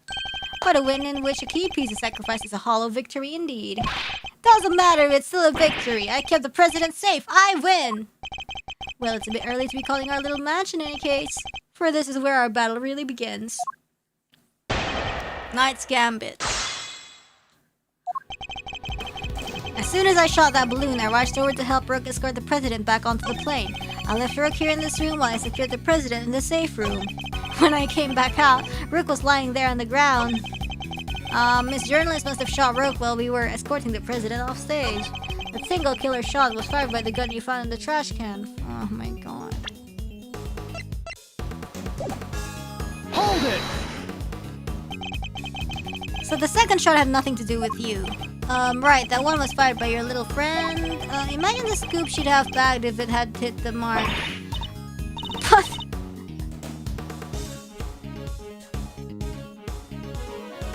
Okay, I don't make facts, I report them. Yeah, journalists who signed up to a fake assassination plan in the hopes of getting a story. That's not... Look, I'll admit it, I set the whole thing up. And your role was to aim that laser pointer at the president. It's not my fault that wasn't enough for you. You were the one who decided to bring a gun to the party. Who knows, maybe you thought if you kept on shooting you could shut me up too? So Mr. Knight's suggesting that he first fired one shot and then Miss Lloyd fired one more? Yeah, basically implying that Tabby also had a gun on her. Okay, it's near where she could have got one from, but hey! His entire testimony is pure conjecture, he can't prove any of it. You're right, let's hit him with some cold hard undeniable evidence.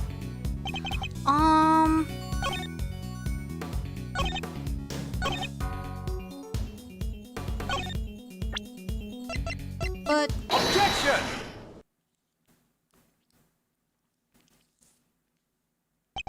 So you contend that it was you who shot the balloon and Miss Lloyd who shot Mr. Rook? Are you sure about that? Sure, I'm sure. Well, what you propose would indeed match up with the total number of shots heard. And the gun from the trash can itself has also been fired twice. Wow. Now why would the supposed number of shots heard from this gun differ from the number of spent rounds? It's simple, because it was planted. Planted by the real perp of the crime. Somebody faked the evidence? Yes, and if you think about it, their reason for doing so is obvious. To ensure that whoever found the gun would conclude that the shooter had been in the spectator area. And in order to do that, they had to make it seem as if both shots had come from this one weapon. I get it, so that's why it's got 2 spent rounds, huh? Oh, it's fake evidence. As we have already proven, the bullet that burst the balloon came from a different weapon. Which makes it entirely possible that the bullet which killed Mr. Rook didn't come from this gun either. Heh, nice work, Edgeworth. That's some high-grade sleuthing. But why don't you get to the point? You've come this far. Spit it out. Oh, I intend to, don't worry. The person who shot Rook was you. Take that! You, Mr. Knight, you're the one who murdered Mr. Rook. Oh, finally got up the courage to say it, huh? Surely not, surely you wouldn't have. It wasn't only the killer who tried to take advantage of this fake murder plot. You killed Mr. Rook, hoping that he would look like an accidental victim of the bungled assassination. With the president locked away in the safe room and the door of the airplane tightly closed, it was just you and Mr. Rook, alone, together. And that was when the third bullet was fired right into your colleague's body. Objection! Wait, you're really gonna claim there's a third one now? You just said only 2 gunshots were heard. Want to tell me how that works? Objection! Airplane cabins are practically soundproof, Mr. Knight. If you close the door, nothing can be heard from the outside. Not even gunfire. But wait, does that mean this will be like... Well, but I guess... He doesn't need to... I don't know. Because like this plane's like Zengfa territory, right? So like he technically can't like prosecute him. But... at least Tabby's free? But wasn't the president right next door? Yeah, because like... the argument was like Tabby shot from outside. And this is like an entirely different case. Wasn't the president right next door? Very true. Which means he may have heard the shot himself. Well, Mr. President, I didn't hear anything. But you can observe this room through your security feed, can you not? No, because the camera was dead. The camera in this room isn't normally on. I have to manually switch it on when I enter the safe room. And that's what you did this time too, right? Well, that is... what's gone into him? Mr. President, this is vitally important.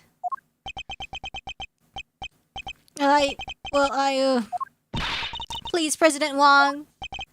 Fine, I was busy hiding under the bed, covering my ears. What? Even though you knew the whole thing wasn't real? Yes, because I hate the sound of guns. Just the slightest hint of that awful noise, and oh, it's just too much. Aww. Oof, that there's sadder than a pot of overcooked crawfish. Mr. Knight, you saw that President Wang was covering beneath the bed. And what's more, you knew from the monitor bank that the security camera for this room hadn't been switched on. Which means you knew that the circumstances were perfect for you to fire the third shot straight at Mr. Rook. Knight, how could you? Could you really have betrayed my trust so horribly? You think I killed the alt half-wit? You don't trust me much, huh? This is the thanks I get for putting my life on the line for you day after day. I want to believe you, but... I don't get it. I just don't get it. What is there to doubt there? I don't know, maybe because you got an ass personality. Like, dude, stop talking. What, you don't believe that the girl over there could have done it? Of course not, dude! He might be cowardly, but it's not stupid. No, because this gun isn't the murder weapon. We know this from the number of bullets fired. Yeah? Well, how do you know there wasn't a spent bullet from the start? What? Someone could have fired a bullet from that gun yesterday, or the day before. And today, another bullet. The bullet that hit Rook. That's pure speculation, pal, and you know it. Maybe. But can you prove it's not true? And with any certainty, no. You're nothing without conclusive proof, so come on. A single piece of evidence straight through my heart. I dare you. Well, what are you waiting for? There must be something. Wasn't there, Mr. Edgeworth? You can't prove it, Tabbies. Even though this plane is Zangfa territory, as long as that coward president preferred to solve Rook's murder, Knight is a toast. Okay. I messed up, I know I did. I should have never have done what I did, not even for a scoop. But murder? Nah, that ain't me. And a murderous bone in my body. Conclusive proof. If only I could prove that Knight's gun is the murder weapon. Wait, perhaps I can. If you at least had the bullet that burst the balloon, you might have a scrap of credibility. Gumshoe! Imagine, you could have run forensics to see if it matched my gun. If you had the bullet that killed Mr. Rook, forensics could tell us which gun it was fired from. Ah! No proof, no case, end of conversation. Objection! Hold it right there. What now? You're not about to claim you do have proof? Of course I do. This ought to be good. Alright, bring it on. Show me this proof of yours. The bullet that killed Mr. Rook is the key to ending our little game. Very well, my conclusive evidence is... right here. You want proof? Where? Here it is. Oh! I was thinking like right here, and he's gonna like point at his body.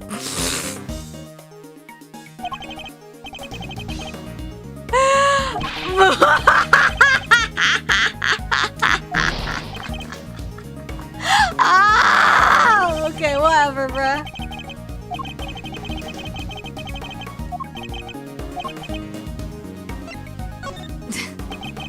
Not currently in my possession. Okay, alright then. Thanks for playing, folks, but that's game over. It is here in this room. What? As you know, the bullet that killed Mr. Rook passed through his body. Where did it end his journey? Pretty sure cast our minds back to an earlier conversation. After passing through his body, the bullet that took Mr. Rook's life then found itself lodged in the vest. That's right, if the president hadn't been wearing that vest, things could have been a lot worse. But now, of course, we know that the so-called assassination attempt was a complete fabrication. The vest was prepared in advance, made to look as if it had been hit by a bullet. Which begs the question, where is the real bullet? I like it, the twist. There's good stuff, Edgeworth. Come on, then, don't keep us in suspense.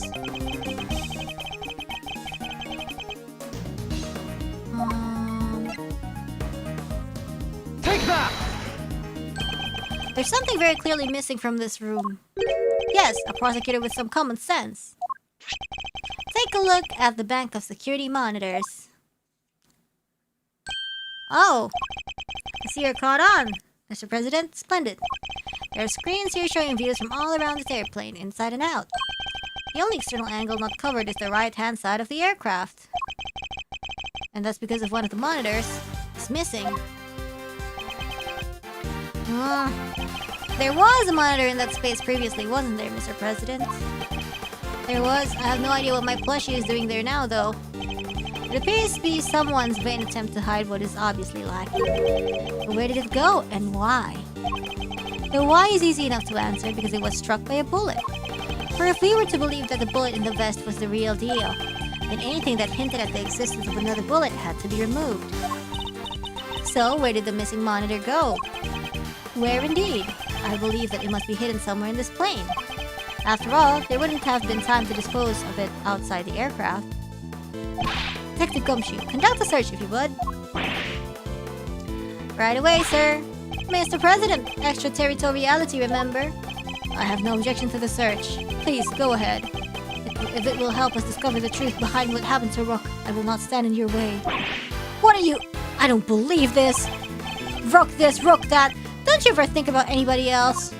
Maybe because you're a terrible person. The search has been authorized, Detective, if you wouldn't mind.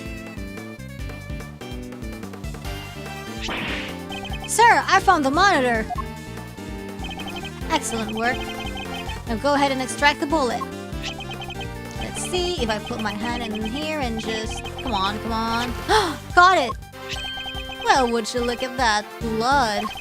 This is the bullet that killed Mr. Rook, there's no doubt about it. And there you have it, Mr. Knight. The single piece of evidence you requested straight through your hearts. Even you must now admit if this bullet didn't come from the spectator area gun, then Miss Lloyd cannot be Mr. Rook's killer. What, no pithy comeback?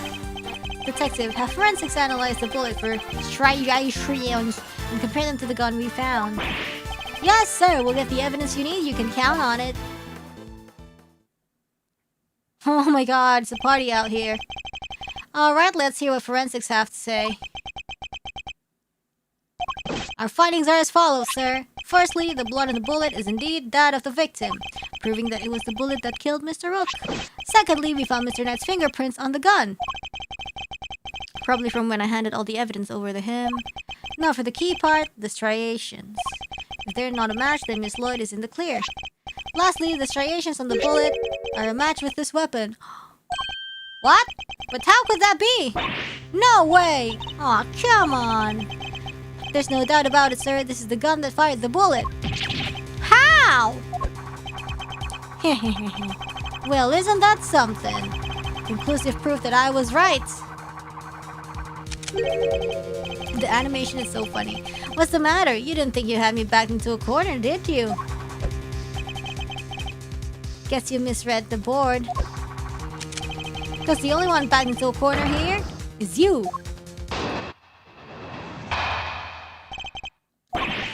There's no denying it. Forensics prove that the gun and the bullet are a match. The bullet that killed Rook was fired from the gun you found in the spectator area. So who pulled the trigger? It can't have been me. I was up on stage, which leaves your little friend. The hack killed Rook. She's the murderer. You just proved it. Your move, Edgeworth. Just remember two things. One, where you found that gun. And two, which gun the fatal bullet came from. Whichever way you look at it, I can't have been the shooter. How did it come to this? Me and the president, we admitted to faking the assassination attempt. Now it's your turn to admit something. Who the killer really is. There's no way Tabby did it, is there? Don't let him get to you, Kay. You just need to go over his statements again. There must be something further we can deduce from them. Okay, let's do this, Mr. Edgeworth. Okay. EP. Okay.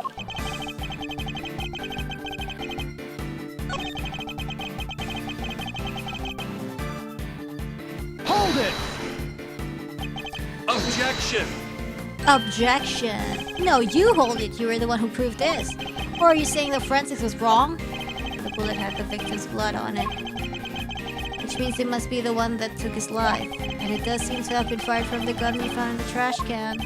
Don't you just love this? Your face, Edgeworth? What a picture. Let's just agree that the facts are what they are and move on. That gun fired the fatal bullet. So who pulled the trigger?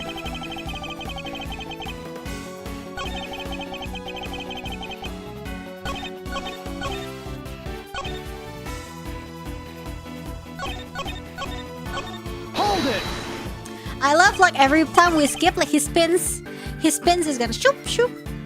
So can't bring yourself to admit the truth, huh? I get it. I was in your shoes just a few minutes ago. Burned me up on the inside, you know, made me really want to shoot someone. Sorry, it's no laughing matter, I know. But we both know who really did shoot someone, don't we? Hold it! What proof is there that Miss Lloyd fired that gun? What proof? How about the forensics you ordered? They didn't find her prints though, did they? Yeah, the only prints they found were yours, pal. Objection! From when I confiscated the evidence, probably. Anyway, say it wasn't Miss Journalist. Who was it? Because it can't have been me. Your own investigation put the shooter in the spectator area, didn't it? Are you ready to admit it yet? All the evidence points in one direction. Hold it! That's not all what I proved at all. Oh yeah? So what did you prove? Still trying to make this about how I fired the first shot? Sure, you proved that and I admitted it. But so what? You're forgetting that you're here to do one thing and one thing only. You got that right, to uncover the truth. And you think ruining your country's relationship with Denkfai is gonna do that? No, your job is to solve an attempted assassination, nothing else. I'll decide what my job is, thank you very much. You don't get to tell me what to do. Oh sure, let the trail go cold while you flip your wig over who gets to say what to who. Or you could finally do the right thing and admit that your little friend is guilty. You're the guilty one here. There's no doubt about it. The markings on the bullet are consistent with those left by the weapon from the trash can, but if Mr. Knight were to have tampered with the gun somehow, he could have only done it once I handed over the evidence, and not a moment before. Isn't there anything we can do, Mr. Edgeworth? There must be something. When reasoning thus far has been sound, I'm sure of it, which means we can overcome his defenses this time as well. Okay. If the testimony is untruthful, there is always a contradiction to be found. Okay. Let's listen to what he has to say for himself one more time. Okay, let's press. Hold it! No, that's... Objection! What was it you said? The forensics would back you up? How does it feel to be shot in the chest by your own conclusive proof, huh? Not so good, I imagine. The bullet and the gun are a match, Mr. Edgeworth. That kind of has to mean that's how you pulled the trigger, no? There's no denying the evidence.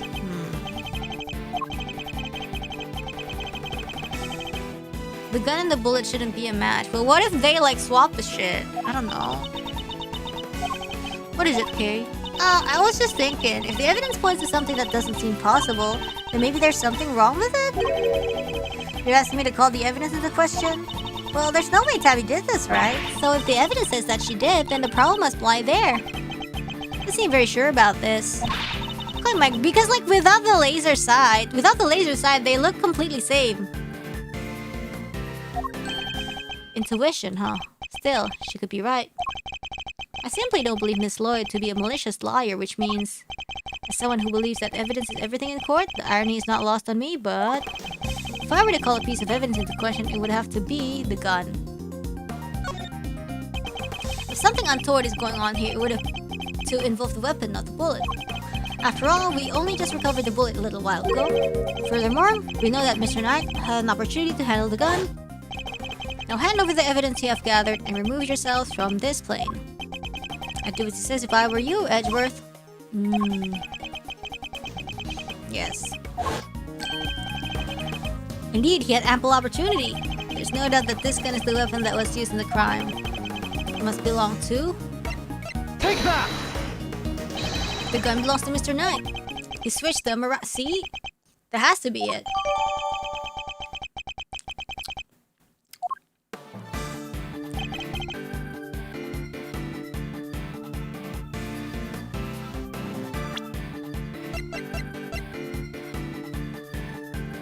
So I guess this?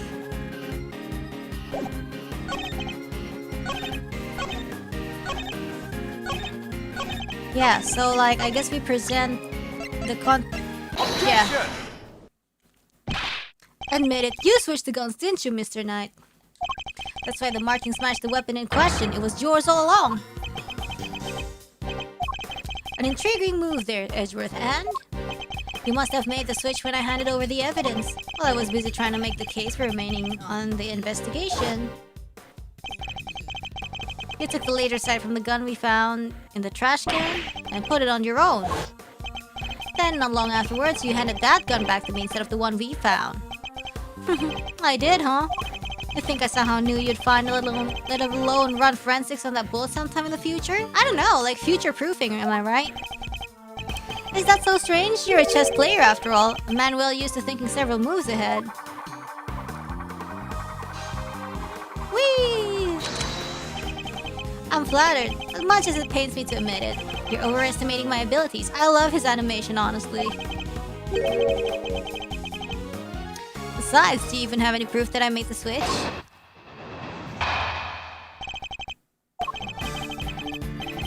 The gun is the same model as mine. Weird, sure, but it's just a coincidence. And look, there's a laser sight attached. Also, take a look in the cylinder. 2 spent bullets, just what we'd expect to see. So what proof do you have that I switched the original gun out for mine, huh? None, that's what. Say I'm overestimating your abilities? You surprise me for someone so arrogant, huh? What can I say? I'm a modest guy. More modest than you, that's for sure. Oh my god. Everywhere except at the chessboard, that is. Well, I don't see a chessboard here, do you? Shame, still. Guess that gives you a nice excuse. I didn't mess up, I just didn't have the right evidence. I don't think I'll be the one making excuses. Rather, I didn't mess up, they just got lucky with the evidence. It'll be your excuse, I'd imagine.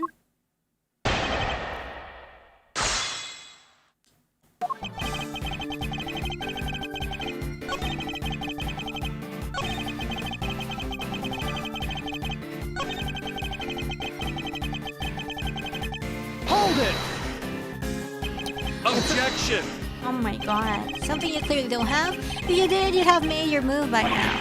We do so have proof, right, Mr. Edgeworth?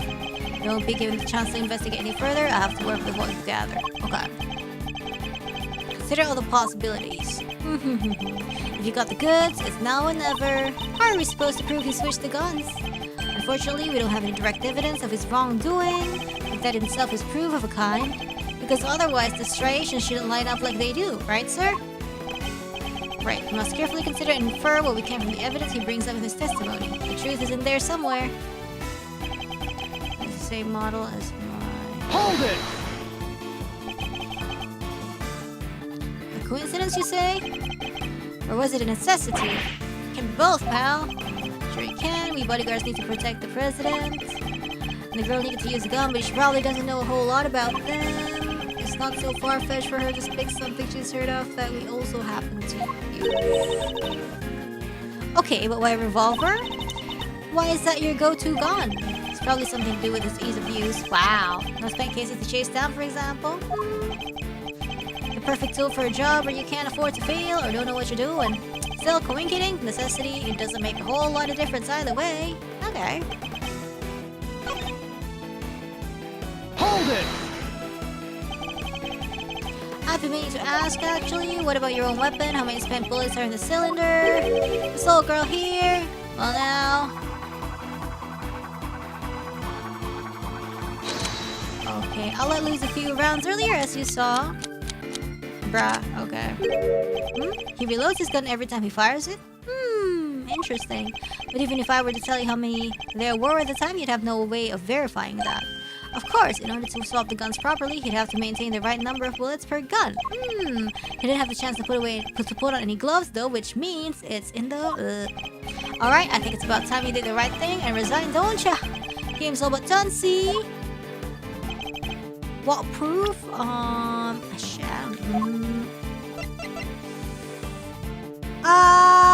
Is this the right one? I'm checking the description, says nothing about bare hands. I don't know. Whatever, bro. I don't know! Ah! Shoot! Not this! Oh, man. Okay, wait. The description says nothing, but, like, there's nothing else that says something about it.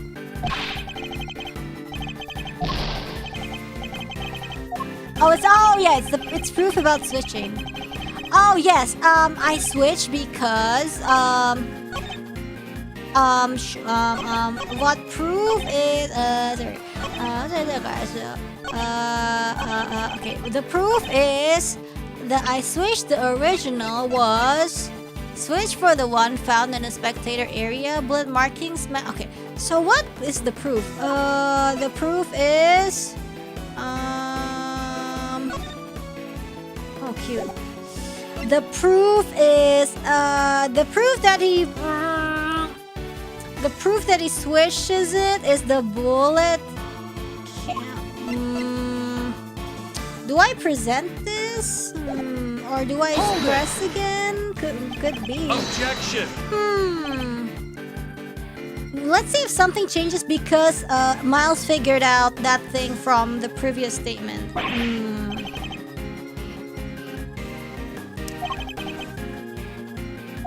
Okay, so no. Okay, so maybe it's this statement, but like instead of the bullet, it's the gun.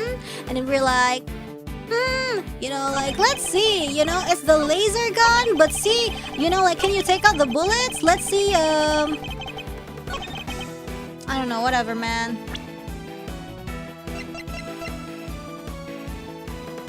Objection! It's got your dirty fingerprints.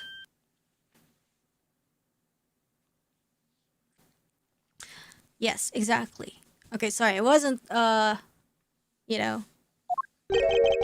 I was gonna be like, yeah. I think you've been working too hard, Edgeworth. Not the gun itself, the evidence it carries. Evidence will prove once and for all that it does in fact belong to you. Why do you assume it's 30? No, I just want to say something hurtful to him. I'm looking forward to this. Go ahead, make your move. What's about to come into play? The rook? The bishop? Not a pawn, surely. The evidence in the gun will provide fingerprints, yeah. Fingerprints? Namely your fingerprints, Mr. Knight. Objection! My prints? Of course my prints are on the gun. You handed the right to me when you gave up the evidence. How could they not be on there? Objection! What if I told you there are prints apart of the gun that you shouldn't have touched at any point? What? Where? You can't prove that? Oh, but I can. There is a place where your fingerprints could never have been left if things happen, as you say. Allow me to present the final piece of evidence. We'll bring you... Sorry, what? Excuse me? What? Here, look closely at the cylinder, detective. 2 bullets fired, but where the prints we're looking for, sir?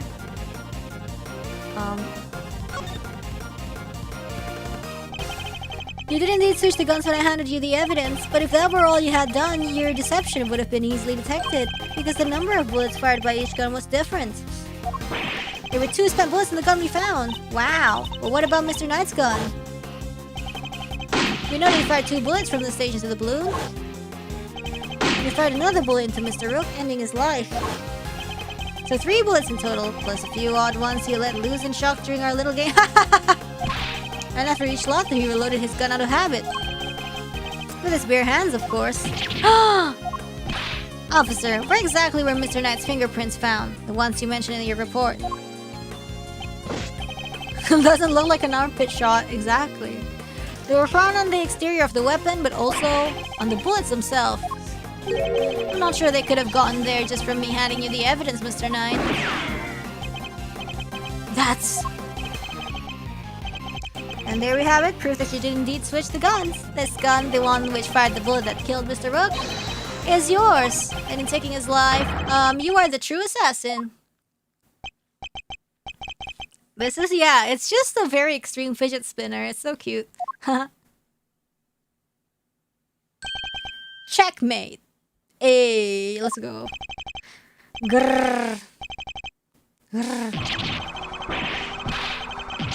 See, like this shit pissed me off. I was like this shit pissed me off. I was like, oh, what was that? Like, Mr. Rook isn't the assassin, is the assassin. Oh, come on! And then they penalized me for that. Shit pissed me off so bad. I was gonna be the new chief security. That blasted Rook, if it hadn't have been for him, it wouldn't have been... I would have been in charge by now. I would have been in control of the whole team. I saw a blue badger. I had to do a double take. My plan was perfect. The fake assassination was supposed to be flawless. It's like when teachers are like, show your work. Apparently, spite isn't enough.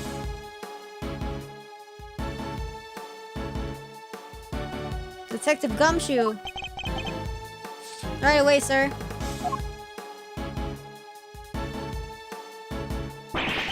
Curse you, Edgeworth! Our game isn't over yet. Aye. Oh my god, his poor neck. I'm afraid this is as far as we go for today. The next moves we play will be in the courtroom. But it's not fair! It's not fair! You kind of killed a dude, actually.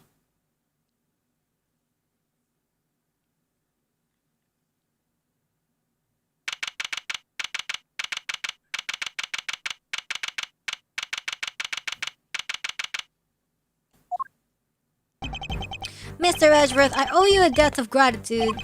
You exposed the murderer within the ranks of my own personal guard. I will not soon forget that. Oh, and now I mean thanks to this real case? Ah, so sad. Who could have thunk that the culprit would be somebody he was super close with? Hot take, I think people should go to jail for killing people. Exactly. He's suddenly very presidential again now that we're back outside the plane. I saw it, you know, when I first proposed the fake assassination to him. You want me to handle it, not Rook? Rook refused, but I can rely on you, can't I? Of course, sir. You can count on me. I'll put together a plan that can't possibly fail. And he'll play his part like the pawn he is. The hatred in his eyes was plain to see. He despised poor Rook. I was not entirely comfortable about moving forward with Knight in charge of our little deception. The guy who was willing to do unethical things did something unethical. Who would have thunk? And looking back, I think he sensed my discomfort. I can't help thinking I played a part in his decision to end Rook's life. Mr. President, none of this would have happened if you hadn't plotted to fake an attempt on your life. That was your crime, and it is a crime you will have to live with. You are right. I can only apologize for the part I played. And I will no doubt be made to pay for my actions in one way or another. But I thank you nonetheless. You solved the riddle of Rook's demise, and for that, I shall be eternally grateful. I will be here in your country for a little while longer yet. But when I have returned home, perhaps you will visit us in Sengfa. You will always be welcome. Okay.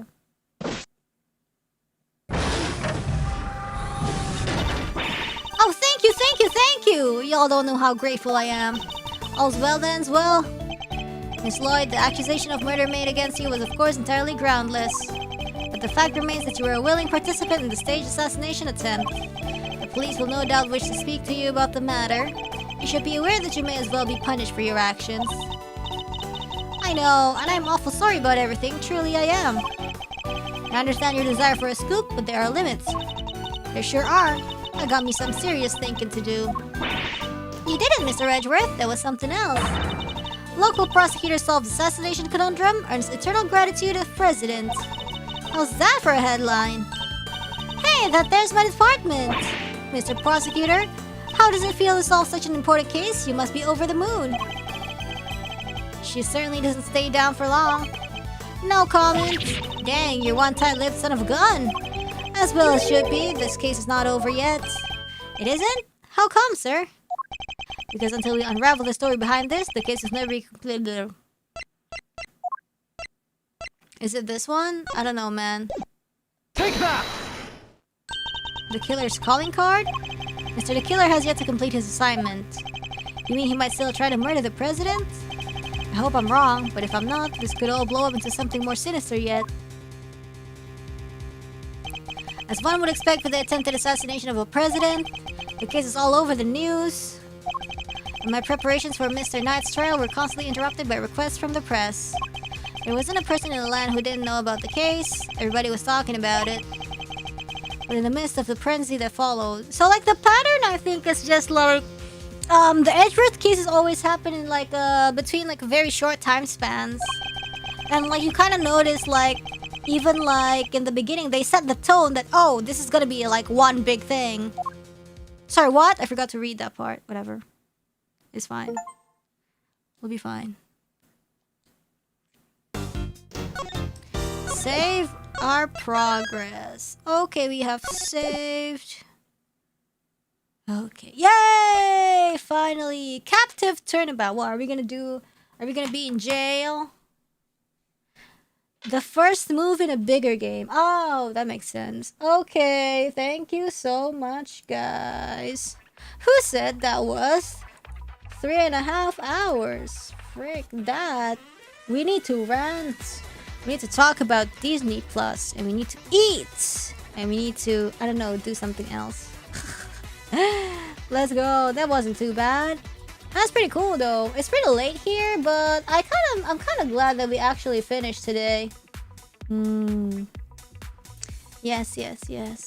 I like that. I actually enjoyed it. Yay. Yes. And ice cream. I love the ice cream. So yeah, back to the Ace Attorney grind. It seems like the new chess game. Yep. Okay, it's time for super chats. Jacob47 caught the first viewing of Chromatic Future on Hollow Earth. It was a lovely time. Sip some tea is always a banger, and you are so active in 3D, always moving around, even in the MC segments. It's really cute. Thank you so much. I need to stop. I think I need. I don't know. My throat hurts, kind of. I won't overwork my voice. There's just been like a lot of talking actually. When I stream Ace Attorney, I used to stream for so long, like my throat would like actually start hurting after a while. But I think like I've been more disciplined when it comes to the later Ace Attorneys, especially AI1. So yeah.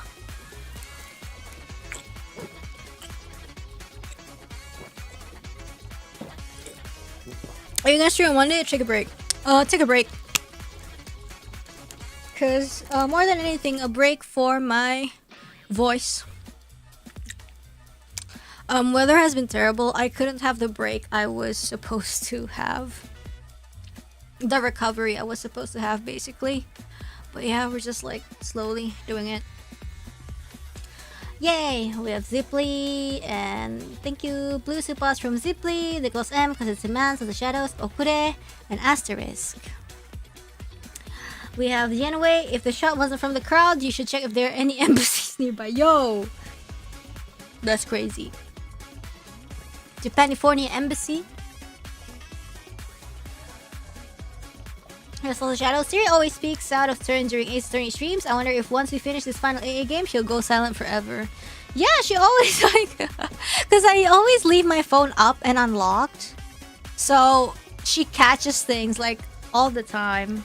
And I was like, yo, what? You know. We have Solid Shadows. Part of me is glad to see Kay, and part of me is sad she's in the game because I still have to worry about spoilers when I read Kay Emma fanfics. There are Kay Emma fanfics? Yeah, I was like thinking, right? Like, because I didn't think Kay and Emma interacted quite a bunch in the first game. So we'll see if that changes in this game. We have Mexo, Blue Supers, thank you. We have Anton M. Imagine this, Yatagarasu Trio, Kay, Emma, and Pearly. Oh. Yes. Raura needs to rest hers. Yes, being I guess like being a streamer, like you really gotta take care of your voice. Like even like outside streaming, I always have to take care, you know, of like the kind of food I eat, and the drinks I drink, so it doesn't like worsen, you know, because like you always like exhaust your vocal cords, and then you gotta like minimize the things that are more in your control. So it do be like that. The most I'm willing to sacrifice is spicy macaroni, and even then it's like only like once every few weeks, I think. But yeah, is that usually? Yeah, just gotta make sure we don't overexert stuff. Yeah, it's all voice. Yes, it's yeah. It's kind of like, well, I don't know. How was the game? It was great. Sleepy as hell, but it was worth it.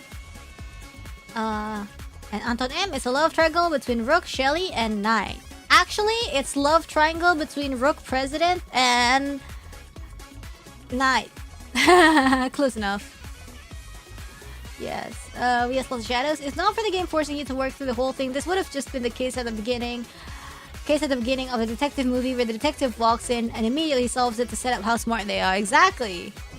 Oh my god. I can't believe. Like, yo, it was from the show. The shot was like on the right. But I mean, it didn't end up being true. But also, like, Rook killed him. Sorry, Knight killed him. And then it was true, actually. But then games like, show your work. No. I guess we couldn't until now. Yeah. We also saw the shadows. Maybe Knight was all depressed that Rook is better than him and went to his usual four fingers to eat his feelings with some crispy chicken, and the cashier was like, here, have a badge, and touched by their kind gesture, he wears it everywhere now. Exactly. Except everybody else has it, so he's jealous now. Why does everybody get it too? We have Anton M. If someone has objection FA, they're likely culprit. Nice. And we have Anton M. Rainy likes horses and gun spinning. Should try RDR. I mean, I could. Yeah.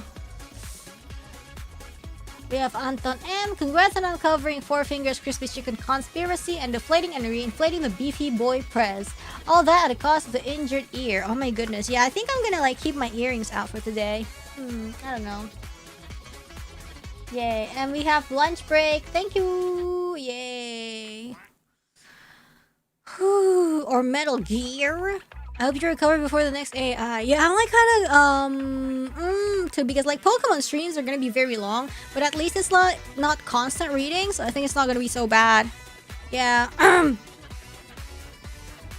Anyways, that's it. Yeah. Also, you have to like stop doing that, and just stop doing that, like clearing my throat, even though I don't need to. Terima kasih perhatiannya. Thank you very much for your attention. I need to rest my throat and I need to go to bed. Tomorrow there's gonna be no stream, but I'll see you guys on Tuesday, I guess. I want to start playing Pokemon in the morning, so yeah, if if I can do it, then I will. Alright, salam marakits everybody, and bye bye. See you next week. Yay! Yay, yay, yay, yay, yay, yay, yay.